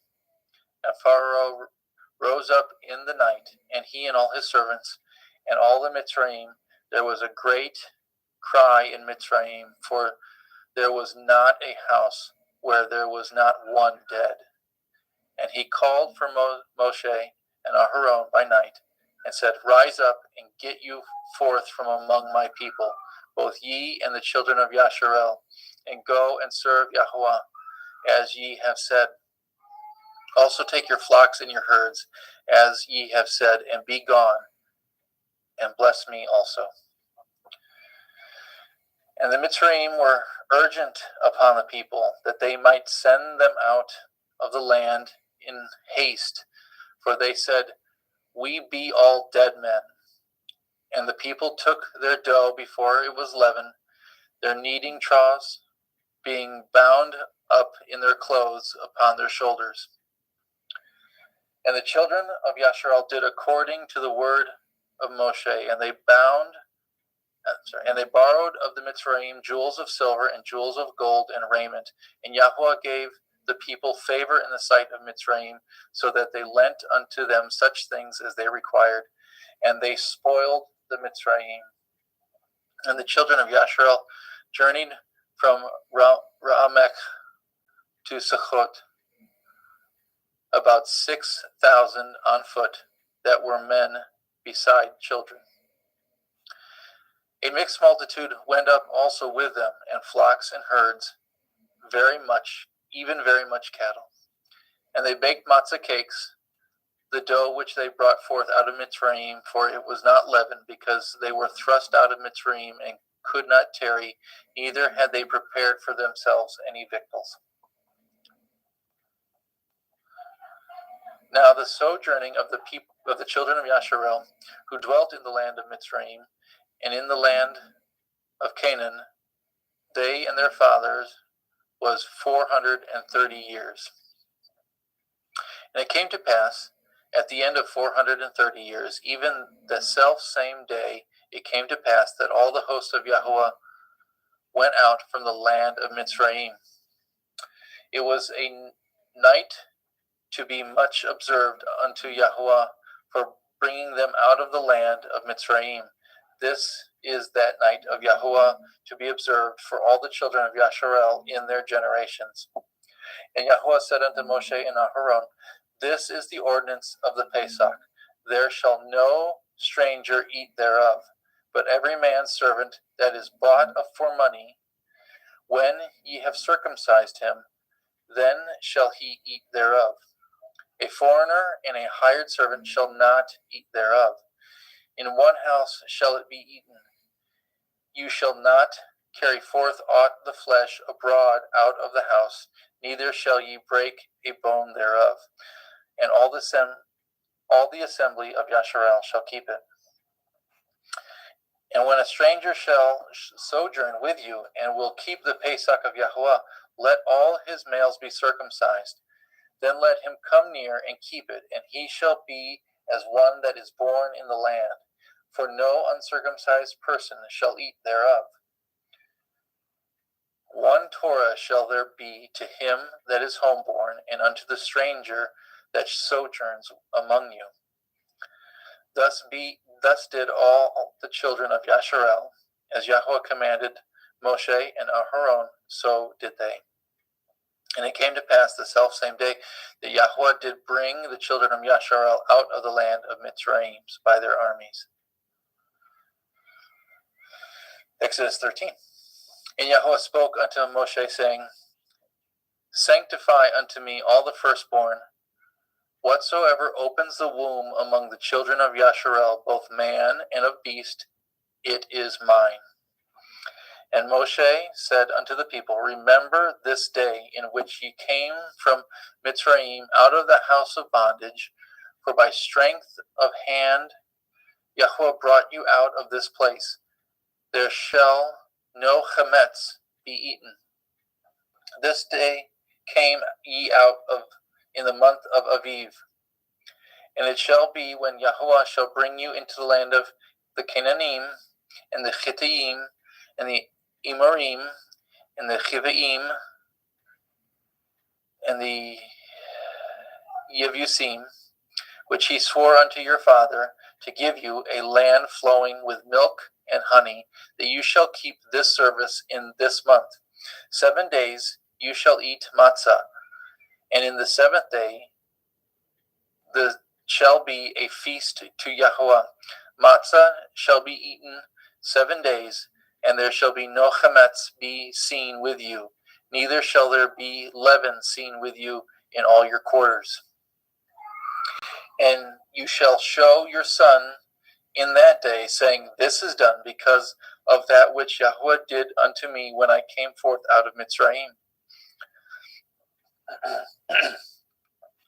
And it shall be as a sign upon your hand, and for a memorial between your eyes, that Yahweh's Torah may be in your mouth. For with a strong hand has Yahweh brought you out of Mitzrayim. You shall therefore guard this ordinance in his appointed time from year to year. And it shall be when Yahweh shall bring you into the land of the Canaanim, as he swore unto you and to your fathers, shall give it to you, that you shall set apart unto Yahweh all that open the womb, and every firstling that comes of a beast which you have. The males shall be Yahweh's, and every firstling of an ass you shall redeem with a lamb. And if you will not redeem it, then you shall break his neck. And all the firstborn of man among your children shall you redeem. It shall be when your son asks you in time to come, saying, What is this? That you shall say unto him, By strength of hand Yahweh brought us out of Mitzrayim from the house of bondage. And it came to pass, when Pharaoh would hardly let us go, that Yahweh slew all the firstborn in the land of Mitzrayim, both the firstborn of man and the firstborn of beast. Therefore I sacrifice to Yahweh all that opens the womb, being males. But all the firstborn of my children I redeem. And it shall be for a mark upon your hand, and for frontlets between your eyes, for by strength of hand Yahweh brought us forth out of Mitzrayim. And it came to pass, when Pharaoh had let the people go, that Elohim led them not through the way of the land of the Pelishtim, although it was near. For Elohim said, Lest perchance the people repent when they see war, and they return to Mitzrayim. But Elohim led the people about through the way of the wilderness of the Red Sea. And the children of Yasharel went up harnessed out of the land of Mitzrayim. And Moshe took the bones of Yosef with him, for he had straitly sworn the children of Yasharel, saying, Elohim will surely visit you, and shall carry you, and ye shall carry up my bones away hence with you. And they took their journey from Sukkot, and encamped in Ethem, in the edge of the wilderness. And Yahweh went before them by day in a pillar of a cloud, and led them the way, to lead them the way, and by night in a pillar of fire to give them light to go by day and night. He took not away the pillar of the cloud by day, nor the pillar of fire by night from before the people.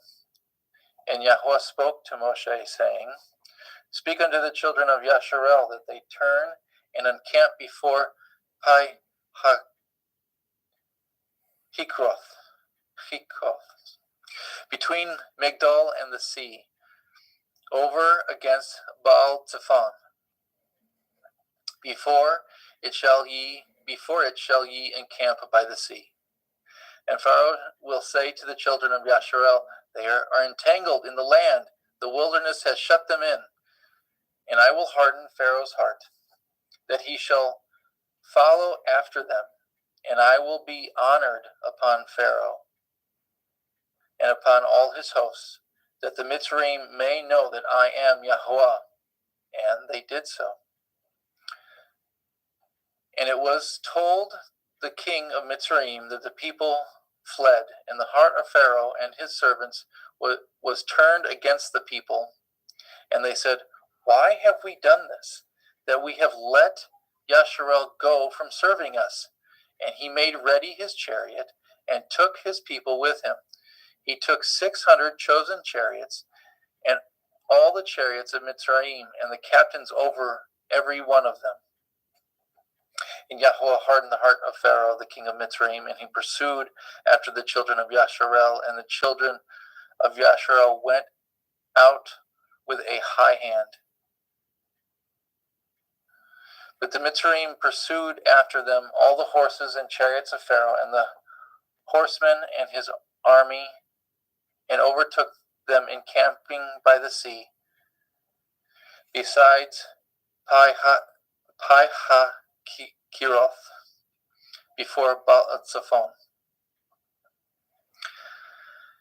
And when Pharaoh drew nigh, the children of Yasharel lifted up their eyes, and behold, the Mitzrayim marched after them, and they were sore afraid. And the children of Yasharel cried out unto Yahweh, and they said unto Moshe, Because there were no graves in Mitzrayim, have you taken us away to die in the wilderness?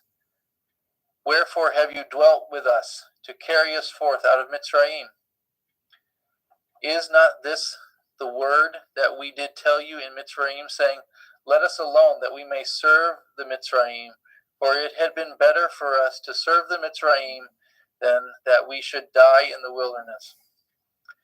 And Moshe said unto the people, Fear not, and stand still, and see the Yeshua of Yahweh, which he will show you today. For the Mitzrayim whom ye have seen today, ye shall see them again no more forever. Yahweh shall fight for you, and ye shall hold your peace. And Yahweh said unto Moshe, Wherefore cry you unto me? Speak unto the children of Yasharel, that they go forward. But lift up your rod, and stretch out your hand over the sea, and divide it. And the children of Yasharel shall go on dry ground through the midst of the sea. And I, behold, I will harden the hearts of the Mitzrayim, and they shall follow them. And I will get me honor upon Pharaoh, and upon all his hosts, upon his chariots, and upon his horsemen. And the Mitzrayim shall know that I am Yahweh, when I have gotten me honor upon Pharaoh, upon his chariots, and upon his horsemen. And the angel of Elohim, which went before the camp of Yasharel, removed and went before them, and the pillar of cloud went from before their face and stood behind them. And it came to pass, and it came between the camp of Mitzrayim and the camp of Yasharel, and it was a cloud and a darkness to them, but it gave light by night to these, so that the one came not near the other all the night. And Moshe stretched out his hand over the sea, and Yahweh caused the sea to go back by a strong east wind all that night, and made the sea dry land, and the waters were divided. And the children of Yasharel went into the midst of the sea upon the dry ground, and the waters were a wall unto them on their right hand and on their left. And the Mitzrayim pursued and went in after them in the midst of the sea, even all Pharaoh's horses, his chariots, and his horsemen. And it came to pass that in the morning watch Yahuwah looked unto the host of Mitzrayim through the pillar of fire and the cloud, and troubled the host of Mitzrayim, and took off their chariot wheels, that they drove them heavily, so that the Mitzrayim said, Let us flee from the face of Yasharel, for Yahuwah fights for them against the Mitzrayim. And Yahuwah said unto Moshe, Stretch out your hand over the sea, that the waters may come again upon the Mitzrayim, upon their chariots, and upon their horsemen. And Moshe stretched forth his hand over the sea, and the sea returned to his strength when the morning appeared. And the Mitzrayim fled against it, and Yahuwah overthrew the Mitzrayim in the midst of the sea. And the waters returned and covered the chariots and the horsemen and all the host of Pharaoh that came into the sea after them. There remained not so much as one of them. But the children of Yasharel walked upon dry land in the midst of the sea, and the waters were a wall unto them on their right hand and on their left. Thus Yahuwah saved Yasharel that day out of the hand of Mitzrayim, and Yasharel saw the Mitzrayim dead upon the seashore. And Yasharel saw that great work which Yahuwah did upon the Mitzrayim, and the people feared Yahuwah and believed Yahuwah and his servant Moshe. The Song of Moshe.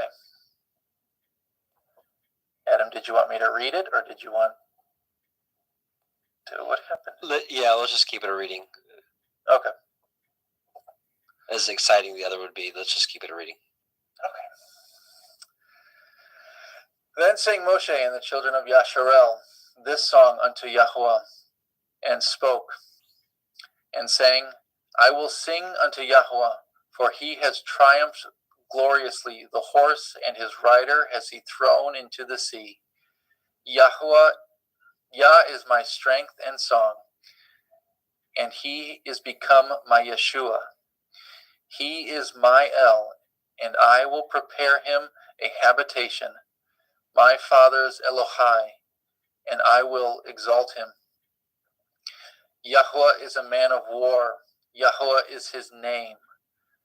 Pharaoh's chariots and his host has he cast into the sea.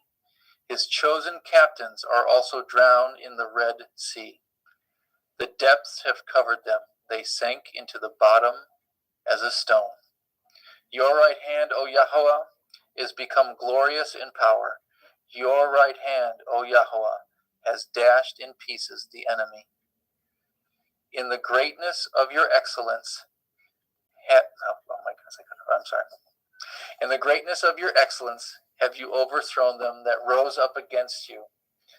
You set forth your wrath, which consumed them as stubble. And with the blast of your nostrils the waters were gathered together. The floods stood upright as a heap, and the depths were congealed in the heart of the sea. The enemy said, I will pursue, I will overtake, I will divide the spoil. My lust shall be satisfied upon them. I will draw my sword, my hand shall destroy them. You blew with your ruach, the sea covered them. They sank as lead in the mighty waters. Who is like unto you, O Yahuwah, among the Elohim? Who is like you, glorious in holiness, fearful in praise, doing wonders? You stretch out your right hand, the earth swallowed them. You in your mercy have led forth the people which you have redeemed. You have guided them in your strength unto your holy habitation. The people shall hear and be afraid. sorrow shall take hold of the inhabitants of Pelisheth. The dukes of Edom shall be amazed. The mighty men of Moab trembling shall take hold upon them. All the inhabitants of Canaan shall melt away. Fear and dread shall fall upon them. By the greatness of your arm they shall be as still as a stone, till your people pass over, O Yahweh, till the people pass over, which you have purchased. You shall bring them in and plant them in the mountain of your inheritance, in the place, O Yahweh, which you have made for you to dwell in the sanctuary, O Yahweh, which your hands have established. Yahweh shall reign forever and forever. For the horse of Pharaoh went in with his chariots and with his horsemen into the sea, and Yahweh brought again the waters of the sea upon them. But the children of Yasharel went on dry land in the midst of the sea. And Miriam, the prophetess, the sister of Aharon, took a timbrel in her hand, and all the women went out after her with timbrels and with dancing. And Miriam answered them, Sing ye to Yahweh, for he has triumphed gloriously. The horse and his rider has he thrown into the sea. So Moshe brought Yasharel from the Red Sea, and they went out into the wilderness of Shur. And they went 3 days in the wilderness and found no water. And when they came to Marah, they could not drink the waters of Marah, for they were bitter. Therefore, the name of it was called Marah. The people murmured against Moshe, saying, What shall we drink? And he cried unto Yahweh, and Yahweh showed him a tree, which when he had cast it into the waters were made sweet. There he made for them a statute and an ordinance, and there he proved them, and said, If you will diligently hearken unto the voice of Yahweh Elohim, and will do that which is right in his sight, and will give ear to his commandments, and guard all his statutes, I will put none of these diseases upon you, which I have brought upon the Mitzrayim, for I am Yahweh Rapha, Yahweh who heals you. And they came to Elim, and there were 12 wells of water, and 70 palm trees, and they encamped there by the waters. Exodus 16. And they took their journey from Elim, and all the assembly of the children of Yasharel came into the wilderness of Sin, which is between Elim and Sinai. On the 15th day of the 2nd month, after they departed out of the land of Mitzrayim, and the whole assembly of the children of Yasharel murmured against Moshe and Aharon in the wilderness. And the children of Yasharel said unto them, Would Elohim we had died by the hand of Yahweh in the land of Mitzrayim, when we sat by the flesh pots, and when we did eat bread to the full. For ye have brought us forth into this wilderness to kill this whole assembly with hunger. Then said Yahweh to Moshe, Behold, I will rain bread from the heavens for you, and the people shall go out and gather a certain rate every day, that I may prove them, whether they will walk in my Torah or no. And it shall come to pass on the 16th day when it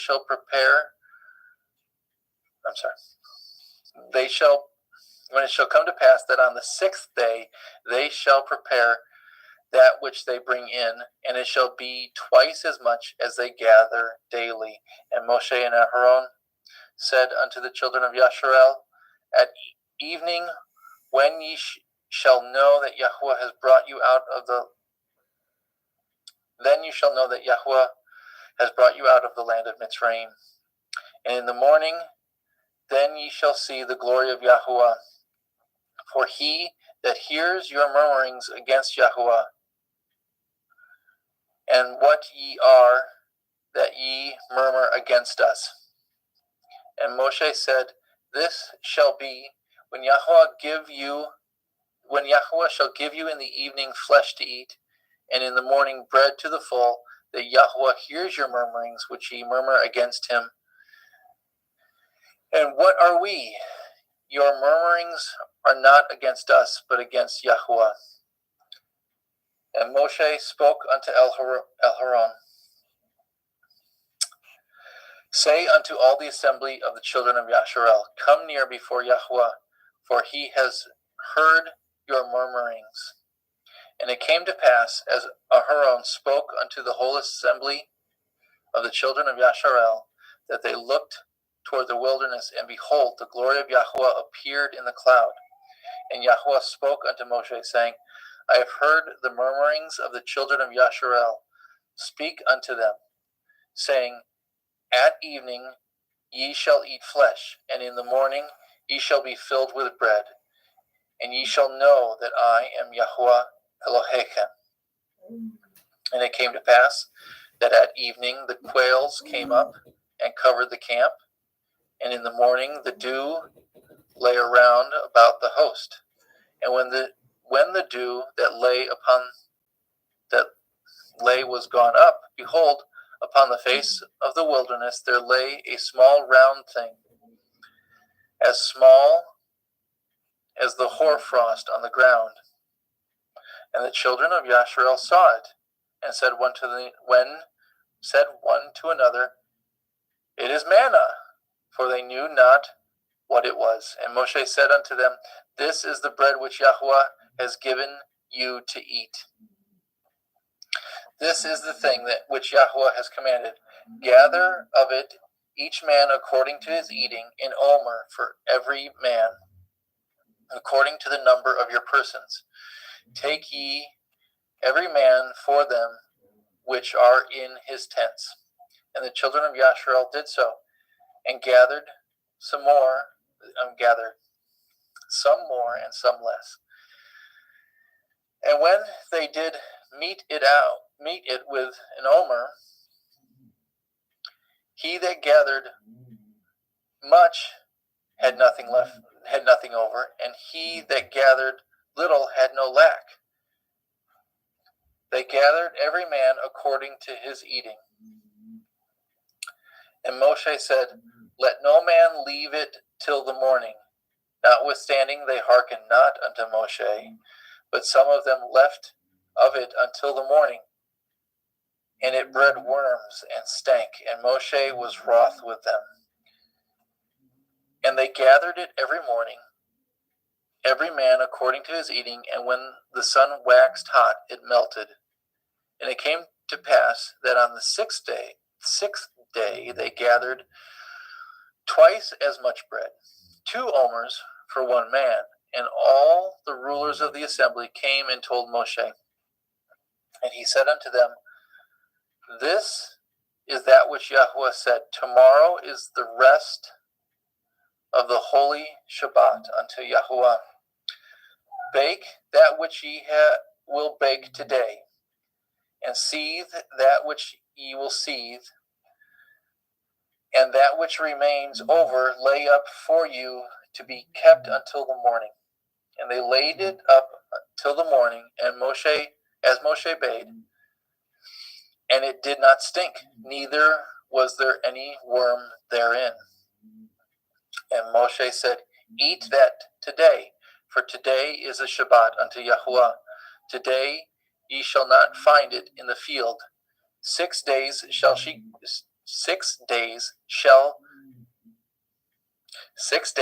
shall gather it, but on the 7th day, which is the Shabbat, in it there shall be none.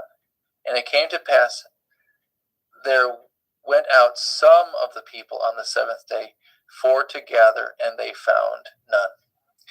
And Yahweh said unto Moshe, How long refuse ye to guard my commandments and my Torah? See, for that Yahweh has given you the Shabbat, therefore he gives you on the 6th day the bread of 2 days. Abide ye every man in his place. Let no man go out of his place on the 7th day. So the people rested on the 7th day. And the house of Yasharel called the name thereof manna, and it was like coriander seed, white, and the taste of it was like wafers made with honey. And Moshe said, This is the thing which Yahweh commands. Fill an omer of it to be kept for your generations, that they may see the bread wherewith I have fed you in the wilderness, when I brought you forth from the land of Mitzrayim. And Moshe said unto Aharon, Take a pot, and fill an omer full of manna therein, and lay it up before Yahweh to be kept for your generations. As Yahweh commanded Moshe, so Aharon laid it up before the testimony to be kept. And the children of Yasharel did eat manna 40 years until they came into the land inhabited. They did eat manna until they came into the borders of the land of Canaan. Now an omer is the 10th part of an ephah. One moment, sorry.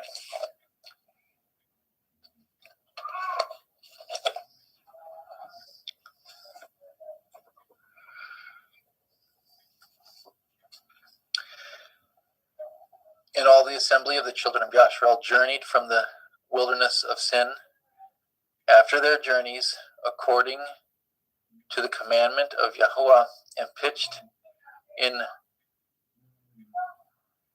Rephidim. There was no water for the people to drink.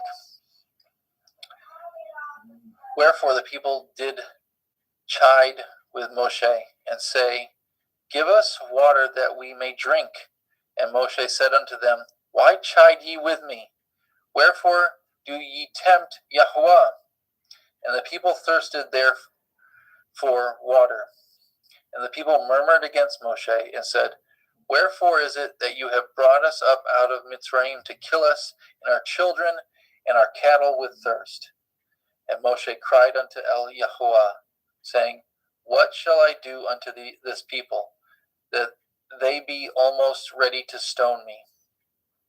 And Yahweh said unto Moshe, Go on before the people, and take with you of the elders of Yasharel your rod, wherewith you smote the river. Take in your hand, and go. Behold, I will stand before you there upon the rock in Horeb, and you shall smite the rock, and there shall come water out of it, and that the people may drink. And Moshe did so in the sight of the elders of Yasharel.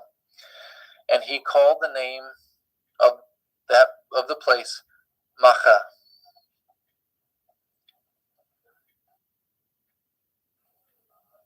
And Meribah, because of the chiding of the children of Yasharel, and because they tempted Yahweh, saying, Is Yahweh among us or not? Then came Amalek and fought with Yasharel in Rephidim. And Moshe said unto Yahusha, Choose us out men, and go out and fight with Amalek. Tomorrow I will stand on the top of the hill with the rod of Elohim in my hand. So Yahusha did as Moshe had said to him, and fought with Amalek. And Moshe and Aharon and Hur went up on the top of the hill. And it came to pass, when Moshe held up his hand, that Yasharel prevailed. And when he let down his hand, Amalek prevailed. But Moshe's hands were heavy, and they took a stone and put it under him, and he sat thereon. And Aharon and Hur stayed up his hands, the one on the one side and the other on the other side, and his hands were steady until the going down of the sun. And I apologize, I need to pause for just a moment, if I can, and I can't. Daddy, I love you. Or, It's a George. no.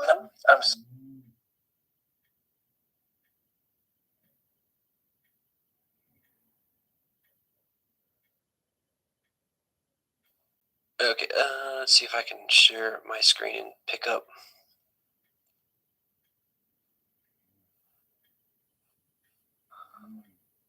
He was at 17, what was it? Justin, did you see he was at 17 what? I believe he just started at 17-2. Okay. Okay, so 17:3 or 17:2. Wherefore the people did chide with Moshe, say, Give us water that we may drink. And Moshe said unto them, Why chide ye with me? Wherefore do ye tempt Yahweh? And the people thirsted there for water, and the people murmured against Moshe and said, Wherefore is it that you have brought us up out of Mitzrayim to kill us and our children and our cattle with thirst? And Moshe cried unto Yahweh, saying, What shall I do unto these people? They be almost ready to stone me. And Yahweh said unto Moshe, Go on before the people, and take with you of the elders of Yashrael and your rod, wherewith you smote the river, take in your hand, and go. Behold, I will stand before you there upon the rock in Horeb, and you shall smite the rock, and there shall come water out of it, that the people may drink. And Moshe did so in the sight of the elders of Yashrael. And he called the name of the place Makkah and Meribah, because of the chiding of the children of Yashrael, and because they tempted Yahweh, saying, Is Yahweh among us or not? Then came Amalek and fought with Yashrael in Rephidim. And Moshe said unto Yahusha, Choose us out men, and go out, fight with Amalek tomorrow. I will stand on the top of the hill with the rod of Elohim in my hand. So Yahusha did as Moshe had said unto him, and fought with Amalek. And Moshe, Aharon, and Hur went up to the top of the hill. And it came to pass, when Moshe held up his hand, that Yashrael prevailed. And when he let down his hand, Amalek prevailed. But Moshe's hands were heavy, and they took a stone and put it under him, and he sat thereon. And Aaron, Aharon, and Hur stayed up his hands, but the one on the one side and the other on the other side, and his hands were steady until the going down of the sun. And Yahusha discomfited Amalek and his people with the edge of the sword. And Yahweh said unto Moshe, Write this for memorial in the Sefer, and rehearse it in the ears of Yahusha, for I will utterly put out the remembrance of Amalek from under the heavens. And Moshe built an altar and called the name of it Yahweh Niki, Yahweh my banner. For he said, Because Yah has sworn that Yahweh will have war with Amalek from generation to generation. Exodus 18. When Yitro, the priest of Midian, Moshe's father-in-law, heard of all that Elohim had done for Moshe and for Yashrael his people, and that Yahweh had brought Yashrael out of Mitzrayim, then Yitro, Moshe's father-in-law, took Zipporah, Moshe's woman, after he had sent her back, and her 2 sons, of which the name of one was Gershom, for he said, I have been an alien in a strange land, and the name of the other was Eliezer, for Elohai of my father said he was my help, and delivered me from the sword of Pharaoh. And Yitro, Moshe's father-in-law, came with his sons and with his woman unto Moshe into the wilderness, where he encamped at the mount of Elohim. And he said unto Moshe, I, your father-in-law Yitro, come unto you, and your woman and her 2 sons with her. And Moshe went out to meet his father-in-law, and did obeisance, and kissed him. And they asked each other of their welfare, and they came into the tent. And Moshe told his father-in-law all that Yahweh had done unto Pharaoh, and unto the Mitzrayim for Yashrael's sake, and all the travail that had come upon them by the way, and how Yahweh delivered them. And Yitro rejoiced for all the goodness which Yahweh had done unto Yashrael, whom he had delivered out of the hand of the Mitzrayim. And Yitro said, Blessed be Yahweh, who has delivered you out of the hand of the Mitzrayim, and out of the hand of Pharaoh, who has delivered the people from under the hand of the Mitzrayim. Now I know that Yahweh is greater than all Elohim, for in the thing wherein they dealt proudly he was above them. And Yitro, Moshe's father-in-law, took a burnt offering and sacrifices for Elohim. And Aharon came, and all the elders of Yashrael, to eat bread with Moshe's father-in-law, before Elohim. And it came to pass on the morrow that Moshe sat to judge the people. And the people stood by Moshe from morning unto the evening. And when Moshe's father-in-law saw all that he did to the people, he said, What is this thing that you do to the people? Why sit you yourself alone, and all the people stand by you from morning unto evening? And Moshe said unto his father-in-law, Because the people come unto me to inquire of Elohim. When they have a matter, they come unto me, and I judge between one and another, and I do make them know the statutes of Elohim and his Torah. And Moshe's father-in-law said unto him, The thing that you do is not good. You will surely wear away, both you and this people that is with you. For this thing is too heavy for you. You are not able to perform it yourself alone. Hearken now unto my voice. I will give you counsel, and Elohim shall be with you. Be for the people to Elohim ward, and you may bring the causes unto Elohim. And ye shall teach them the ordinances and the Torah, and shall show them the way wherein they must walk, and the work that they must do. Moreover, you shall provide out of all the people able men, such as fear Elohim, men of truth, hating covetousness, and place such over them to be rulers of thousands, and rulers of hundreds, and rulers of 50s, and rulers of 10s. And let them judge the people at all seasons. And it shall be that every great matter they shall bring unto you, but every small matter they shall judge. So it shall be easier for yourself, and they shall bear the burden with you. If you shall do this thing, Elohim command you so, then you shall be able to endure, and all this people shall go to their place in peace. So Moshe hearkened to the voice of his father-in-law, and did all that he had said. And Moshe chose able men out of all Yashrael, and made them heads over the people, rulers of thousands, rulers of hundreds, rulers of 50s, and rulers of 10s. And they judged the people at all seasons. The hard causes they brought unto Moshe, but every small matter they judged themselves. And Moshe let his father-in-law depart, and he went his way into his own land. Exodus 19. In the 3rd month, when the children of Yashrael were gone forth out of the land of Mitzrayim, the same day came they into the wilderness of Sinai. For they were departed from Rephidim, and were come to the desert of Sinai, and had pitched in the wilderness, and there Yashrael camped before the mount. And Moshe went up unto Elohim, and Yahweh called unto him out of the mountain, saying, Thus shall you say to the house of Yaakov, and tell the children of Yashrael, You have seen what I did unto the Mitzrayim, and how I bore you on eagle's wings, and brought you unto myself. Now therefore, if you will obey my voice indeed, and guard my covenant, then ye shall be a peculiar treasure unto me above all people, for all the earth is mine. And ye shall be unto me a kingdom of priests, and a holy nation. These are the words which you shall speak unto the children of Yashrael. And Moshe came and called for the elders of the people, and laid before their faces all these words which Yahweh commanded him. And all the people answered together, and said, All that Yahweh has spoken, we will do. And Moshe returned the words of the people unto Yahweh. And Yahweh said unto Moshe, Lo, I come unto you in a thick cloud, that the people may hear when I speak with you, and believe you forever. And Moshe told the words of the people unto Yahweh. And Yahweh said unto Moshe, Go unto the people, and sanctify them today and tomorrow, and let them wash their clothes, and be ready against the 3rd day. For the 3rd day Yahweh will come down in the sight of all the people upon Mount Sinai. And ye shall set bounds unto the people round about, saying, Take heed to yourselves, that you not go up unto the mount, or touch the border of it. Whosoever touches the mount shall surely be put to death. There shall not a hand touch it, but he shall surely be stoned, or shot through, whether it be beast or man, it shall not live. When the shofar sounds long, they shall come up to the mount. And Moshe went down from the mount unto the people, and sanctified the people, and they washed their clothes. And he said unto the people, Be ready against the 3rd day. Come not at your women. And it came to pass on the 3rd day in the morning, that there were thunders and lightnings, and a thick cloud upon the mount, and the voice of the shofar exceeding loud, so that all the people that was in the camp trembled. And Moshe brought forth the people out of the camp to meet with Elohim. They stood at the nether part of the mount. And Mount Sinai was altogether on a smoke, because Yahweh descended upon it in fire. And the smoke thereof ascended as the smoke of a furnace, and the whole mount quaked greatly. And when the voice of the shofar sounded long and waxed louder and louder, Moshe spoke, and Elohim answered him by a voice.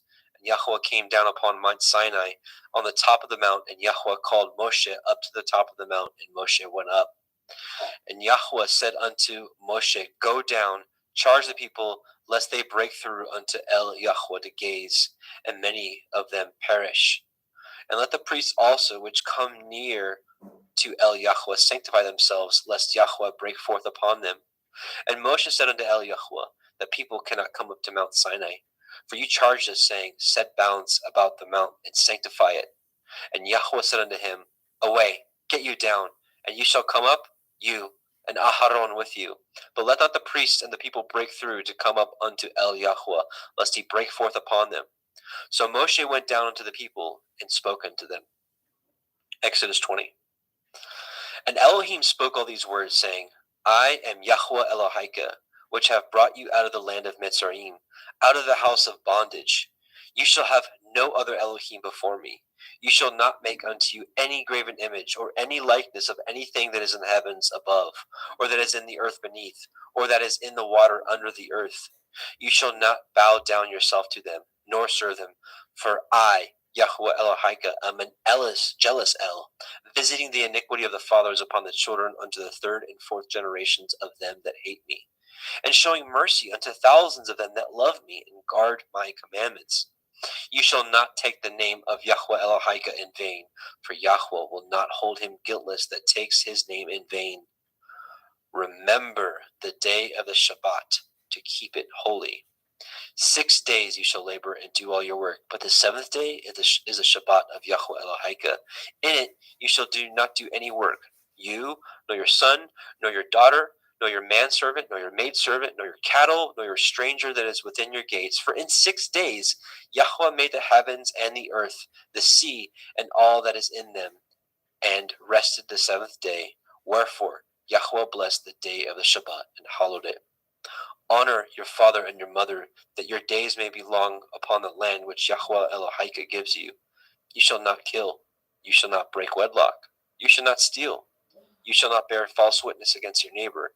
You shall not lust after your neighbor's house. You shall not lust after your neighbor's woman, nor his manservant, nor his maidservant, nor his ox, nor his ass, nor anything that is your neighbor's. And all the people saw the thunderings and the lightnings and the noise of the shofar and the mountain smoking. And when the people saw it, they removed and stood afar off. And they said unto Moshe, Speak with us, and we will hear. But let not Elohim speak with us, lest we die.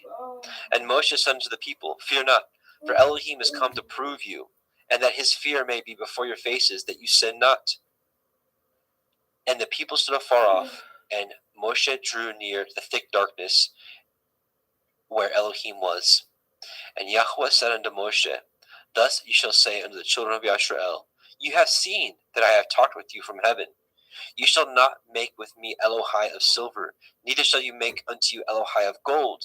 An altar of earth you shall make unto me, and shall sacrifice thereon your burnt offerings, and your peace offerings, your sheep, your oxen. In all places where I record my name, I will come unto you, and I will bless you. And if you will make me an altar of stone, you shall not build it of hewn stone. For if you lift up your tool upon it, you have polluted it.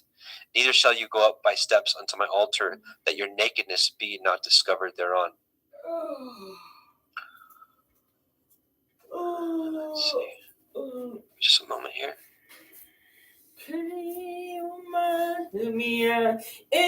Okay. Jeremy, you ready to take 21? Yeah. Okay. Please stop.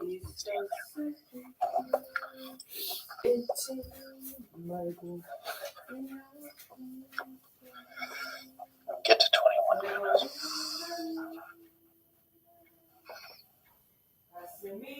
Sorry.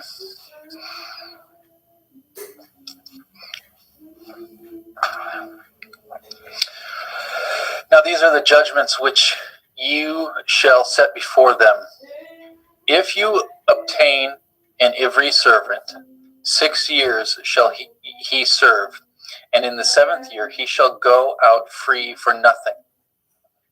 If he came in by himself, he shall go out by himself. If he were married, then his woman shall go out with him. If his master have given him a woman, and she have borne him sons or daughters, the woman and her children shall be her master's, and he shall go out by himself. And if the servant shall plainly say, I love my master and my woman and my children, I will not go free. Then his master shall bring him unto the judges, and he shall also bring him to the door, or unto the door post, and his master shall pierce his ear with an awl, and he shall serve him forever. And if a man surrender his daughter to be a maidservant, she shall not go out as the men servants do.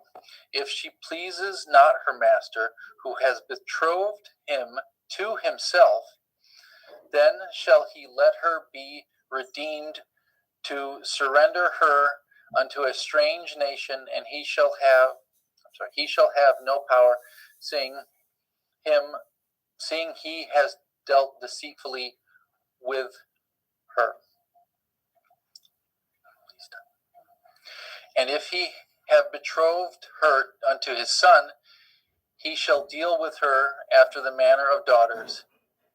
If he take him another woman, her food, her raiment, and her duty of marriage shall not be diminished. And if he do not these 3 unto her, then shall she go out free without money. And if he smites a man so that he dies, he that smites a man so that he dies shall surely be put to death.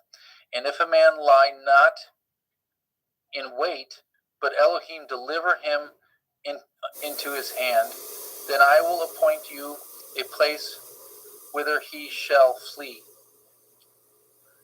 But if a man come presumptuously upon his neighbor to slay him with guile, you shall take him from my altar, that he may die.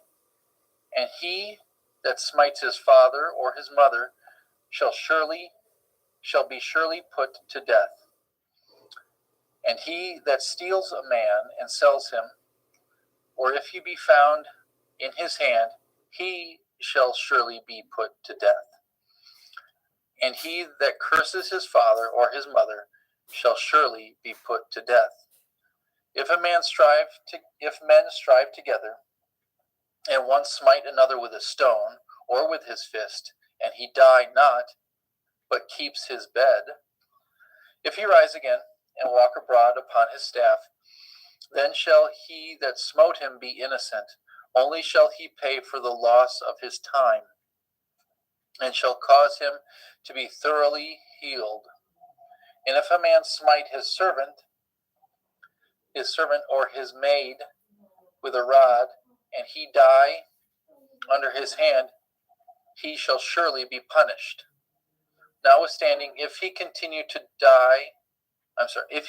a day or 2, he shall not be punished, for he is his money.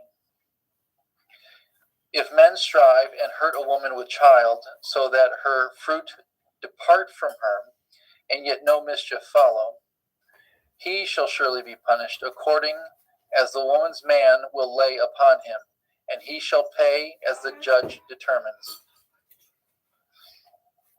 And if any mischief follow, then you shall give life for life, eye for eye, tooth for tooth, hand for hand, foot for foot.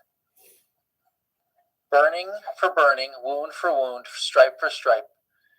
If a man smite the eye of his servant, or the eye of his maid, that it perish, he shall let him go free for his eye's sake. And if he smite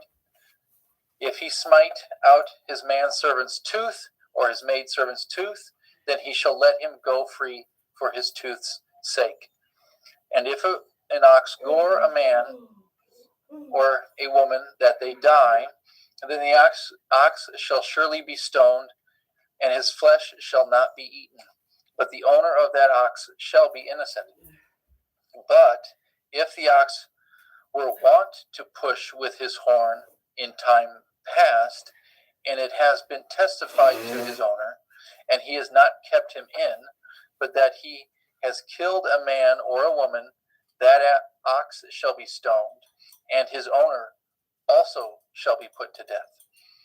If there be laid upon him a sum of money, then he shall give for the ransom of his life whatsoever is laid upon him. Whether he have gored a son or have gored a daughter, according to this judgment shall be done unto him. If the ox shall push a manservant or a maidservant, he shall give unto their master 30 shekels of silver, and the ox shall be stoned. 힘들더라고. And if a man shall open a pit, or if a man shall dig a pit